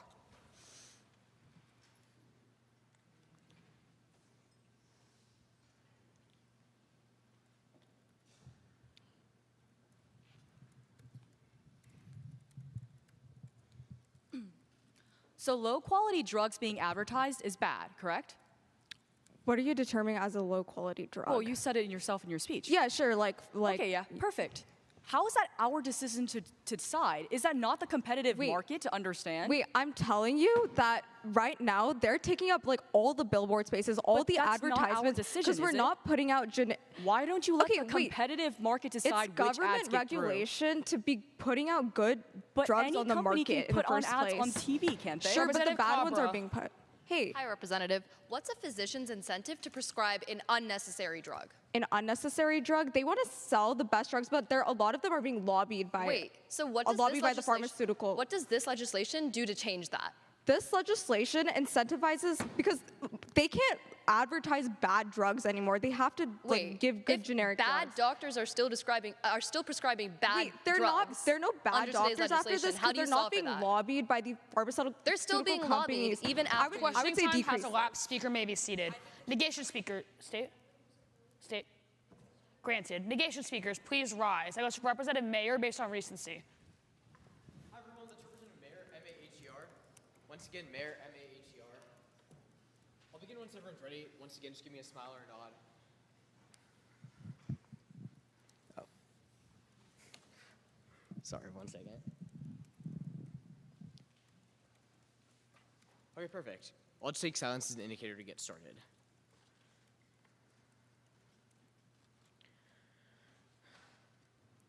When I was rewatching the Smurfs movie, I was interrupted by a very fitting ad about height supplements. And given that I'm in the market, I immediately bought in. And because the medicine was transformational, not only for me, but for other short kings like Representative Quasi over here, we beg you to fail, to give our healthcare system a lifeline. Fundamentally, strike down the sardonic bill because health is not a privilege, but it is a right. The genesis of the affirmative case posited by Representative Nicole and Benoit is that pharma companies are profit-motivated and advertise to pad their already fat pockets. So, after companies lose money because of less customers from ads, they will simply need to find a new way to sell their drugs. The problem we've ran into today is that we've received 10 different answers from 10 different people about what pharma companies are actually going to do to make money back. We've fallen into two categories. A, digital advertising from Representatives Quasi and Tran, and B, doctor lobbying from Adams and Khan. Either way, this bill still fails because the first option is they switch to digital advertising. This honestly just makes the most sense because Life Marketing writes that social media is cheaper than any form of advertising available today. It's the only form of media where you can show content to over 1,000 people for less than $3. Television ads may be bad, but I'd argue social media is way worse because social media has a way larger audience that appeals to more age ranges, but has way less regulations. Only now, we're exposing it to children, so you flip every single affirmation argument about these TV ads being bad, and you expand them because now it's even being applied to children and for more marginalized communities. But the second option that pharma companies will do to make money is pharma companies will switch to doctor lobbying, which destroys patient-doctor relationships. And there's two things that are going to happen when you switch to private doctors. A, patients maintain trust in doctors, which is worsening all the issues the affirmation already tells you about. Look to a study by the FDA and RTI International, which finds that patients place a higher degree of trust in healthcare providers than in commercial advertisements for health products and services. Representative Wang, the impact of drug promotion becomes far more potent when the face of the ad is your doctor. This flips every single affirmation argument to the negation. But the second option is patient trust dissolves when they finally see the scam that it is. Because if patients eventually realize that their doctors have transformed from healthcare providers to prescription peddlers, they won't trust doctors anymore. A 2017 meta-analysis by the University of Basel found that lower trust in healthcare professionals is associated with more unhealthy behaviors, more extreme symptoms, and a worse quality of life. The fact of the matter is, today's legislation is a lose-lose situation because it doesn't matter how good your intentions are. In the game that is the American healthcare system, the House of Insurance always wins. Strike down this bill. Speech time, 3 minutes and 5 seconds. Questioners, please rise. Between those, that goes to Representative Gupta first, followed by Representative Khan. Hi. Hey. If social media marketing is so cheap and so unregulated, why isn't Big Pharma putting all their eggs in that basket? Because TV is also a really commonly platform that's used. Also, I would say that social media is currently being used quite a bit right now. That's where I've told you my impacts from. Okay, so you concede that most people use TV and those people won't. Those people will That's be actually helped. not what I conceded, but I would say that TV and social media are both commonly used. I'd say social media is far worse. That's what you even worse So than if you under say today's that legislation. people use TV, Representative Khan. This round has established that doctors prescribe expensive medicine for two reasons: advertising and lobbying. When you prevent advertising, doesn't that mean a net decrease in the amount of doctors prescribing expensive medicine? No, I wouldn't say so. I Why? think that Wait, I think that the issue of lobbying only gets far worse under today's legislation. How? Wait, I told you this in my speech because Do you have the any only way that these empirical pharma evidence that companies, lobbying will increase? pharma companies are like profit driven. The only way they make I've profit given is you by going empirical evidence that directly to the pharmaceutical farm. advertising leads to prescriptions that are The only way they stay Questioning alive is time through has elapsed. physicians. Speaker may be seated. Affirmative speakers, please rise. State. Granted. Affirmative speakers. Representative Ravila, unopposed. That goes to Representative Rapilov. And just another reminder, please, including your walk-up, only give it once you're at that mic.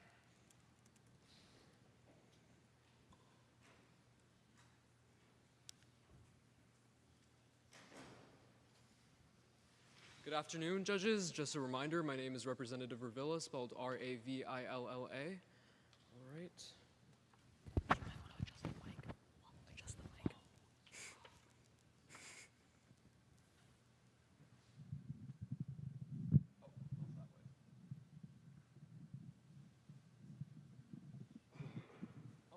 Other way. There we go. Wait. There. I got it, guys. Right. Thank you, Representative Jones. All right. Thumbs up from all of my judges. Okay, I'll wait.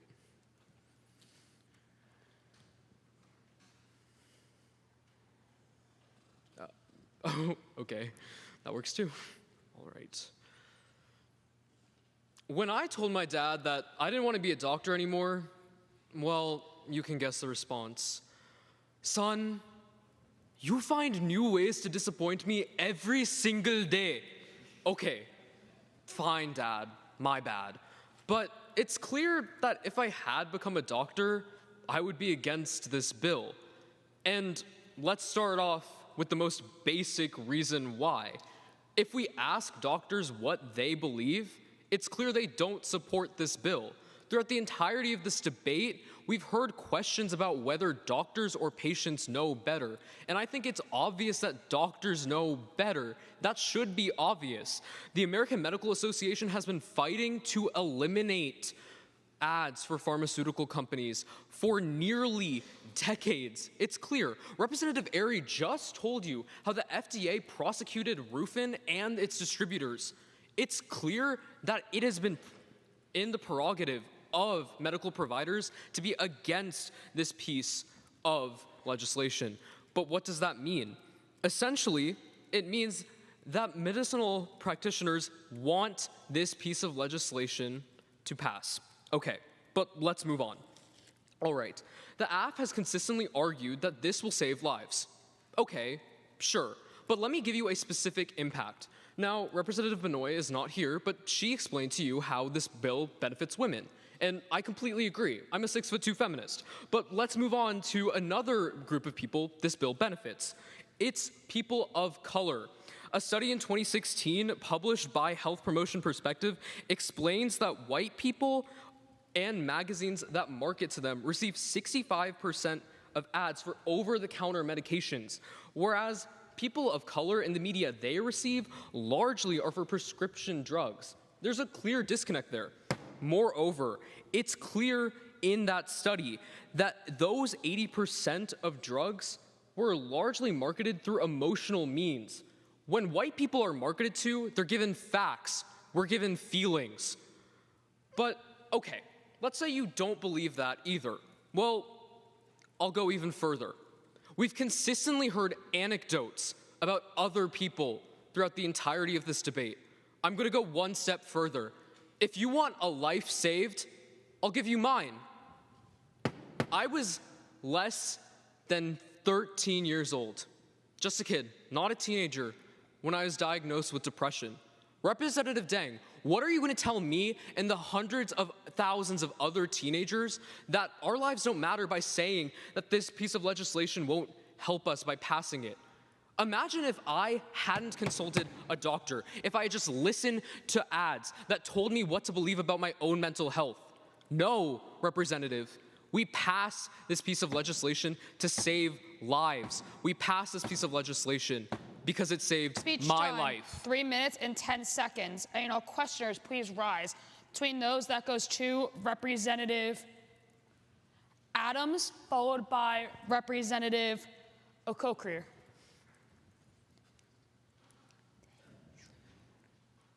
Hi, Representative. Hi, Representative. So you frame talking to a doctor as the antithesis of using a drug ad, but who do you talk to after you see a drug ad?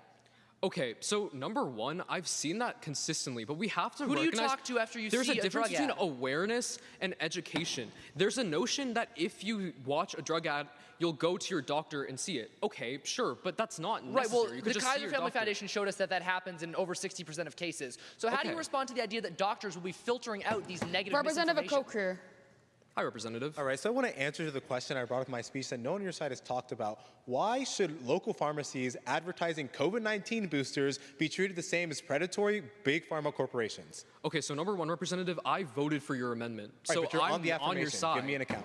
I'm on your side. I just don't agree with that. I would have changed it too. So okay, but you're advocating the past I'm not legislation as advocating- it is, which has pharmacies included. because I Give me believe an that the account. next. I literally told you how this piece of legislation saved my life if it were to be Questioning passed, time has and how it would elapsed. save Speaker other may be people's lives. seated. I think the chair. State. Granted. And no negation speakers, please rise. They go to Representative Gordy unopposed.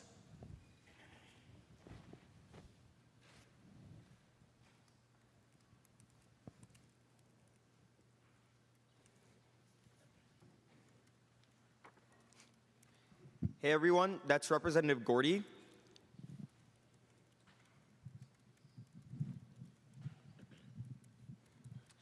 I know I look like I'm 40, but I'll get started shortly. Yeah. A quick thumbs up from all my judges, and I'll get started. 1, 2, 3. And then my purple judge.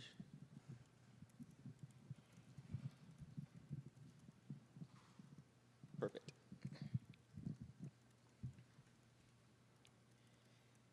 In the year 2020, our country was burdened by the COVID-19 pandemic. We couldn't find a way out, and we couldn't implement a solution. But finally, by the year 2021, Johnson & Johnson came up with the first ever COVID-19 vaccine. They stopped billions of cases and saved millions of lives. This legislation limits Americans' access to the same type of life-saving medication. Don't let the affirmation do it.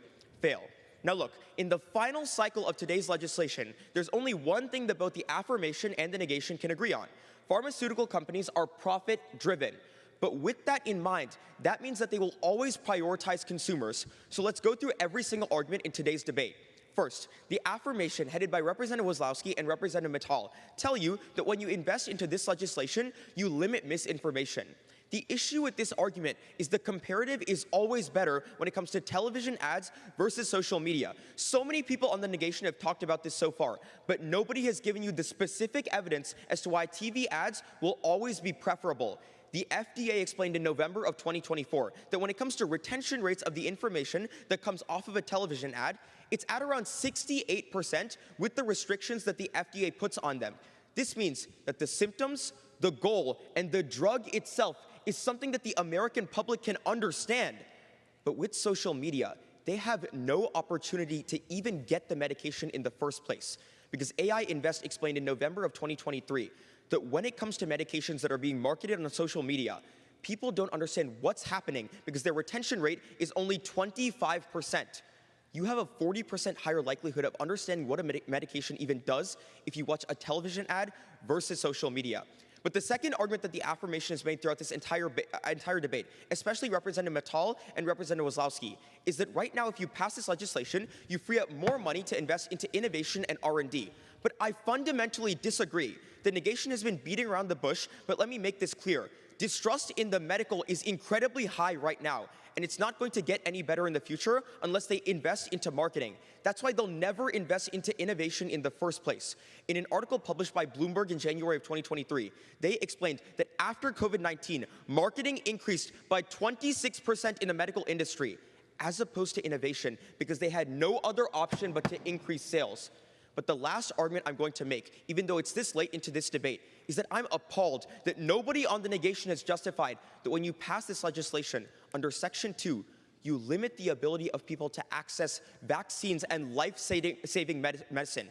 In an article published by the University of Massachusetts last year, They explained that back in 2014 originally, when Pfizer developed some of the first vaccines, they found that those vaccines were capable of saving millions of Americans' lives through TV ad campaigns.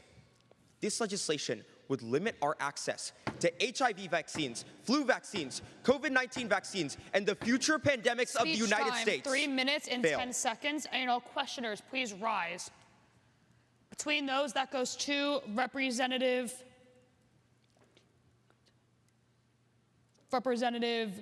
Nickel, followed by Representative Wang.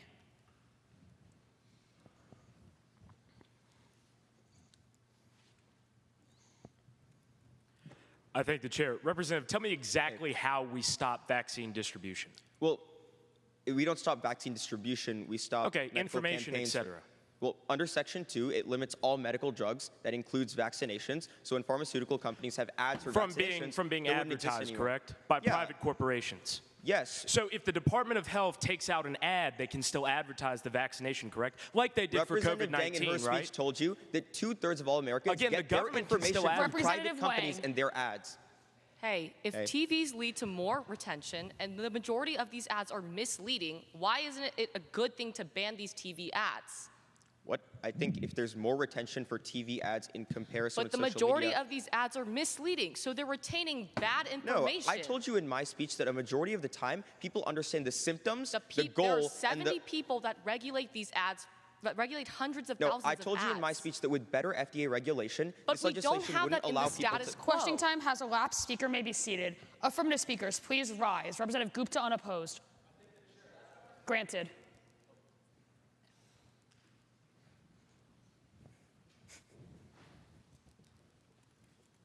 That's Representative Gupta, GUPTA.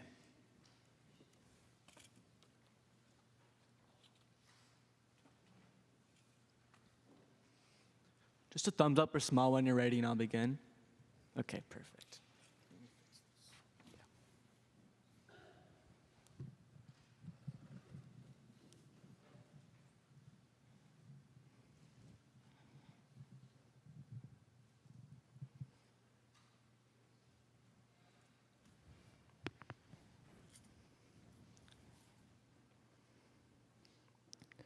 At every Iowa home football game, at the end of the first quarter, 70,000 people turn away from the field, not to check the score, but to wave to the children at the Iowa Stead Family Children's Hospital.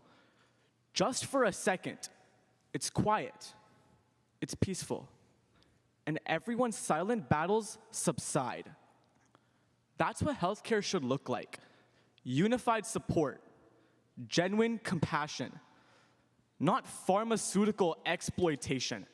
There's two big arguments in this debate. First, between doctor and patient advertisement, and second, between advertising on social media. I want to take both down. First, logically, everyone who's talked about social media advertisement has gotten one thing wrong. Representative Maher on the own negation says that social media advertisement is so much cheaper. If that was true, then Pharma would have already established it because they're greedy. Logically, it doesn't make sense for Pharma to switch to social media advertising, meaning the regulations that Representative Mitchell talked about are clearly working. But second, the best warrant in this debate so far is that Big Pharma will just advertise to physicians, and that's worse. 4 layers of analysis to shut this down uniquely. First, Representative Adams and Maher, you asked for regulation. I want to provide it. The Government Accountability Office explains in 2023, the FDA, the one we're working with, has already ensured that any drug lobbying representative going to a physician has proof of efficacy of a drug. Let's take a step back real quick. These people have to prove the experts in medicine that their drug is effective and fairly priced when it comes to comparing it against the generics that these doctors know about. If you're weighing this debate, that is obviously going to be better than showing your drug to patients who don't know medical expertise and who are careful and wanting any cure possible. But second, Representative Adams says that doctors can weed out the bad drugs. Here's the thing my side hasn't refuted. Doctors prescribe these medications medications because patients keep hounding and requesting them for it. The Medical Management Association finds in 2023, up to 30% of doctor pay is tied to patient satisfaction. Saying no to the patient means taking a hit to their paycheck. That's why doctors prescribe these drugs. If you take the patient out of the system or out of the cycle, doctors don't have that incentive, meaning they'll advertise good drugs. But fourth and finally, I really think that this argument is in need of critical weighing. You're choosing between advertising to experts while having to prove efficacy versus Ozempic jingles. Very clearly, you know what your choice is, and the impacts prove it. Boston University finds on August 12th of 2024, banning pharmaceutical ads would lead to a 36% decrease in healthcare prices and a 27% decrease chance of dying. We can keep waving to the children in the Iowa Stead Family Children Hospital, but if you wait too long, they won't be able to wave back. Speech time, 3 minutes and 8 seconds. Questioners, please rise. Between those, that goes to Representative Gordy, followed by Representative Dang.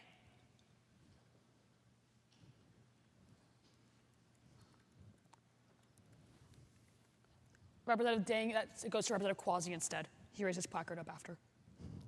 Hey, I told you in my speech the pharmaceutical companies are going to invest into marketing no matter what, right? Yeah. So wouldn't they go to social media before they go to other doctors to lobby? They would have already gone to social media. Wait, no. Television ads are more effective, so obviously they'll use them. But if you pass, they'll no longer exist, so You they told me use social Pharma's media. super greedy, right? Social media is so much cheaper. They would have already done it. Clearly, Wait, Representative again, Mitchell's regulations I'm telling you, are they working. didn't do it because it was a worse option. If they have no other option, they'll do it, and that would be a Wait, bad dude, thing. so many people have more social media Representative Quasi. Pharmacies would rather advertise through 2 avenues than 1, right? That's exactly why they do both social media and TV in the status quo, right?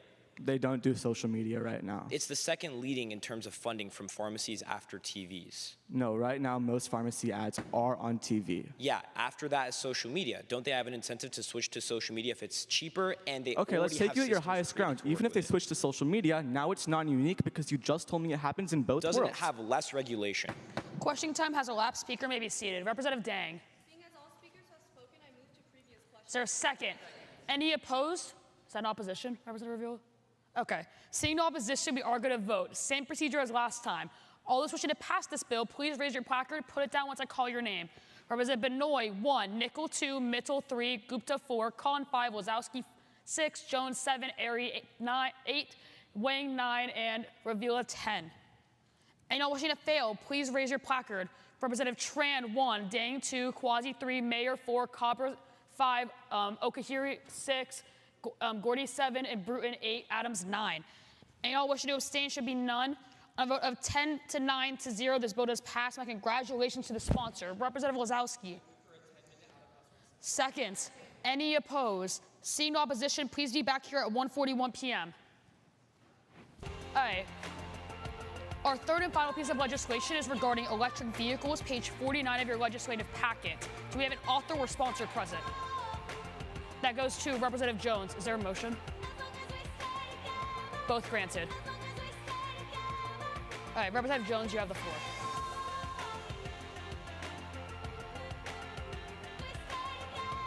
For the judges, I am Representative Jones, speaking for the first time on this piece of legislation, and the third time for you guys today. Very quickly, let's just give the spectators a quick minute to settle down. Representative Airy, is that a motion? Granted. Yeah. And we'll attach a number to it. The EPA writes in 2025 that greenhouse gas emissions from transportation accounts for 28% of total U.S. greenhouse gas emissions. When we, as a Congress, are presented with a choice between Aryan constituents see the worst impact. Once everyone's ready, I'll take silence as one more indicator that my side is the one which reduces the climate change and ensures that we can finally have a safe environment. That's the biggest impact you'll hear in today's debate round, and I promise you, that's why you vote in the negation. Let's reduce, reuse, and refuse the affirmations world, and instead impose a world where we actually can protect our environment. which is the most important thing on planet Earth. Now, let's be clear. The science is undeniable because according to the Spectrum on November 2024, emissions released by 2030 will determine whether or not we will be able to save the climate. Representative Jones, I frankly don't care about the long term right now because in order to win, the affirmation has to show you that today's legislation will provide enough substantive change to save the environment in 5 years' time. Now, the affirmation tells you that they're going to do this by supercharging the EV industry, more factories, and more research. But more manufacturing means more pollution right now, not less. Here's the hard truth. Making an EV creates up to 80% more carbon dioxide than making a gas car. Every new EV makes upwards of 14 metric tons of carbon dioxide before it's even driven. The first step in mitigating climate change is ensuring that the legislation we pass does not mitigate change. But let's add one more crucial bit of context here, because Inside EVs wrote on September of 2024 that the cheapest new EV is still $7,000 more expensive than an average gas car. The math just doesn't add up, and our constituents are the ones who pay the price. But the reason all of this matters is because today's legislation doesn't incentivize customers to drop their gas cars and buy an entirely new EV. And when 16% of emissions come from personal car use, that means the affirmation world has no solvency whatsoever. It's true that people buy cars every few years, but more than 3/4 of these cars are used cars. Even if you buy that the price of EVs decreases in the affirmations world, you remember that used cars will always be cheaper than new cars. There is no scenario in which the majority of Americans make the switch to electric in time to stop the most devastating effects of climate change. Short-term damage is worse. That is why you always fail today's legislation. Representative Jones, yes, this bill funds research, but history shows it takes 10 to 20 years for new technology to actually make a difference. Representative Jones, we have a 5-year window. Let's make the most of it and fail today's legislation. The problem today is that climate change is only getting worse and worse. If we do nothing about it, it will only continue to destroy our planet. That's why I'm so proud to stand on the negation. Speech time, 3 minutes and 2 seconds. Questioners, please rise. Between those, that goes to Representative Airy, followed by Representative Jones, followed by Representative Mittal, then followed by Representative Gupta. Hey, when is climate change set to be irreversible by? 2030, which is why we have this 5-year window. Okay, so isn't it important to do as much as we can to prevent that? I completely agree. I'm telling you that today's legislation only makes that substantially worse by increasing climate emissions. Are EVs, electric vehicles, increasing regardless? I'm right saying now, that like the production. You can increase production of it, but you can't. So isn't it important to keep up with question, you can't make people buy these. The bill just doesn't do okay, that. But That's people why there's are no buying solvency. them regardless. Isn't it important to Representative make Jones. Hi. Hi, Representative. You say we won't see benefits of passing even in 5 years? I mean, I'm saying no because this is literally like let's say I making the believe environment that. significantly What is the status quo doing about your problem in 5 years? Well, I mean, my job isn't to prove that the status quo is good. Yes, you do. You're the negative. My job is to prove that today's legislation makes it uniquely worse. That's exactly what I did. But if everything ends in 5 years anyway, why don't we pass? I'm not saying the world's ending in 5 years. I'm saying we're making it substantially worse. I say climate damage is a threat multiplier. It causes wildfires I completely agree. everywhere. That's why you don't pass today's legislation. Thank you. Representative Mittal. Hey, Representative. Hey. You cited me a stat that said that EVs emit 80% more carbon, correct? Right. What does your author conclude at the end of that paragraph? Wait, what does the author include? Yeah, what does the author who wrote that article conclude at the very next sentence? Wait, this is from a source that says 80% what source? It's from the MIT Climate Portal. What does your author conclude? In October 2022. I think we have different sources. What I'm still telling you is that the climate change is only going to get worse. Your author concludes that it's better to pass today's legislation. Representative Gupta. Said that.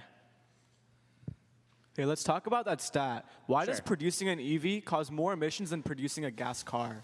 Great. I told you that first in the construction phase alone, it's far worse for the environment. But then when you actually get to driving the car, it is still worse. Even if I buy your side's logic that it is better for the environment, no one is going to buy these cars because the bill does nothing to actually When you drive an EV, it. does it produce emissions? Wait, yes, it does. I told you in my speech that the construction and the building of EV cars has been backed up by studies that it is far worse for the environment. Emissions. That's how they Question work. time has elapsed. Speaker may be seated. Affirmative speakers, please rise. That goes to between Representative Ding and Representative Cabra. That goes to Representative Cabra.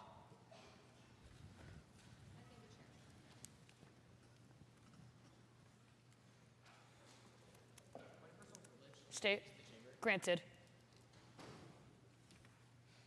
Just for the chamber's reference, that is Representative Cabra, spelled K-A-B-R-A. Again, K-A-B-R-A. Just wait for the door to close before you start your speech. All right, thank you.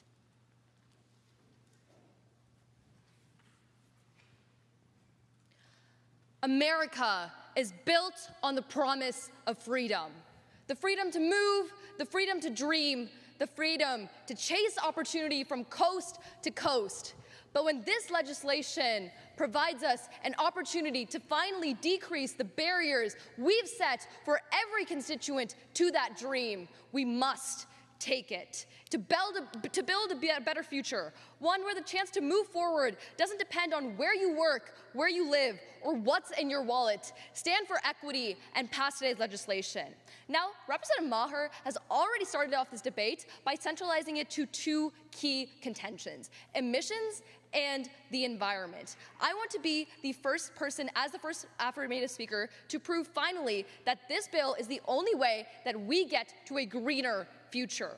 Let's first grapple with the idea of the outdated claim that the negation already has told us that EVs are exclusively for the ultra-wealthy. Representative Maher, a study from nonprofit Consumer Reports in 2023 said that owning an EV saves the typical driver between $6,000 and $12,000 over the vehicle's lifetime, compared to a similar gas-powered model due to lower charging costs and reduced maintenance.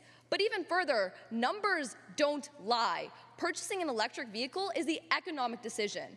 But he tells us upfront it's way more expensive for rural and low-income consumers. Two responses: one, tax rebates for electric vehicles alleviate costs, and two, the used EV market increases accessibility. Turn to the Institute for Energy Research, which quantifies in October of 2024, the federal government offers a tax credit of up to $4,000 or 30% of the sale price, whichever is lower, for used EVs, priced $25,000 or less. And in fact, in today's current market, used EVs can be found for under $15,000. Put that argument to rest, because we need to stop paddling that every average American can't afford an electric vehicle. I promise, Representative Maher, it's possible to be environmentally friendly and go easy on people's wallets. But next, he tells us that emissions will increase in the short term. But turn to the University of Cambridge study in 2021, which finds that over their lifetime, even when factoring in the production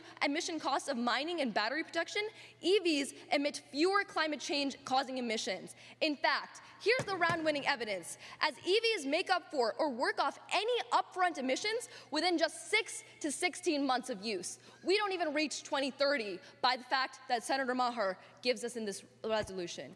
You pass today's legislation for the rural, low-income Americans who are hurt every single time by climate change. By 2050, EVs would spare just Los Angeles residents alone an estimated $12.6 billion in climate change-related healthcare costs. Stop cutting out rural Americans. Pass today's legislation. Speech time, 3 minutes and 4 seconds. Questioners, please rise. Call again any and all questioners. That goes to Representative Adams, unopposed.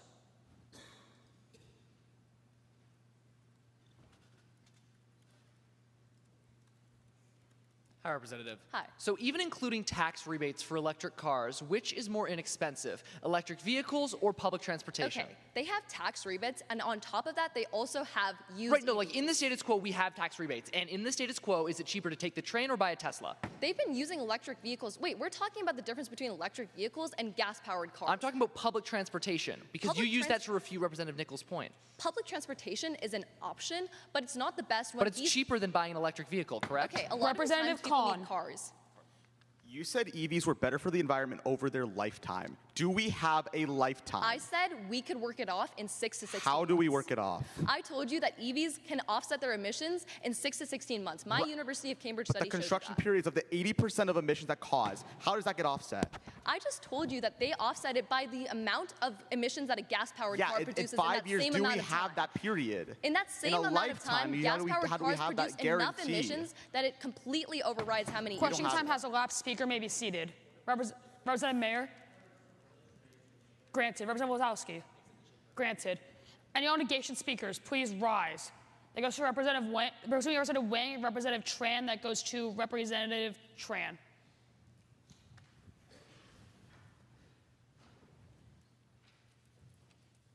Hello, everyone. My name is Representative Tran, speaking for the third time today in this debate. At the leisure of my judges, NPO, judges. Okay.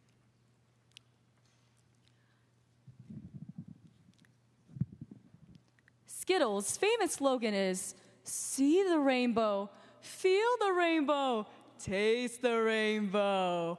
Wait, I know you're probably wondering, how does this intro connect to my speech about electric vehicles? Well, just like how my intro didn't connect, EVs won't connect either. Fail for the following 2 reasons. Because first, EVs are not sustainable for the low income, and second, where will they charge? On to my first point, EVs are not sustainable for the low income. Representative Jones argues that we need to combat climate change, but you can't plug into the future if you don't have a place to charge. Because according to an October 2024 report by Energy Innovation, 1/3 of American households live in multifamily housing, like apartments and condos, and the majority of them are low-income renters, so they don't have access to EV charging stations, Representative Jones. And the report continues to say that these landlords don't want to invest in installing EV stations because they don't see a direct financial benefit. The absence of home charging is what keeps these people tied to gas-powered cars. Then Representative Jones and the rest of the affirmation, sure, you can push for an America to be EV centralized, but it's the low-income people who are forced to bear the burden. But if they can't charge at home, they have to go outside. Gilius Falsis from PBS, October 25th, 2022, explains to us that public charging stations are either too far or it's too busy. So renters are waiting hours just to charge. Or even worse, they leave and just pray their battery will last. So it doesn't matter if EVs are cheaper, Representative Cabra, because for renters, the EV revolution is unplug. But then Representative Cabra tells you that we'll be decreasing transportation barriers for all of Americans, which leads me to my second point. So where will they charge? Walmart is the answer to everything. Charles Morris from Fleets and Infrastructure News, April 30th, 2025, tells us by 2030, Walmart will own and operate EV charging stations at over 6,000 locations, and 90% of Americans live within 10 miles of these charging stations. If they build the average number of charging stations per location, which is about 4, that means everybody will be fighting for these charging stations within a 10-mile radius. So that's not the answer. Then what is? The affirmative will tell you that the answer is government charging stations, because this legislation gives you $15 billion per year to build a nationwide EV charging network. Man, I really wish the government has thought about this before. But wait, they have. Mike Darkerman from the Washington Post, February 10, 2025, proves this. Because in the Biden partisan infrastructure law in 2021, they gave $5 billion to build over 1,500 public charging stations in low-income areas. And after 3 years, only 58 stations were built. Seems like that's not the answer either. The focus of this debate is a green future, but unfortunately, the affirmative, EVs are not truly plug and play like you think they are, because they're just a little bit harder to plug. So just like my intro didn't connect, EVs won't connect time, either. 3 minutes and 10 seconds, and all questioners, please rise. Between those, that goes to Representative Gordy, followed by Representative Airy.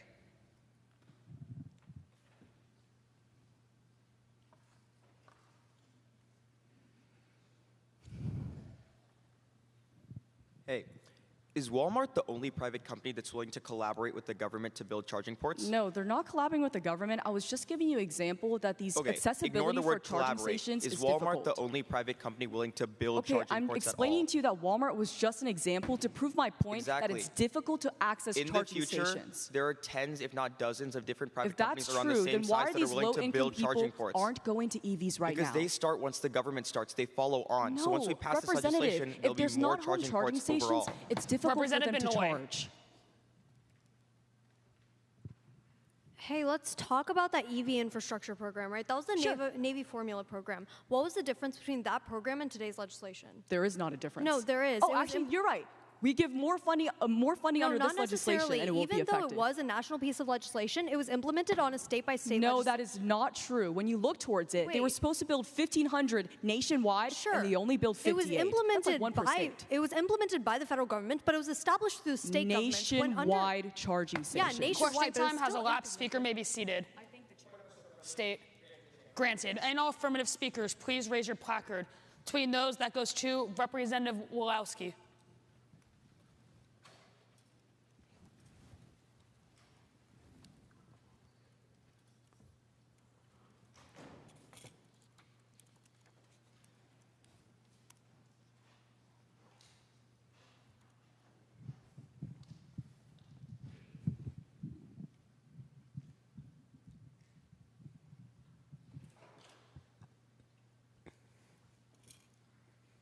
That's Representative Wozlowski. It's been such an honor to serve Flower Mound, Texas. Judges? Cool.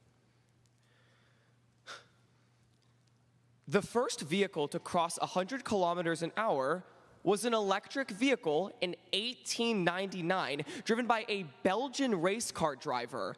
Back then, electric vehicles were seen as the future. I mean, then Henry Ford came along and then messed everything up. EVs finally have an opportunity to take us to destiny. Don't reach out on the opportunity to punch your ticket to the future. Pass this legislation this far into the debate, and I'm so surprised no one has defined what our energy spending looks like right now. It's all fossil fuels. I mean, think about it. We distribute billions of dollars in fossil fuel subsidies. The question is, do they even do anything? No. Specifically, on September 7th of 2021, the Harvard Kennedy professor Joseph Aldi found that fossil fuel subsidies directly contribute to a less than 1% increase in domestic oil production. Please, stop gassing up these oil subsidies by continuing to fund these companies when they're literally just taking tax breaks to put profit into their pockets. Please understand that the importance of today's legislation operates on the time frame negative representatives want to talk about. Do you guys smell that? I think there might have been some oil fumes in the air, because literally all of you are forgetting about the policy that we just put into place that essentially made it to where we have a $250 fee on all annual electric vehicles in this nation. I'd argue you pass this legislation today to make sure that not only companies invest, but consumers have the incentive to. Specifically, prices won't skyrocket. Americans will finally have the chance to blast off. The Financial Times on September 26th of 2024 found that after the Inflation Reduction Act, we poured investment into renewable energy, manufacturing investment into clean tech, and as a result, it more than quadrupled. The problem I have with Representative Maher's analysis is that he doesn't explain why innovation can't come before we ramp up manufacturing. Representative Tran, I tell you, the reason that we do so much exploitative mining for rare earth minerals is because we don't have any oversight or funding to actually innovate the mechanisms. Specifically, by investing in EV infrastructure, we send a clear signal. The age of gas-powered vehicles is finally over. It creates demand and investment, lower prices, and make EVs more accessible. Representative Maher, the reason this legislation works is because companies now either divest, adapt, or become obsolete. No more subsidies means no more safety nets, means no more lives lost. Specifically, the Department of Energy corroborates on April 18th of 2024 that driving an electric vehicle can save Americans up to $2,200 a year. Representative Maher, you might have been a feminist, but I don't think you're an economist. When you pass this legislation, you send the message that we finally look towards the future. Pack your bags. Start the engine. Speech time. Affirm. 3 minutes and 10 seconds. And all questioners, please rise. That goes to Representative Maher. Between Representative Maher and Representative Tran, that goes to Representative Maher, then Representative Tran. Hey. Hey. So why don't most Americans buy EVs in the status quo? I tell you right now, because there's no investment, meaning companies can skyrocket prices because there's not a whole lot of supply. 62% of Americans don't buy it because it's too expensive. What does this bill do to make costs cheaper? We invest into the market, which means it's more normalized, which means that there's more And as I told you in my speech, history shows us that takes 10 to 20 years to actually materialize. How do we have that time? The issue I have with this advocacy is that under fossil fuel subsidies, you decrease the environment more with fossil fuels. When EVs become a normalcy, how do the low-income people truly survive in this economy. I mean, this is the same thing as gas-powered vehicles, How right? is There's it the same always thing? going to be Charging a stations financial. are way longer than just plugging them in the gas station. You have yet to prove to me that low-income Americans I have a did prove to different you. access to How EVs will under this renters and legislation as apartments opposed to the charge? status quo. How will renters and apartments charge? How that is not dictated by this Landlords legislation. don't build them, and they don't have charging stations near Landlords them. Questioning time has build elapsed. electric Speaker may be vehicles. seated. Any no negation speakers, please rise. Between those, that goes to Representative Oka here.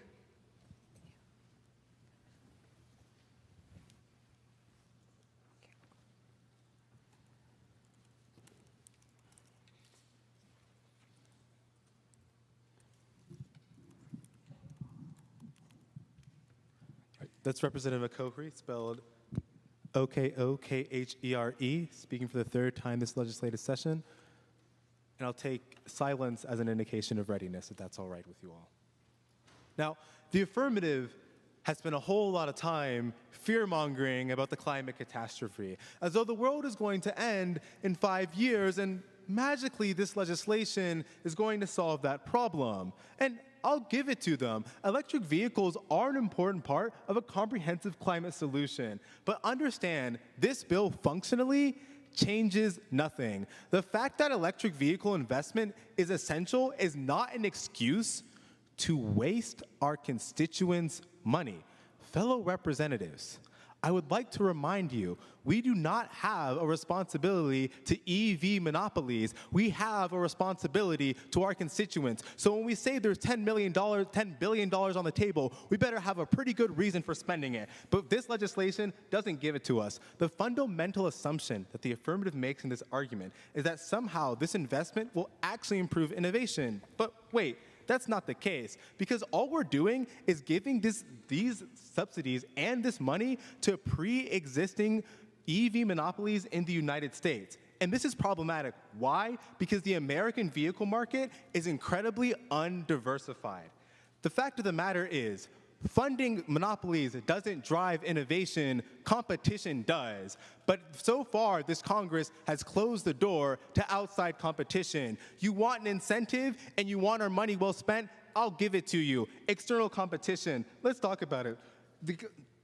The Guardian found that in 2024, 76% of the global market share in EVs was held by American companies. Oh, wait, no, that's wrong. It was Chinese companies. The very same Chinese companies that are artificially excluded from the American market. If you want market pressure, if you want lower prices, Representative Mayor, you don't waste our constituents' money. You put your money where your mouth is, and you deal with the fundamental problem. Additionally, we need to understand that Reuters explains the cost to entry for a Chinese electric vehicle in the American market is over 274.5%. That is a tariff of 247.5%, impacting our constituents. And you seriously expect that this EV investment is suddenly going to increase the amount of EVs on the road? I'm sorry, you can throw around all the checks you want. If you do not change the fundamental incentive structure, nothing improves for our constituents.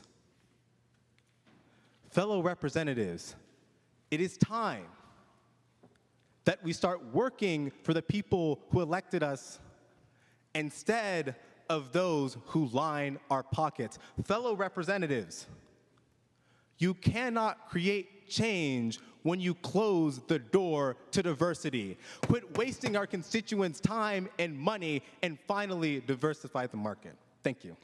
Speech time, 3 minutes and 1 second. Questioners, please rise. Between those, that goes to Representative Airy, followed by Representative Jones.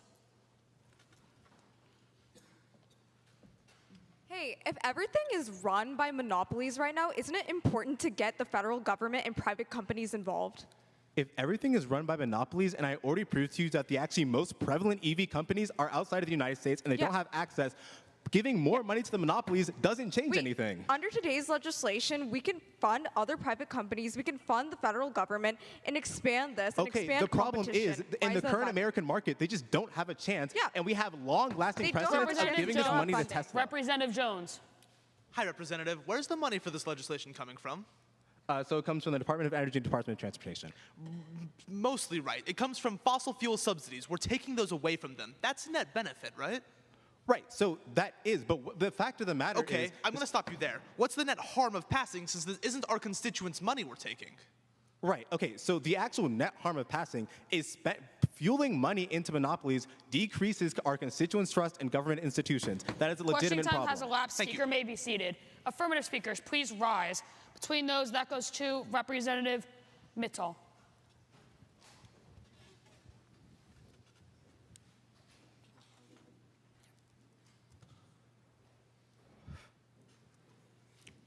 Once again, Representative Mittal, affirmation. Yeah, just please give the spectators a second. For sure. For all my judges, I'm just going to assume you're ready. If you're not, please just give me a holler.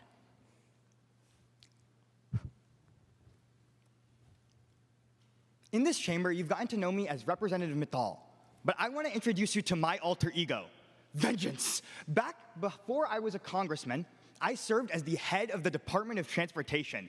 During my tenure, I successfully increased emissions by 45% and decreased EV usage by 12%. Vengeance. But while Vengeance would have wanted to fail today's legislation, this chamber shouldn't. I'm asking you, please pass. Now, the number one reason you affirm is for Section 3A, which removes fossil fuel subsidies that prevent renewable infrastructure. The International Institute for Sustainable Development explains on December 10th that fossil fuel subsidies artificially make fossil fuel energy seem comparatively cheaper when compared to renewable energy. When you pass this legislation and remove those subsidies, people are incentivized to increase investment into renewables because it becomes far more comparatively profitable because there's not some government assistance that's handing companies money for mining and using oil. That's why the same report continues that fossil fuel subsidies prevent renewables from entering the market in the first place. And this isn't just me projecting. The Global Studies Initiative explains that every 1% decrease in fossil fuel subsidies increases renewable energy production by 0.5%. Here's the round-winning evidence for my side. The Arcadia Foundation finally concludes that in the context of this legislation, that means that we would save 50,000 lives every year. I'm asking you, please pass. But then I think the negative gives you a really strong argument from Representative Tran, who tells you that no one will use electric vehicles because there's nowhere to charge them. Problem here is her argument is just about a year too late. Tesla is currently increasing its charging infrastructure. Clean Technica explains on April 23rd of 2025 that Tesla increased the amount of renewable and charging infrastructure stations it had by 17% in the last year, with a total of 67,316 in the status quo. Now, I can already hear the cross questions. Historically, other car companies haven't been able to use Tesla's charging port because there have been two types of ports, the NACS and the CCS. Both of these were historically incompatible. Luckily, Tesla just made their charging port public infrastructure. Right now, we already see companies switching. Motor Tech explains on March 20th of this year that companies are now able to use Tesla's infrastructure. Companies like Audi, Ford, GM, BMW, Hyundai, Kia, Lucid, Rivian, just to name a few, have already made the transition. We have infrastructure in the status quo. The problems of infrastructure was one of yesterday. Tesla is solving it right now. You passed today's legislation to increase EV usage and increase renewables. Speech time, 2 minutes and 54 seconds. And all questioners, please rise. That goes to Representative Okokir, followed by Representative Tran.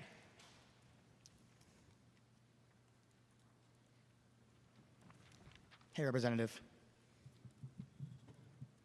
All right, great speech. So you talked about the reduction of oil subsidies. What does Section 4B of this legislation say? I'm sure you can tell me. Right, so the actual $10 billion that's going to R&D is coming from pre-existing energy and transportation programs. How can you justify to our constituents that we're pulling from previously effective climate change solutions to pour it into monopolies? Yeah, I'd argue that when you increase investment in renewables, you always see more benefits. Right, but we're going specifically EV companies taking from pre-existing investments in other areas in transportation and energy. That is what Section 4B says. Okay, How do you justify that? Yeah, I tell you that you still Tran. outweigh. Section 4A outweighs.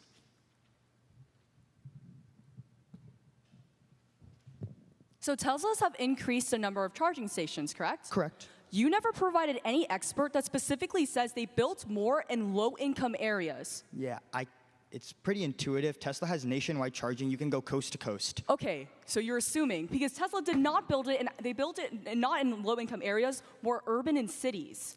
Yeah, sure. They built some in cities, and they also built it in rural areas. They built none in low-income areas. Even if you buy that argument, you're giving money to increase investment in charging stations. Any non-negation speakers, please rise. Between those, that goes to Representative Nickel.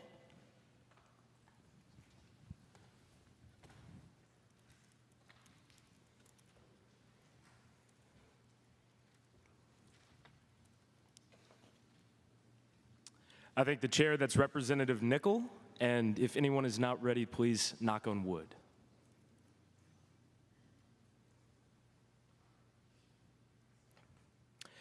I'd like to go over a little bit of impact calculus and really debate this round a little bit, like we all should be doing. First, we're looking at actual benefits from this bill. Now, the affirmation unlocks their benefits by saying that a majority of Americans are going to be able to afford electric cars now. They're going to transition over to electric cars. We're going to absolutely decrease emissions. But the problem with this, as already represented by Representative Mayer, is that Americans just aren't going to be able to afford electric vehicles. Now, Representative Wisbowski says that, well, there are federal grants and subsidies to help people afford electric vehicles. But Representative Mayer tells you that an electric vehicle on average costs $7,000 more than a gas-powered vehicle. And the subsidies that are mentioned by the affirmation are only up to $4,000. That's still a net difference of $3,000. And I'll get back to that in a minute as to why that's so important in the minds of a consumer.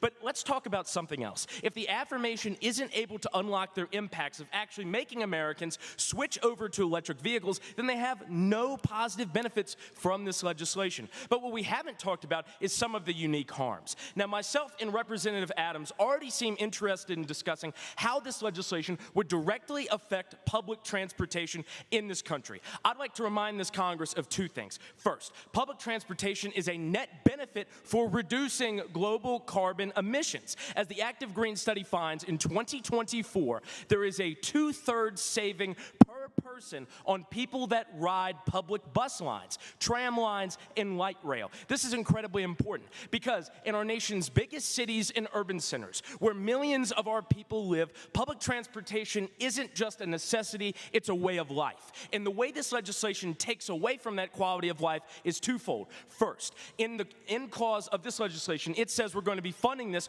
with $10 billion from the Department of Transportation. Now, you could argue, well, why are we taking that specifically from public transportation? I'll tell you exactly why. It's because the Trump administration and the Secretary of Transportation have already said that they plan to downsize America's public transportation programs. Now, this is important because by passing this legislation, we give them the green light to take at minimum $10 billion away from America's public transportation network, which would directly increase carbon emissions by decreasing services offered to our citizens. But there's also another reason why we failed this legislation. It's because the philosophy behind it is flawed. The fault does not lie on the consumer. According to ActiveSustainability.com, the top 100 global corporations produce over 71% of global greenhouse emissions. If we want to regulate climate change, if we want to stop it, we shouldn't be bullying our consumers into making different choices. We should be regulating massive corporations that dump chemicals into rivers, that pollute and burn coal, that do all of these things right under our noses. It is not your fault, and it is not my fault that our planet is on fire. It is ExxonMobil's fault. It is Shell's fault, and we should hold them accountable, not the American consumer. Speech time, 3 minutes and 8 seconds. And all questioners, please rise. Between those, that goes to Representative Dang, followed by Representative Wolowski.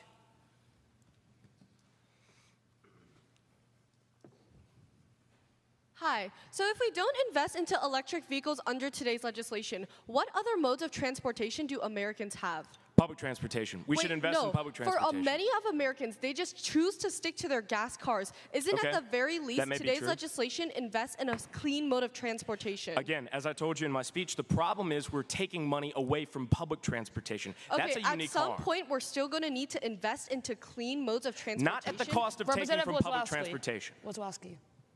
Why are buses and trains not allowed to be electrically powered? Okay, That's not what I was saying. What I'm talking about is that all of our public transportation, which reduces carbon emissions, we're going to lose funding for that under this legislation. But now if we don't spend trillions on fossil fuel subsidies and we have the funds allocated under this legislation. I don't have a problem with why removing do those innovations not extend? I don't have a problem with taking away fossil fuel subsidies. That's not my concern. Why is it impossible to fund public Question time infrastructure has under elapsed. this Speaker may be seated. I think the chair. Affirmative speakers, please rise. That goes to Representative Quasi. Thank you.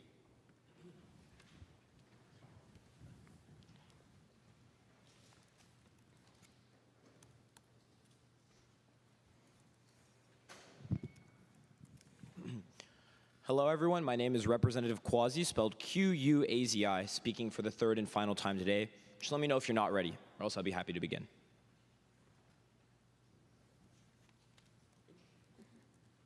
All my judges good? Looks great. In 1889, in a small workshop right here in Des Moines, the first American electric vehicle was produced. At that moment, it seemed as though the future had come early, but we were comfortable with oil, and we never turned that future into fruition. 130 years later, we stand in the same place, in the same time in history, and we have a chance to finish what we started. Don't squander it. Affirm today's legislation to get both consumers and producers on the same page about electric vehicles. First, right now, the biggest reasons why people aren't buying EVs is not just because of the price tag. Like Representative Maher, Tran, and Nick will tell you, that would have been true 10 years ago. But an American Automotive Association survey on June 25th of 2024 finds that the #1 reason why 68% of Americans still prefer combustion vehicles over electric vehicles is the severe lack of charging infrastructure. Americans worry their EV's ability to handle long commutes or even day-to-day use without constantly needing to divert and recharge. And honestly, I don't blame them. I do not want to sit in a Panera parking lot for 45 minutes waiting for my car to charge. Representative Okokher and Nicole, that's the same reason why EVs have a monopoly right now. Companies don't enter the market when there's such a low demand. That's exactly why you should be passing today's legislation, as Section 3A passes off $15 billion into a network of charging stations, supercharging our EV infrastructure. Representative Tran, you say we should be helping low-income constituents. That section specifically builds that infrastructure in low-income and rural areas. Understand exactly what this means for our constituents. The Pew Research Center confirms on May of 2024, when California, New York, and Texas expanded highway charging infrastructure, investment by producers went up by 86%.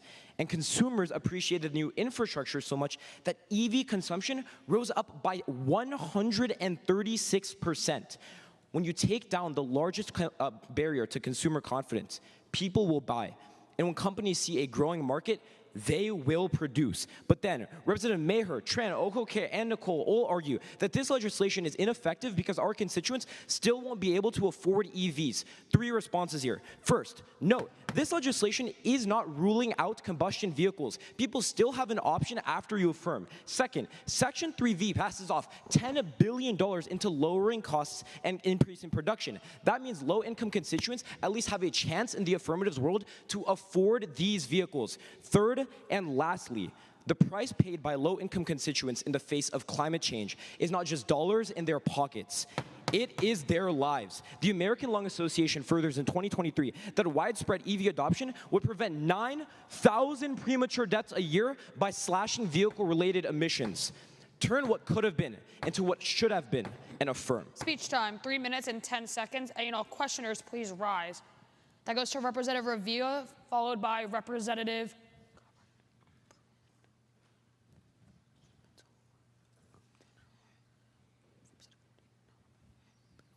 Mayor. Hello. So you would agree that climate change disproportionately affects low-income constituents, right? 100%. So that's why you want to pass this bill, correct? Yes. But both Representatives Tran and Nickel explained to you that the resource exploitation that we would need to do to produce further EVs would harm disproportionate amounts of low-income people. So that's the exact reason why I think we should side with Section 3B of this bill. What does it say? Invest $10 billion into domestic production. That means more job Which would opportunities. harm people here. Allow me to explain. Okay. If we have more domestic... Representative Nickel. I thank the chair. So, Representative, you talk about Section 3B, correct? Yes, sir. Which says that we prioritize rural areas. 3A says we build in low-income and rural areas. Yeah. Rural areas Yes. and urban areas Yes. and highways Yes. and low-income areas. Yes. So what are we prioritizing? We're helping everyone. The language is just a little Allow bit me to explain. confusing. We're prioritizing the American We're people. prioritizing everything. Yeah, everyone. What does the word prioritizing We're helping the American people. We're not I yield my prioritizing time. companies. We're not The prioritizing chair anyone will else. remain 6 seconds. Speaker may be seated. State.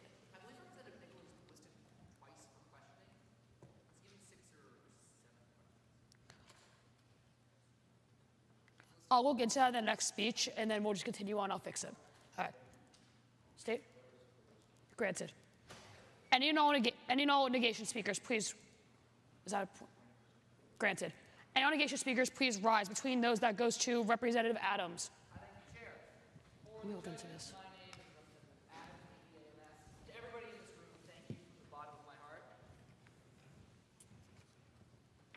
It's been an honor to represent the great state of Massachusetts here today.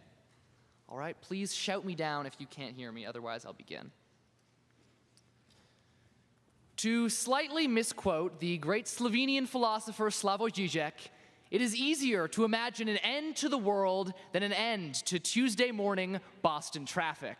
And I think that the affirmation might be suffering from the same lack of imagination and ambition that the proponents of electric vehicles have had for decades. Fail this bill. There are 2 points of clash that we've seen thus far where the chamber can't seem to reach an answer: the trade-off with public transit and the net carbon impact of EVs. Let's resolve them on a simple factual basis. First off, Representative Lozowski, in response to Representative Nickel, is completely incorrect to say that EVs are inclusive of public transit, even taking Representative Quasi's word that people will buy EVs, because per earth.org in 2023, expanding public transit reduces the carbon footprint of the transportation industry more than electric cars, as well as lowering costs for low-income families. That's including tax rebates, Representative Cabra. Unfortunately, representatives, there is a direct trade-off between the two, because at least in the United States, the New Republic reported in 2023 that because gas taxes fund public transportation, discouraging gas cars erases the funding for our best solution to the climate crisis. Representative Nickel showed you that there is an inescapable trade-off if this bill doesn't work. I show you that there is an inescapable trade-off even if it does. If studies don't sway you, follow simple logic. On a given day, a given person can only take the train or the Tesla to work, not both. Now let's settle this net emissions argument. All of Representative Jones' positive carbon statistics for EVs are at the point of use. So you fail because the materials required to build EVs aren't worth their brutal drawbacks. And Representative Tran has hinted at this. The construction of electric vehicles is complex. Not screwing in a mic stand complex, but pretty complex.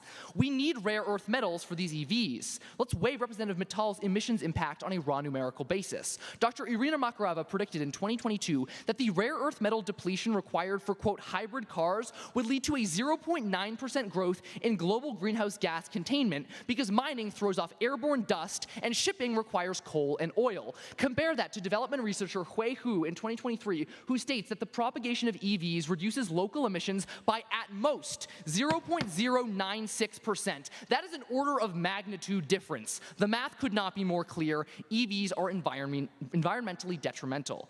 But on all layers of analysis, there's an overarching response from the AF that I don't really buy because it relies on blind faith. I'm speaking, of course, of the empty promise of research and development. Representative Wozlowski says innovation, but understand that Business Insider tells you in 2023 that in terms of efficiency, the EV industry has plateaued in terms of innovation. So I guess he's talking about more comfortable seats. I'm all for innovation, but you can't use it as an excuse for a bad bill. Because EVs are not a solution. Because hope is not a plan. I say fail. Speech time, 3 minutes and 10 seconds. Any and all questioners, please rise. Between those, that goes to Representative Cabra, followed by Representative...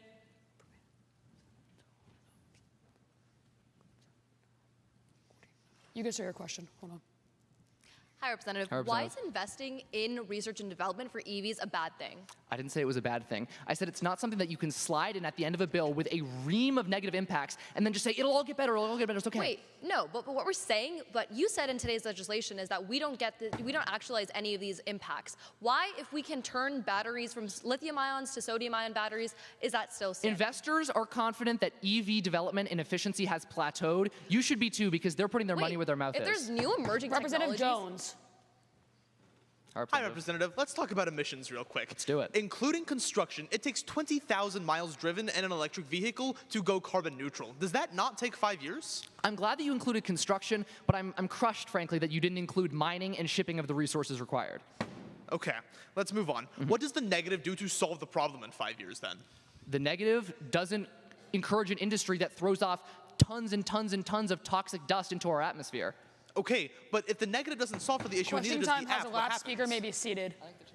Both granted. Representative Quasi. Granted. Affirmative speakers, please rise. Representative Benoit. Hey y'all, this is Representative Benoit speaking for the third and final time in today's legislative session. For my judges, that's still spelled B-I-N-O-Y. And it's been a long round, so I'll just take a few moments of silence as indication of readiness, and I'll begin.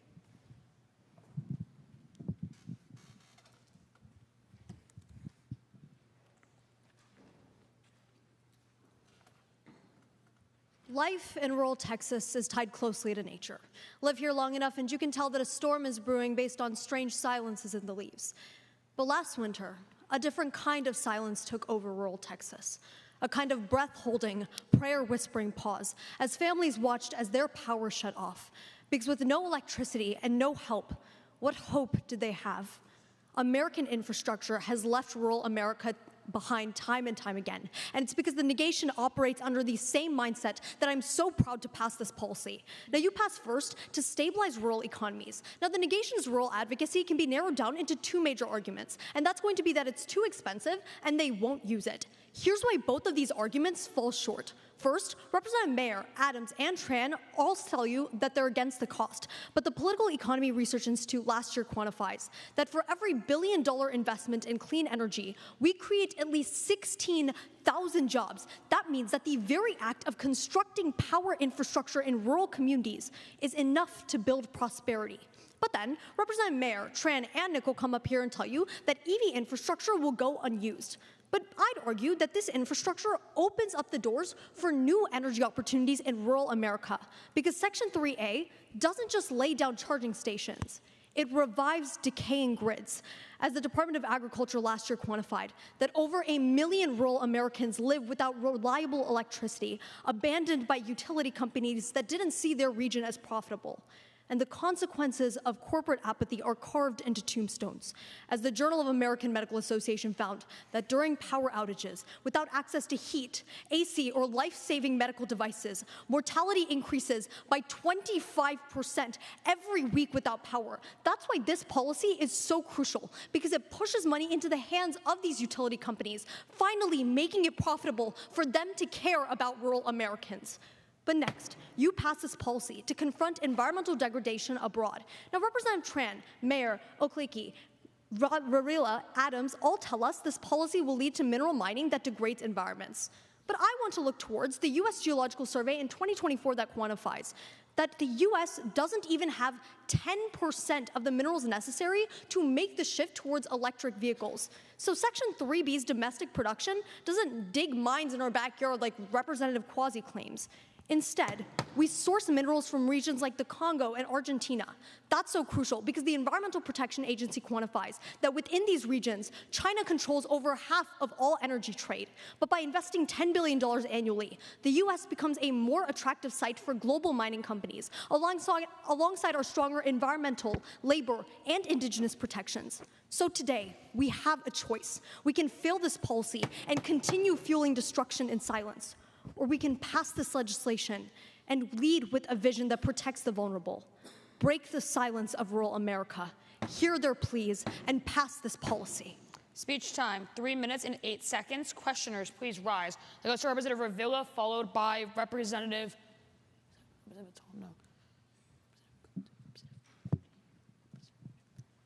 Mayor. Hi, Representative. Hey. To what extent are you willing to sacrifice the well-being of those abroad for our benefit? Wait, I'd argue that unfortunately these countries are already too reliant on their energy exports to switch away. The Okay, only so why difference are we is being right now. complicit in their economic No, and the only environmental difference is they'll either be reliant on the US or on China. Right now, Chinese labor regulations are so much more lax than that of the US. I would China rather a contains world. 96% of the world's rare earth minerals. They don't Wait, need to hold source on. them They from go other off and they places. export minerals or they dig minerals from Africa, the Representative Congo. Mayor. Hi. What's the purpose in a bill to invest in electrical vehicles in the first place? To combat carbon emissions. Right, but isn't it so that people can actually drive these EV cars? I mean, sure, I guess. Okay, so what incentive do we have to offer which actually ensures people drive them in the first place? Yeah, what we're doing is we have tax breaks, which already exist in the status quo. We already have policies implemented Wait, for but that. that's like not changing anything under today's bill. That's Wait, no, you non-unique. asked me what incentive there was. If people what incentive don't is drive there greater EVs than in a the status financial quo. Questioning time has elapsed. Speaker may be seated. And no negation speakers, please rise. That goes to Representative Khan based on recency.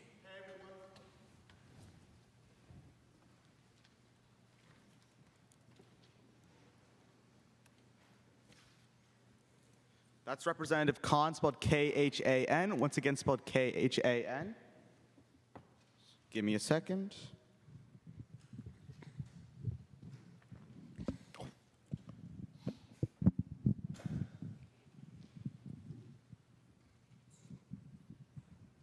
Okay, great. I'm just going to assume everyone's ready. Just give me a holler if you aren't. Great. In the early 2000s, fossil fuel companies like Exxon began transitioning to investment in renewable energy. The reason why wasn't because they thought it was the future or that it would eventually replace them, but rather that it couldn't.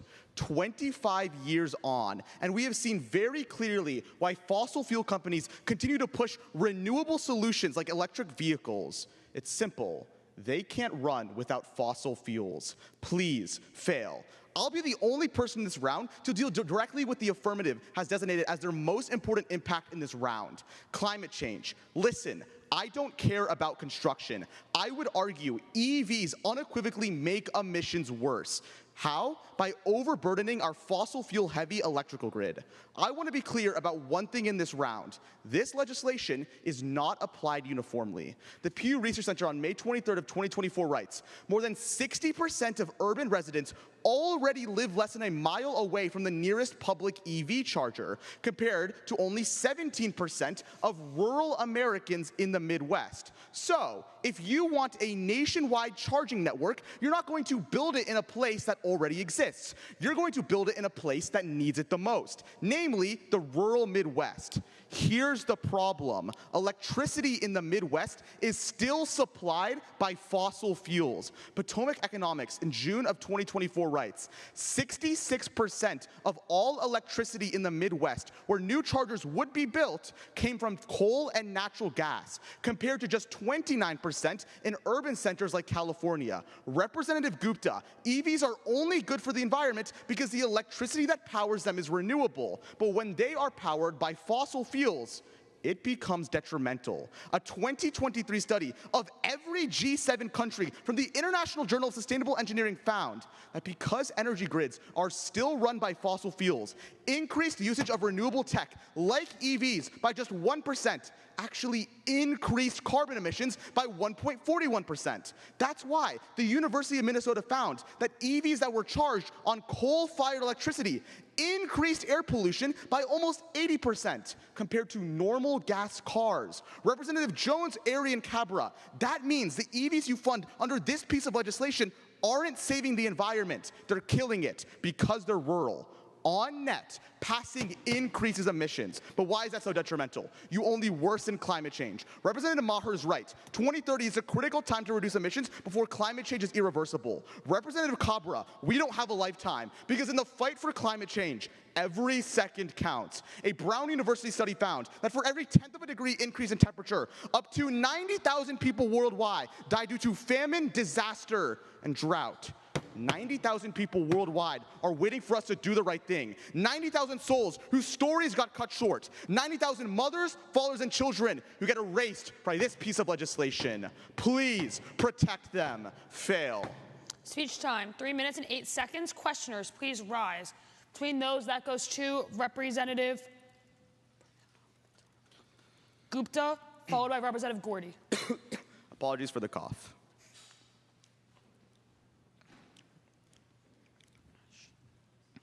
Hi, Representative. So you kind of act like the power grid can never be sustainable. Can the power grid be sustainable? In the rural Midwest, no.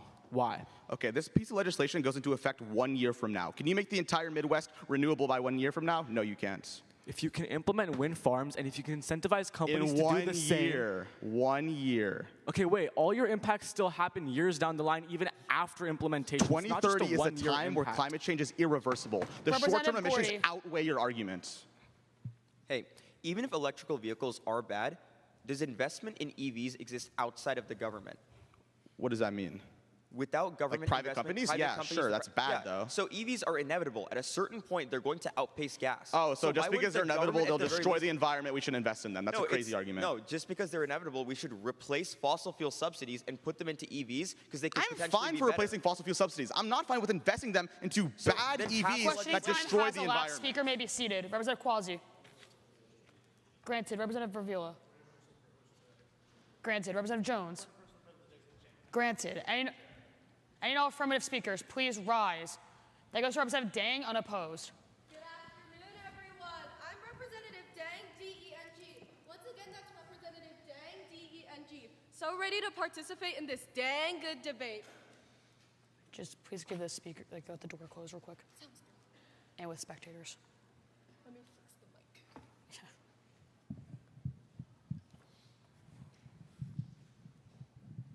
Okay, you should be all good. Thank you. If I could just get a quick indication, I'll be more than happy to start. Thank you, Parley P.O. Thank you. In 1914, the Detroit electric car debuted across America. It was a big hit for the wealthy, but in other areas, because of a lack of infrastructure, one woman reported that she had to put a 150-foot cable outside of her window just to charge her vehicle. Even Tesla drivers aren't that boastful. The frustrating news is that the negation still thinks that we're stuck in 1914. Motivation is via the affirmation. Now, so far, 7 cycles in today's debate, the negation has ran the same argument in different formats, with first being increasing in emissions, and second, investment. First, Representative Tran, Adams, and Khan say that today's legislation would increase emissions.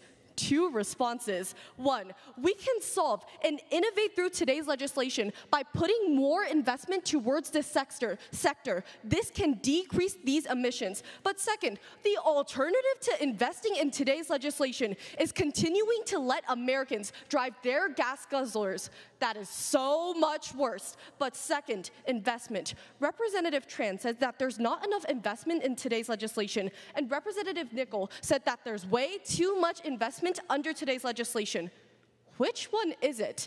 If we are going to invest in another mode of transportation, let's start today to build a cleaner future. But if anything, the affirmation has already proved to you that today's legislation would increase the availability of chargers in our country. But I want to say that this debate isn't just about availability. It's also about viability. I will prove that today's legislation provides viability. The Cornell University writes in October of 2022 that when California received government tax subsidies for EVs, efficient charging stations increased by 36%. And a study by Carnegie Mellon University finds just 3 days ago that cutting tax credits and redirecting them to charge station technology would increase EV adoption by 26% and decrease emissions by 51%. My, oh my. Representative Maher, that's how you see a decrease in emissions in the affirmation world.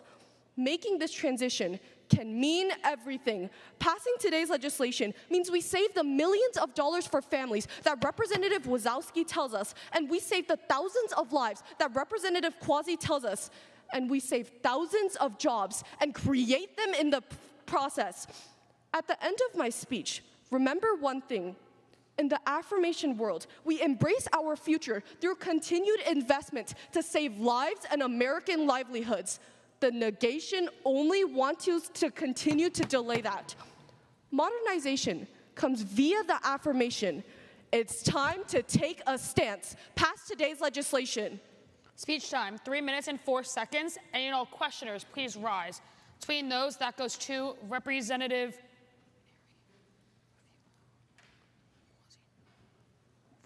Wang, followed by Representative Adams. Hi. Hey, I can agree EVs are a good investment, but why do we need to take $10 billion from federal transportation and energy programs? Yeah, so I think the negation completely forgets that at some point, we're going to need to direct more funding into electric vehicles. Some of these Today's programs, legislation is the best way to do that. Question? Okay. Some of these programs are literally invested in the electrical grid right now to help make the EV transition. It's obviously why not are we enough. taking money Today's away from legislation those? allows more investment If to it's happen, not enough and we which is redirect the money, Representative it's still Adams. not enough. Hi. Hey, Representative, what was the solution you provided in your speech for the negative environmental impacts in the construction of EVs? Okay, I'd argue that when you invest more into electric vehicle development, you can decrease emissions in the long run. Because as we continue to innovate, we'll find solutions that decrease these emissions. Right, you gave innovation. But I told you earlier in my speech that innovation has plateaued in the EV industry. Okay, Do you have a plan, or are you just counting on the word innovation? The alternative is Americans Question driving time cars. has elapsed. Speaker may be seated. Both granted. Very quickly, during that speech, we did hit our hour 5 mark. That's Representative Mohammed. Thank you. Seeing as a speech on the affirmative. Granted. State. Granted. Seeing as a speech on the affirmative, any speakers on the negation, please rise. Representative Bruton.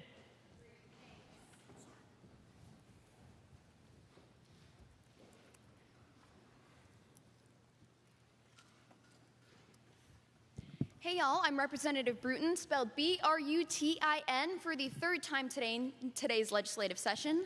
That's B-R-U-T-I-N for my judges, and I'll begin with a sign of life.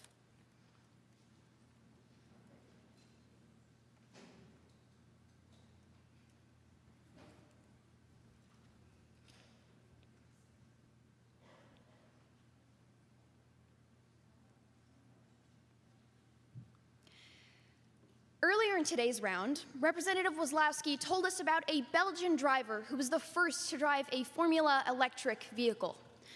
What he didn't tell you was that that Belgian individual was actually me. But just like I'm ignoring reality right now, Representatives Jones, Cabra, Wozlowski, Mittal, Quasi, Benoit, and Dang have been ignoring the reality of what actually happens when we increase our electric vehicles in America. So, take it from a professional Formula E driver and fail today's legislation to save American lives. So, as I discussed in questioning with Representative Jones at the top of this round, electric vehicles are exceedingly heavy. PolitiFact tells us in June of 2023 that EVs typically weigh around 30% or 750 pounds more than their gas-powered vehicle equivalents. And Representative Wozlowski is right. Electric vehicle drivers don't have to pay fuel taxes. But the issue with this is that we use these fuel taxes to fund our highway maintenance. In fact, I'm surprised it hasn't been brought up thus far. And according to NCSL in 2023, states like Oregon and Utah have warned of funding gaps exceeding $500 million a year for road maintenance starting in 2030. But why does this matter? 2 reasons. First, let's look at the short term. The American Society of Civil Engineers in 2021 tells us that over 40% of United States bridges and roads are more than 50 years old, with thousands of them being classified as structurally deficient. Now, I can tell Representative Jones is just itching to ask me in questioning how their piece of legislation makes this situation deadly. So let's look to California. Because according to the California Energy Commission, around 1.7 million electric vehicles have been purchased since they started promoting them in their government. The impact was that according to the LA Times in April of just last year, the Highway 1 on the Central Coast became so degraded by EV weight that it completely crumbled, leaving ruin in its wake, with nearly 2,000 other Californian bridges simply waiting to follow suit. Following this trend, it's not long until we are putting American lives at risk because we are unprepared for the degradation that EVs will have on our roads. Representative Quasi and Dang, your legislation accounts for new infrastructure, but not how our old infrastructure is going to be able to exist. Now, Representative Jones, I agree we need to do something about climate change, but I'm not willing to put American lives at risk. And I'm not willing to exchange one kind of pollution for another. Because let's look at the long-term impacts. So let's take our sponsor, Representative Jones, at their highest ground and assume that we're able to make up this funding gap and miraculously no lives are lost. You still fail because the environmental impact of road maintenance completely offsets any possible benefits. Grist.org tells us that electric cars emit 26% more air pollution in low-income, highway-going-through areas. If you want to save our low-income constituents, throw them a bone, not to the wolves. Fail this legislation. Speech done, 3 minutes and 10 seconds. And all questioners, please rise. That goes to Representative Jones, unopposed. Followed by Representative Tran, also unopposed. Hi, Representative. Hi. Under this legislation, we invest billions of dollars into our highways. Yeah. Why exactly is this a net harm under the neg then? Right, okay, I'm saying that this is a net harm because as I didn't get to in my speech, the emissions that are put out by using this investment into the infrastructure that's being degraded puts out infinitely more carbon emissions than we are able to offset with any amount of electric vehicles. So the growth of electric vehicles causes the degradation of our roads, but if we try and fix our roads, that causes more emissions. What do we do then? Right, what I'm saying— Representative Tran. Just to clarify, the government taxes anything it can see, right? Sure. Okay, so if gas taxes are an issue, once we transition to EVs, why don't we just enforce an EV tax? Right, okay, so if you want to add that to your piece of legislation, you can do that. But as it stands right now in our status quo, the main source of revenue we aren't immediately shifting to EVs, Can I finish my answer? The Sure. main source of revenue that we use to improve our roads is from fuel taxes. That's just right now, right? Sure. Yeah, so we're not fully shifting to EVs yet. We can I'm not willing transition. to risk it without precaution. Speaker may be seated. Representative Khan, granted. Any all affirmative speakers, please rise. Between those, that goes to Representative Airy.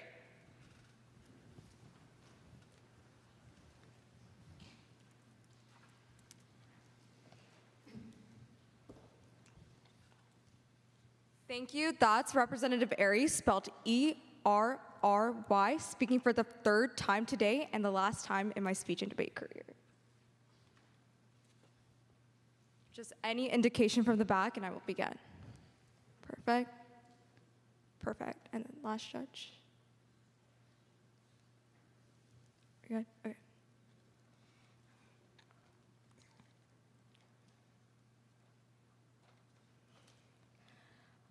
Electric vehicles were considered the innovation of the century and one that every American would one day have the luxury of enjoying.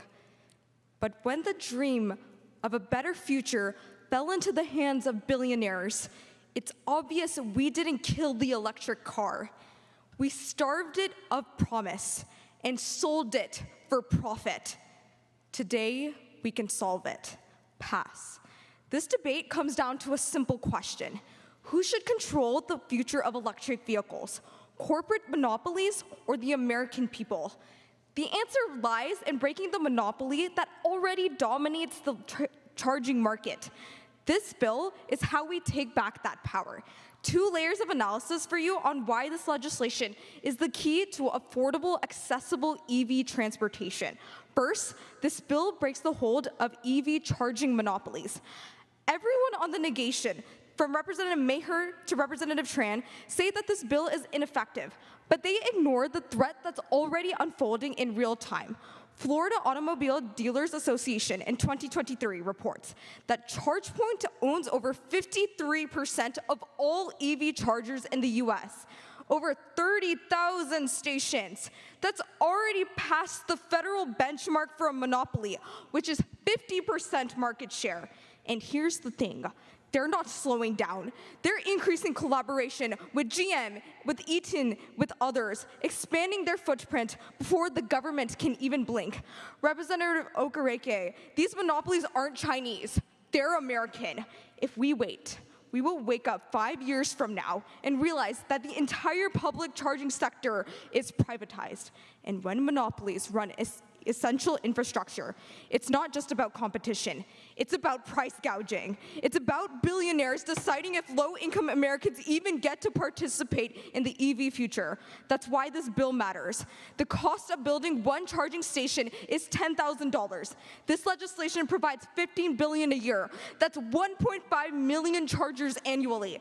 enough to flood the market, drive down private dominance, and create a fair, open network of EV access. Second, when we pass and build public chargers, we fight for affordable transportation. Don't just take it from me. A 2024 Harvard survey found that 59% of Americans say charging logistics and high costs are the top 2 barriers to buying an EV.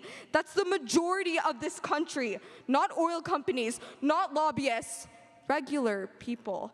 They can't afford an EV if they can't even afford to charge it. This bill is how we fix that. By building stations, creating availability, and sending a message. The EV revolution is not reserved for the wealthy. The rise of electric vehicles put power in the hands of billionaires. In its twilight, let it return to the people again. Speech time, 3 minutes and 8 seconds. Questioners, please rise. Between those, that goes to Representative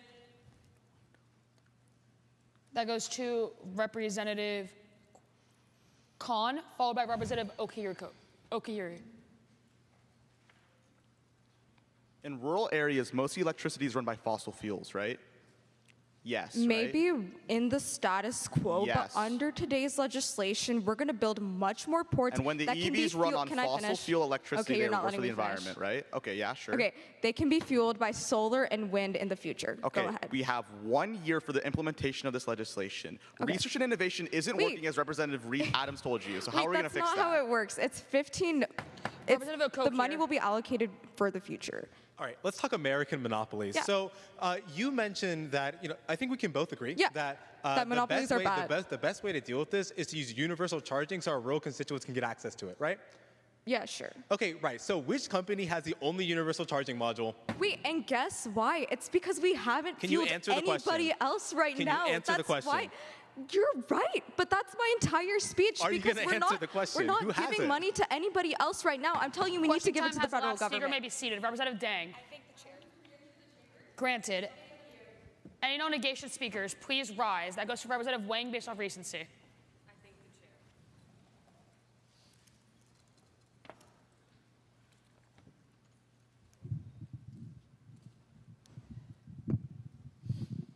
For the judges and chambers reference, this is Representative Wang, spelled W-A-N-G, speaking on the negation side of this bill.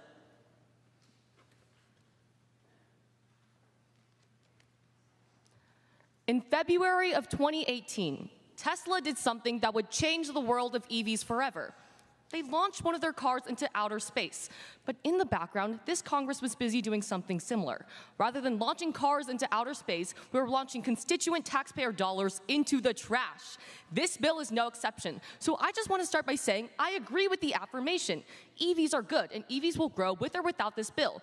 So the harms are non-unique. But the problem isn't EVs. It's this bill. And after the longest and most confusing round of 8 cycles of debate, that's the most important reason why you negate. The implementation of this bill is fundamentally flawed. Like Representative Tran already said, over the past 4 years, under the National Electric Vehicle Infrastructure Program, which is similar to today's, we spent $5 billion. But after 4 years, we built 58 charging stations? But why is that? Representative Wazlowski, it wasn't a funding issue, but because millions were trapped behind bureaucratic red tape. The Institute for Energy Research shows Colorado faced permit delays, New York stalled in environmental reviews, and Wyoming outright refused to participate. Section 3 hands responsibility to the same agencies that oversaw NEVI, the DOE and the DOT, with no plans to streamline permitting, fast-track grid hookups, or bypass state delays. I asked the sponsor, Representative Jones, what changes under this bill? He said nothing, and that's for a reason. More importantly, Utility Drive tells us that 75% of EV operators said electric grid failures were a major obstacle. Today's bill never addresses that. Passing just repeats past mistakes with 5 times the cost. And until this Congress reforms permitting, working with states, and upgrades the grid, this isn't a climate solution. It's an expensive delay. But I know the affirmation will ask, what's the harm if it just takes a little bit of time? The harm is pretending time is free. I support EV investment, but when this bill guarantees a slow, federally tangled rollout, when states and private partnership bring us better and more smarter change, affirming is an actively bad thing. When climate change is on our heels, wasted time isn't neutral. It's harmful. But secondly, let's talk about the funding mechanism of this bill. Representative Nicole's concerns need to be heard. Section 4B literally raids $10 billion from existing federal transportation programs. I'm asking the affirmation. Literally, what is the reason for doing this? The Department of Energy has initiatives that invest in the electrical grid to strengthen EV connections. Why are we taking money away from things that already strengthen EVs? More importantly, we're also taking $10 billion away from underfunded federal transportation programs. And when 45% of public transportation riders make less than $25,000 a year, you understand this bill doesn't reduce wasteful spending. It takes money from essential programs. Congress isn't about winning debates. It's about choosing the best policy. EV investment is good, but not a single affirmation speaker has told us why we need to implement this bill in such a poorly written way with a horrible implementation and a horrible funding mechanism. So fail this bill. Speech time, 3 minutes and 10 seconds. And questioners, please rise. That goes to Representative Mittal, followed by Representative Airy. If your concern is grid failure, why would you not pass legislation that increases investment into renewables and the grid itself? But today's legislation never indicates that it increased in the grid. Yeah, when you remove fossil fuel subsidies, companies increase investment it doesn't into matter. renewable energy. Today's legislation doesn't fix that. And as I said in my speech, the grid isn't the only issue. It's also bureaucracy, which isn't addressed. Okay, sure. That's about charging infrastructure. I told you Tesla is already solving that. That's just fundamentally untrue. We see charging station labs across the country. Hey, what's being outpaced right now? EV chargers or EV vehicles? I don't know. You tell me. EV vehicles are outpacing the amount of EV chargers we have right now. Why does that matter at all? So shouldn't we construct EV chargers? We should construct EV chargers. I argue we should construct them on a state and private model when the federal level has failed with $5 billion in the past. This legislation encourages that. No, we're approving the same agencies who failed in the past I actually to do know it that again. Representative Gordy's going to come up here and tell you Question otherwise. time has elapsed. Speaker may be seated. And all affirmative speakers, please rise. Representative Gordy, unopposed.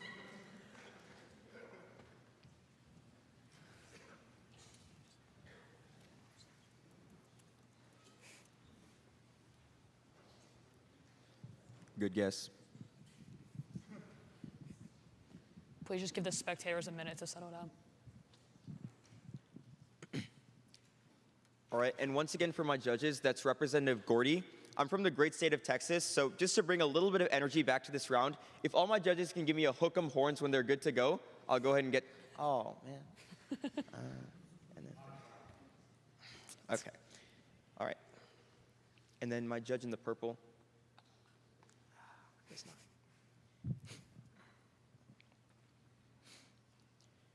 6 months ago, we received a wake-up call that was a testament to what climate change can do to the American populace.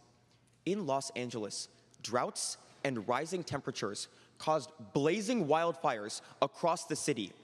This costed people their homes, their land, and even their confidence. This bill gives us a different approach to finally cool down America. Pass this legislation. Now look, quickly, right off the bat, I want to make a clarification on the framework for today's debate. Nobody on the affirmation or negation has brought up this argument, and I'm honestly appalled. From Representative Maher to Representative Nickel to Representative Khan to Representative Tran, the entire negation has justified that if we invest into electrical vehicles, this will only make sure that in the future, climate change gets worse. But the issue with this logic is that EV investment happens regardless. It doesn't matter if the government does it through this piece of legislation. The private side will do it all by themselves. In an article published by Hertz in April of 2023, they found that without government investment, by the year 2035, 25% of all automobile sales will be made up of purely EVs. And within 3 decades, they could possibly outpace gas-powered vehicles. That means that the only reason this legislation is good for the climate is it reallocates money away from fossil fuel subsidies. So climate change goes aft. The only other argument that was made by the negation that makes any sense is about charging ports not having the infrastructure. Let me address that right now. First, Representative Tran, you told us that the private side won't have enough money to invest with the public. But this is objectively incorrect. Right now, the private side wants to invest into charging ports, and they can do it in tandem with the government. In an article published by the Atlas Public Policy Institute in June of 2023, They found that companies, not just Walmart, but also retail institutions like IKEA, Best Buy, and Target, as well as automobile industry companies like Volkswagen, Ford, and General Motors, are willing to invest into charging ports right now. That would build the infrastructure that we need. But Representative Khan, you told us that we don't have the infrastructure in rural areas, and that'll overpower the power grid. But the power grid is growing enough to where it can support the electricity needs. In an article published by US News in September of 2024, they found that even in rural areas, the power grid will have 200% the necessary electricity to support charging port infrastructure. But finally, that said, this legislation has an inherent purpose that's a response to climate change. From start to finish, it has support from the government and the private side. We're running out of time, and we need this legislation right now. The Deloitte Global Climate Report explained in June of 2024 that this legislation and more investment into EVs could save the international economy $100 trillion in the next 3 decades.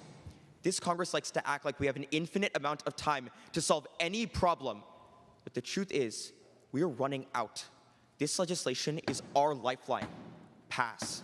Speech time, 3 minutes and 7 seconds. Any and all questioners, please rise. Representative Bruton, then followed by Representative Ravila.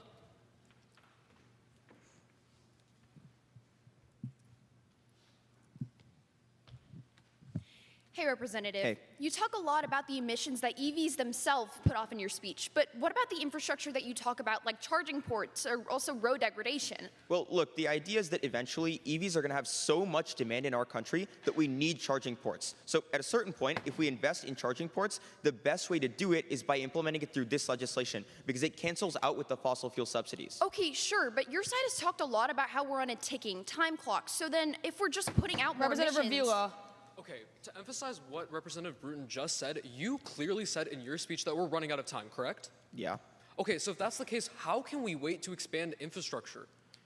What if we, well, passing this legislation would mean Exactly, we don't but wait. that's a long-term thing.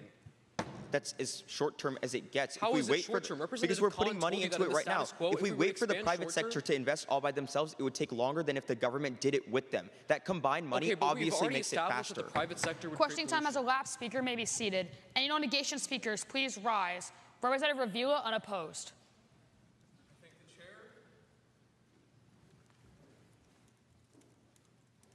My name is Representative Ravilla for the judges, spelled R-A-V-I-L-L-A. I am somewhat proud to represent the somewhat great state of Ohio. All right.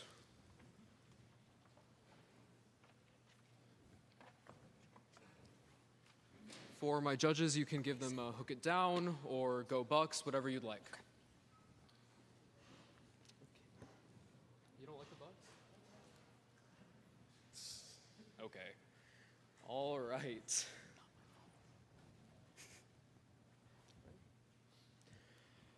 Representative Nickel and I have something in common. No, it's not that, or whatever you were thinking. It's this.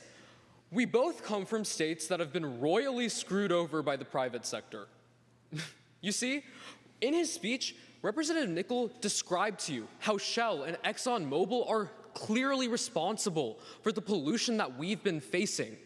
But yet, no one in this debate has truly been able to exemplify the sheer extent of the human capacity to damage each other. By passing this piece of legislation, we turn on our fellow man. And that's exactly why I'm so proud to stand in negation. Because first, let's address the concerns when it comes to providing resources for rare earth mineral mining and other forms of resources needed to produce these EVs in the first place. Representative Benoit tells you that we can rely on Argentina and China to provide these for us. And she's right to an extent. Time magazine explains to you just 3 days ago that rare earth minerals are primarily sourced from China at a rate of 96%. But what has that meant for the people of China? It's meant polluted waterways, shorter life expectancies, and a decrease in the quality of life. She also goes on to explain about Argentina.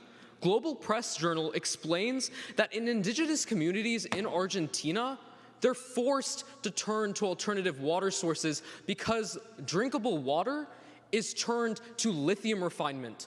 They drink water laced with arsenic, which has been proved to cause cancer. But that's not all. Let's turn to the domestic market. Some representatives might say that we should only be concerned about American lives. Not only do I think that's ridiculous, but even if we were to admit that, it's simply not true. Because when it comes to the domestic rare earth mineral market, 97% of nickel, 89% of copper, 79% of lithium, and 89% of cobalt are on or within 35 miles of Native American reservations as per the United States Energy Administration. We took over this land from the people that were here before, and we exploited it. And now we claim to do so under the disguise of preserving it. It's absolute and rife hypocrisy. By continuing to propagate this, it's ridiculous. But lastly, and most personal to me, I come from Ohio, a state that has experienced this firsthand. We have higher rates of cancer. We die earlier. Speech so that's time, why we 3 minutes and 10 seconds. And all questioners, please rise. That goes to Representative Benoit, followed by Representative Dang.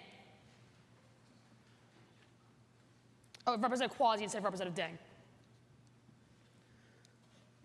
Hi, Representative. Hey, Representative, is China a primary producer of REM or a primary processor of REM? Okay, so even if that's true, the processing of it's REM... a one-word answer. Okay, sure. Yeah, they're a processor, right? That means they have contracts with like Africa, Australia, Myanmar, right?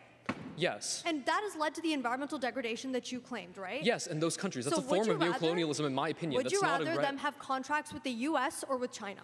Okay, I would personally say that neither of them are good. I'm not advocating for that. Reliant?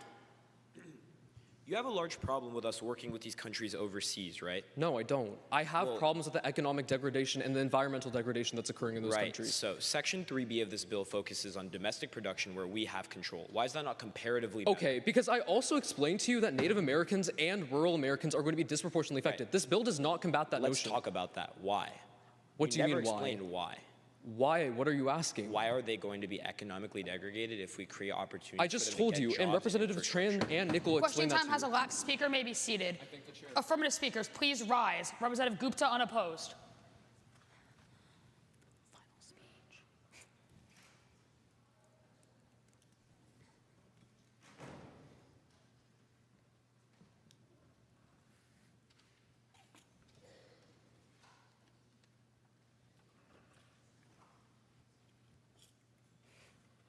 Hi, everyone. That's Representative Gupta, G-U-P-T-A. Excited to close out this final round. Just give me any indication when you're ready, and I'll begin. Okay, perfect.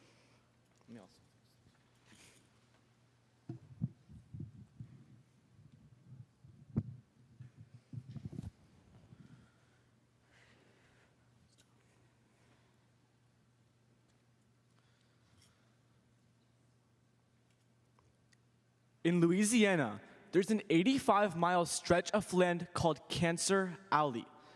Every year, BP, Shell, and Chevron pump toxins down this alley, and hundreds die of cancer. We've continued to spend nature's resources, and as we continue to spend, people continue to suffer. Calls for climate policy have been ignored, so if you're going to listen to something, listen to this. Climate policy needs to be treated with urgency, not complacency. Pass this legislation. So far, the two biggest arguments in this round have been first on EV costs and second on public transit. I want to take both down and win this debate for my side. First, on costs, Representative Mayor Torrevilla, the reason why companies don't prioritize EVs right now is because our fossil fuel subsidies are stopping them. They are literally our only roadblock. Bain & Company finds that currently, our current subsidies give fossil fuel companies a 14% profit margin on gas cars compared to a 7% profit margin on EVs. But lowering the fossil fuel subsidies would mean that the gas car profit margin is just 3%. I'm honestly so surprised that my side hasn't brought this up. The one metric for successful climate policy is incentivizing private companies to work with the United States. if you make EVs more profitable, they will have that incentive. And I want to show you why this incentive turns every single argument in this debate. Representative Adams, EV innovation plateaus because it's not profitable. Passing switches that paradigm. Representative Maher, people keep costs high because EVs are not profitable. If companies have an incentive to promote EVs, they'll lower the cost too. Representative Tran and Wang, when EVs become more profitable, companies will work with us to make charging stations so that you don't have those worries about NEVA. Now you add this legislation plus company incentives, and NEVA is way less effective, and this legislation is way more effective. Representative Khan and Wang, this also means that companies will create a better sustainable grid that you don't need to worry about. And Representative Ravilla, this means that companies will work with us for domestic mining so we don't have the economic and environmental degradation that you keep talking about. But second, on public transit, Representative Nichols, Adams, and Wang all tell us we need public transit.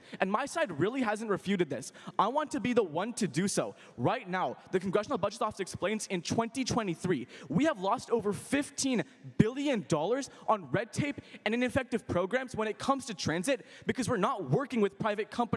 We can take those ineffective programs out. You don't have to take out effective public transit programs. So what's the impact of passing? It's first twofold. The Yale School of Medical finds that EV costs right now are cheaper than gas, but we need to go to adoption. This legislation puts an extra $1,500 a year in people's pockets. That's your reason to pass. Speech time, 3 minutes and 9 seconds. Questioners, please rise. Between those, that goes to Representative Mayer first, followed by Representative. You can say your question, Buck. Ravilla. All right, perfect. So where in today's bill do we actually encourage companies and incentivize them to work with us to research? Yeah, so when you take away fossil fuel subsidies, you lower the gas car profit margin to 3% compared to a 7% EV profit but I margin. still just don't understand. So it's more profitable, and that's I still your don't incentive. understand why companies would want to lose profit and lose revenue to help us invest in something that is not sustainable. If you invest it, if they work on gas cars after passing, that makes them lose profit. At your That's highest their ground, incentive. research takes 10 to 15 years to be implemented. Representative Ravilla. Okay, so you directly mentioned the economic and environmental degradation that you know that I'm so fond of mentioning. Yeah. So to justify that, how does this piece of legislation actually help Native American communities? What is the net benefit for them? Okay, so the basic, like the main mine that we have in the United States is the Mountain Pass mine, right? Right where now, is if that? you Is it in a encourage, Native yeah, it's in my American home state of community? California. If you encourage domestic production, we can push companies Okay, but that there. also leads Those to aren't in environmental native communities. degradation. That That's leads a better to option. environmental damages. Question time has elapsed. Speaker may be seated. Representative Mittal. Is there a second? Second. Any opposed? I'm just going to give the last representative a chance to sit down real quick. You guys know the drill by now. All those wishing to pass this legislation, please raise your placard. Representative Benoit 1, Mittal 2, Wazowski 3, Gupta 4, Quasi 5, Dang 6, Jones 7, Airy 8, Cobra 9, Gordy 10.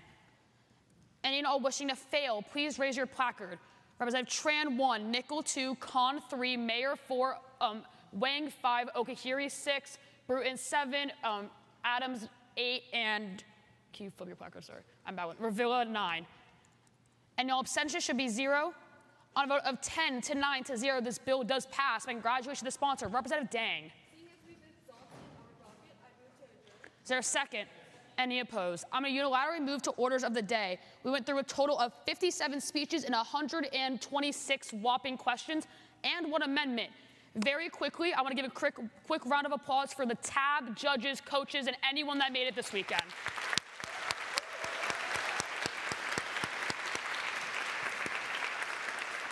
He seriously could not have been here without all of you guys. Also, I think I just want to appreciate the strength of the speech and debate community, especially after this week, being able to compete and have everything that's happened. As someone who's been here for 7 years, you guys are my family, and I think yesterday made that truer than ever. So thank you. I'm going to turn over the parliamentarian. All those sentiments echoed. Fantastic job, everybody. Congratulations on being here. I just have a few announcements. So firstly, we're going to announce both the top 6 and top 14 who will attend tomorrow's award ceremony. Tonight. Tonight's award ceremony, and it'll be announced on Tab Room. So the time is TBD, so just kind of be aware of that.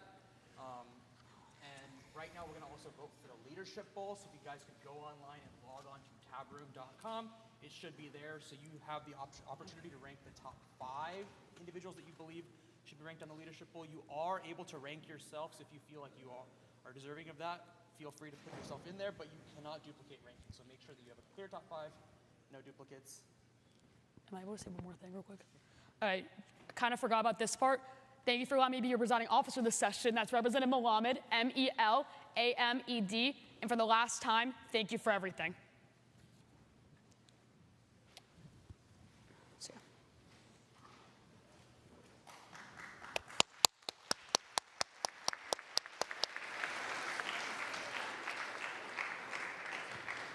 Should I move? Thank you so much for... Do you want me to move?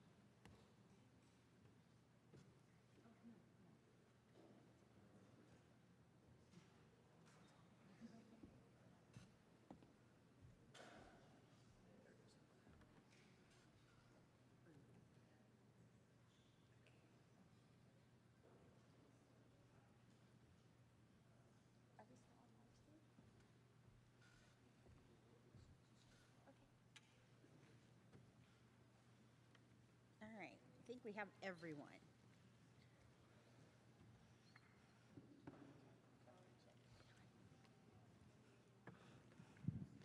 Thank you, representatives. That was an excellent 3 hours of debate. I got to listen in the back because if you didn't notice, there are speakers. So it was like I was never out of the round, and I really enjoyed it. We are going to move on with the presentation of the Lewis medallions, which every finalist here gets. You are the 20 best in the nation, regardless if you are in the top 14, top 6. I hope you realize that as the 80th National Congress, you are one of the best. You will continue to be the best because you will take these lessons that you have learned and put those ideas out into the future. And I look forward to hearing about everything that you succeed at doing. So I'm going to say your name, and then we're going to come up here and you'll receive your Lewis medallion as well as a new tumbler, because everyone can use a new tumbler, from the NSDA. And then we might have some logistics for later, but we will go ahead and recognize everybody. First, Representative Nia Benoit from Elkins High School in Texas.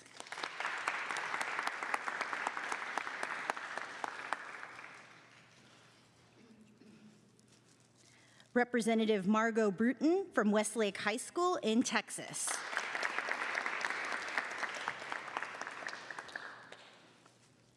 Representative Samantha Tran, Bel Air High School, Texas.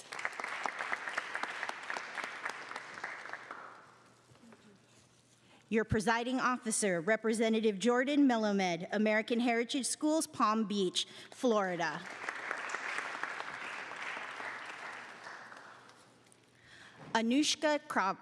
Representative Anushka Krabra from Doherty Valley High School, California.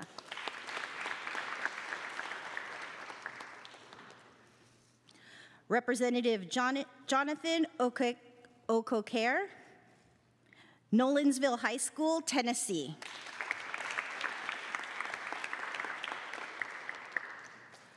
Representative Chaith Mittal, Archbishop Mitty High School, California.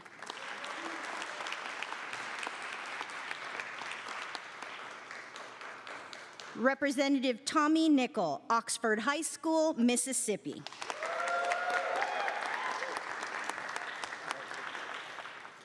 Representative Wesley Jones, Willard High School, Missouri.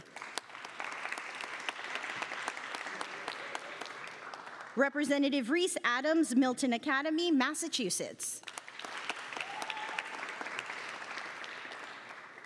Representative Ethan Mayer, the Potomac School, Virginia.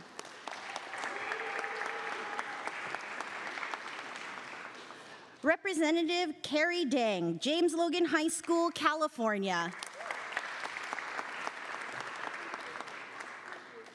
Representative Jack Wislowski, Flower Mound High School, Texas.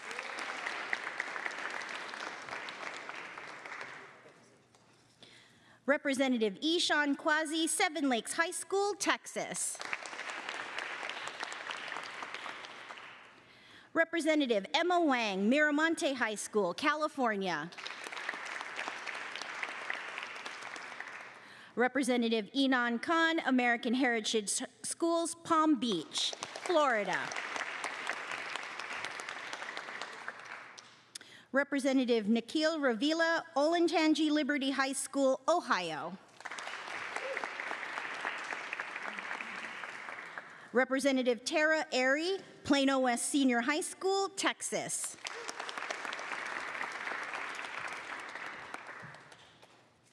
Representative Pranav Gordy, Plano East Senior High School, Texas. Representative Arush Gupta, Bellarmine College Prep, California.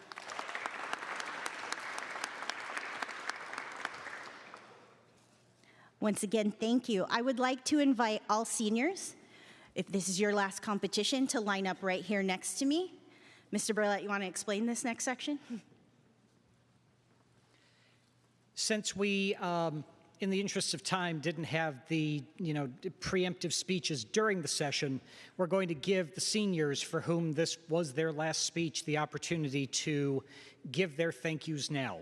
And we say that this is kind of like another presiding officer speech. We want it to be informative and efficient. So, this is your opportunity to thank those who helped you get here. Yeah, I'm not even going to adjust this thing. So to keep it very short, I just want to say my biggest thank you definitely goes out to the novices and the freshmen on my team, right up there. My king, he's already got the crown on, Jasper Parsons. I know I pick on you, Jasper, but it's only because I love you. And I spent this entire year trying to lead the team and make the team better, but what I ended up realizing was that the real leadership and inspiration came from you guys, the novices. So you guys taught me a lot more than I taught you, and I feel a little bad for that, but I'm grateful to have been a part of your team, and I know that you guys will go on to do great things. Love y'all.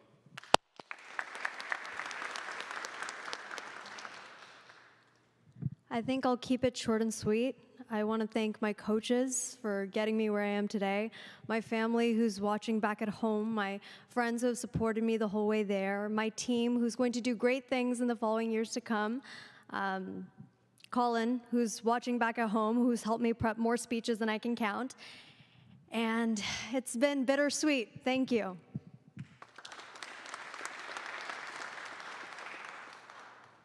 Yeah, so I've been doing this activity for 7 years, so anyone that made this mission possible, I appreciate it. That goes to my entire team, coaches, my parents, and all my friends. And yeah, keeping it short, go Huskies, so.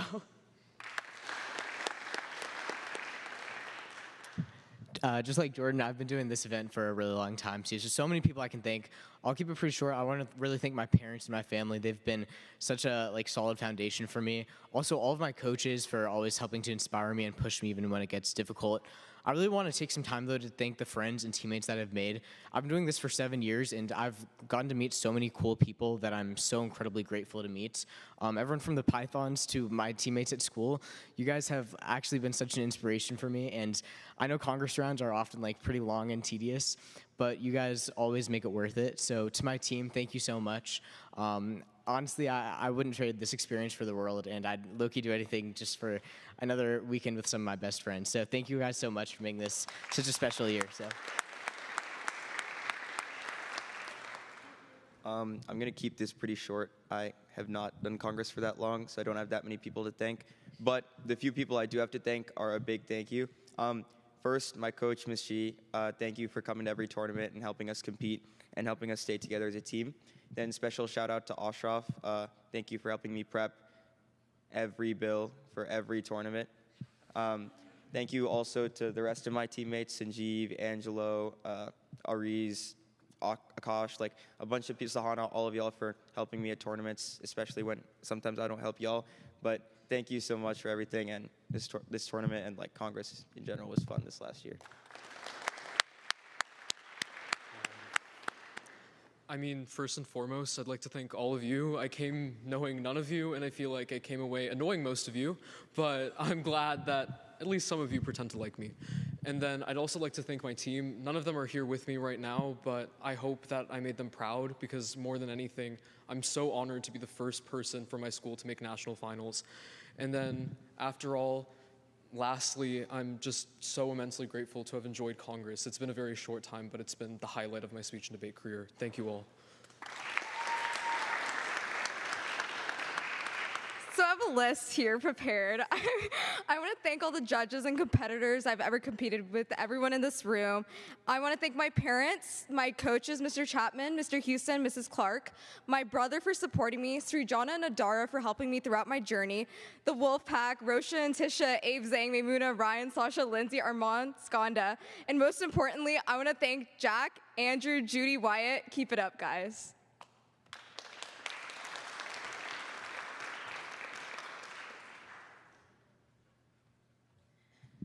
That concludes the 80th National Congress. At the 100th National Tournament, congratulations. We'll see you at awards. We will get to the audit as soon as possible. Have a great day, kids.